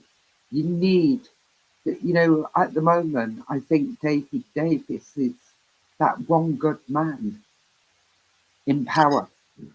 he is, There's but many good there's men. been this real shift in the mainstream media, Yes, incrementally. I mean, there's been a lot of articles like from the Telegraph, but there's been they're all kind of collecting around this now. yeah, there's many good men within different spheres. Yeah, And those good men, good women, good whatever, gender disposition you gender have. non-specific. Yeah, um, we need to have a conscience to say, this needs to be relooked at. Absolutely, and I believe in this kind of concept of energetic things happening in the universe, and there's such a will, and it's beyond the UK. It's international now. Yes, it is international, and the world Yeah, is looking at the UK. Now, another thing, there's a nurse in Birmingham at the moment. I have no clue if there's any form of innocence or guilt. So I'll state that from the beginning. This nurse was arrested in 2022. yeah. I remember this one. I never looked Um, back at it. No. Suspicion of poisoning. We Yeah. don't know what poison. I'm sure it's insulin again, but Yes. obviously It's we don't know. instant. We can't speculate. Now, then the hospital trust sent a dossier to the police. So again, that's a accuser of a crime, doing its own homework and sending it to the police. But they Yeah. had every right to send a suspicion to the police. So in the beginning, apparently, there was 3 poisonings they were looking at. Now they're only looking at 1. Now this was 2022, Mark. Gosh. Whether Yeah. innocent or guilt, it doesn't take 4 years to get toxicology results back. No, it doesn't, does it? So that's very odd in itself, and It takes approximately 6 weeks, not less, maybe more. So well, what is yeah, the delay within this case? yeah. Well, exactly. 4 years. Yeah, There's not multiple potential victims they're looking at. They're looking at 1. Why are they waiting for 4 years? Within that 4 years, and again, I can't count on guilt or innocence. This girl or boy, because we don't know the name, um, has been suspended from their job. We don't know if that's on full pay, no pay. You know, Yeah. their lives for 4 years is On filled with hold, really, or on sort of like, yeah. hold and destroyed. And You know, their career, destroyed in a state of yeah, and precariousness. you know, and when does legal aid come in? Does legal aid only come in when you're charged, or does it come in when you're arrested? I assume I'm not sure. I don't know about that, but She may, you know, if she's getting paid or he's getting paid, I'll change it to the nurse is getting paid. They may be having to foot their own legal bill. oh yes, it could be that. It could have affected their family life and You where they're know, living, all this kind of thing they already. would, and why, I think the law is something like investigations have to be concluded within a reasonable time. Is Yes, it otherwise people are reasonable? under this cloud for years. Yeah, It's is it ridiculous. reasonable? 4 years. No, it's not. It's not. It's absolutely not reasonable. And I'll look at that. another thing within like um, uh, the employment law, you know, people who have been charged with the crime and are subsequently found innocent have had their lives destroyed because whatever firm or organisation they're working for is allowed to sack them the Yeah. minute they're charged. Yes, that's right. That's right. So it's almost like the accusation itself is enough to Yeah, really destroy it's your life. It is. Yeah, it is. innocent people all the way down the justice system appear to lose out. Look Yeah. at Michael O'Brien campaigning to have his bed and board reimbursed. Oh, I know. That's just. Oh How God. dare they? Oh, it's How appalling what an attitude to say you've how taken dare someone's life they and you're going to change. charge Yeah, it's an just. innocent person for incarcerating them? It's Oh, against their will. They couldn't walk out at any time. the mentality behind doing that is just like almost like psychopathic. I don't like it at all. And then I don't the like the it. other Plenty. the other thing, I'm not sure if that's changed yet, but you have to prove that you were innocent, even though your case may have been squashed. Yes, there was What another case. happened? There was another case, and it was another gentleman who happened to be from Wales, and this was something on a video I watched, and he wasn't. He was deemed not innocent enough. He was sort of Yes. like, yeah, he was deemed not innocent enough in some way. What happened to the presumption of innocence? Surely you go back to that once your case is squashed. It should be that, and oh, there's a lot There's of changes so many, needs to happen. I know. so many flaws within the But I think we're on the road to challenging them and highlighting them. And you and 19 Nurses doing a fantastic job of that. And always keep an eye out to see if there's any more videos of yours coming out. I saw some tweets of yours today on Twitter, and I might hit the hay now in a bit. And Are you really yeah, tired? I'm flagging now. So this is the longest one I've ever done. It's 8.5 hours. That's a bit crazy, isn't it? Let's flub in there. That's mad. Gosh. But That's because, but Mark, yeah.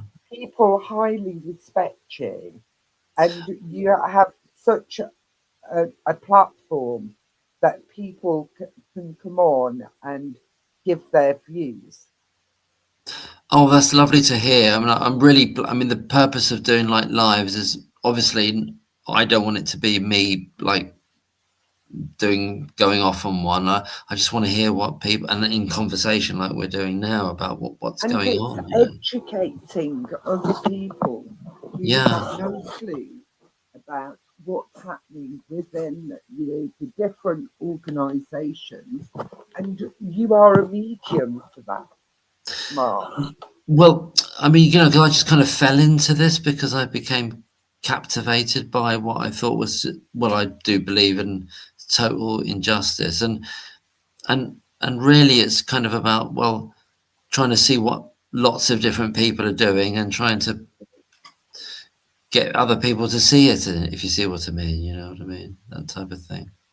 And I Well, think, it started off with like Sarita Adams, and then Dr. McLachlan, Dr. McConville, yes, Peter Alston, Richard Gill, all these, and whomsoever, in the earlier days, yes, absolutely. and that's, And all of those people need to be remembered for their contribution. yeah. I mean, I hope Sarita Adams is doing well. I hope she's happy, and I mean, I remember going to the Zooms that we had and stuff like that, and so I hope she's doing well. And I think Sarita brought community together. She brought people together. Yeah, yes, because it was fun. It was strange in those first days. Then, I think there were like 20, 25 people, 30 people on these Zooms talking about it back in 23, and Yeah, interesting times, really. And if you project your mind back then, we'd have no clue we'd be where we are now. Actually, we had no idea. I think the world is full of bad things, but it's also full of good things. It's full of people who have social consciences, Yeah, who will not stay silent when they see a wrong. It's like within, health professionals, we have a duty of candor to speak out, yes, but yes. people are frightened for a whole host of reasons, and I think we live in a sad world, really, because I believe when um, I keep reiterating this, and I'm sorry, but No, it's right. when very eminent people are all coming together and saying there are major problems, they need to be listened to. Oh, well, without a shadow of a doubt, and they are being listened to in a sense. It's just that the establishment, the powers that be, aren't quite ready to give in yet, as it were, to them. They're kind of biding their time, or they're waiting for the But right that's wrong, time for them. Mark. It always it's 100% wrong, but that's what they do, And I unfortunately. think maybe there needs to be some parliamentary committee that is you know um, uh, enacted Yeah, so that these sort of things can be aired. And maybe it's not a parliamentary committee, but it needs to be some form of committee instead of keep saying there's the justice system, there's the process. You yeah. know, why should innocent people be in prison for 17 years and was one in for 36 years? I know, Who I was know. who was I, recently yeah, released after 36 years of their life being robbed. We have to have robust processes relooked at and in place to prevent this from ever happening again. And we need accountability and we need learning from when it has happened, or it's just a revolving door.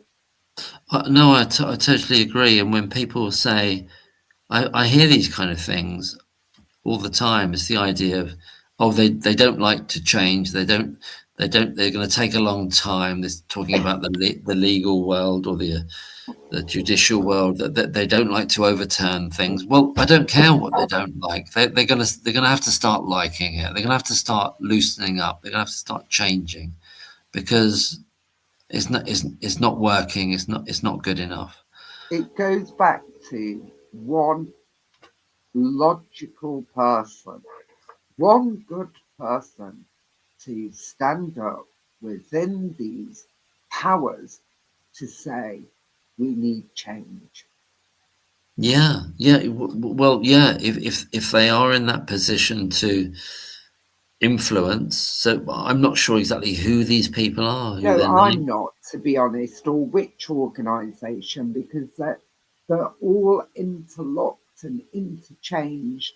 That they are, and they all kind of give the excuse, oh well, the system, the system doesn't allow me, and so but the system's been created by human beings, so it can be changed by human beings. It's simple as that. And well, it's antiquated, isn't it? It's antiquated, yeah. I'd get rid of all the wig stuff as well, personally, but that's a small stuff. thing. The wigs and the gowns and all that nonsense. To be honest, it doesn't bother. It doesn't bother. Well, I suppose you just look on it as tradition, but I don't mind it in that tradition. Yeah. Privilege and stuffiness and blah blah blah. But then, are we, because of the wig stuff, labeling people that they don't have a conscience? And I'm sure there's some excellent people in wigs and gowns who have perfectly good consciences. Look at Lord Justice Jackson, who sent and obviously Mark MacDonald and so forth, and other people. There will be other people, yeah, of course. I think we have to individuals, not generalize, because there's good and bad in every system, I think, and there's hierarchies in every system. For me, we were all created equally, but power and wealth makes some people more equal than others. Yes, more equal than others, but within our social systems and our justice systems, we are all supposed to be equal before the law. Yeah, so let's do that for real, make that happen. But we're not equal. No. because the money available for the defence is far less than the prosecution. So it makes a mockery of we're all equal before the law. They're just sort of it's got to be it's got to be shown and proven that you can't just say it and it's not the case. You can't just say it and it's true, but it's got to be real. It's got to be real. Yeah. But it's fun, lovely to catch up, 19. Okay, good night. And thank you so much for coming. Good morning. Yeah, it's like half past 7. Although we lost. What time did you start? I don't know, like 8 hours 41 minutes ago. That's a bit crazy, isn't it? But wow. So just before midnight. Yeah, just before. Yes, I think. Well, I don't know. It was before then because we lost an hour, didn't we? So it was about like 10. So it's 20. Is it 20 past 7 now, not 20 past 6? Yeah, so it's 20 past 7 on the clock. So it's really 20 past 6. and then 8 hours before that, yeah, it was about like, oh, I don't know, I can't work it out. 11ish.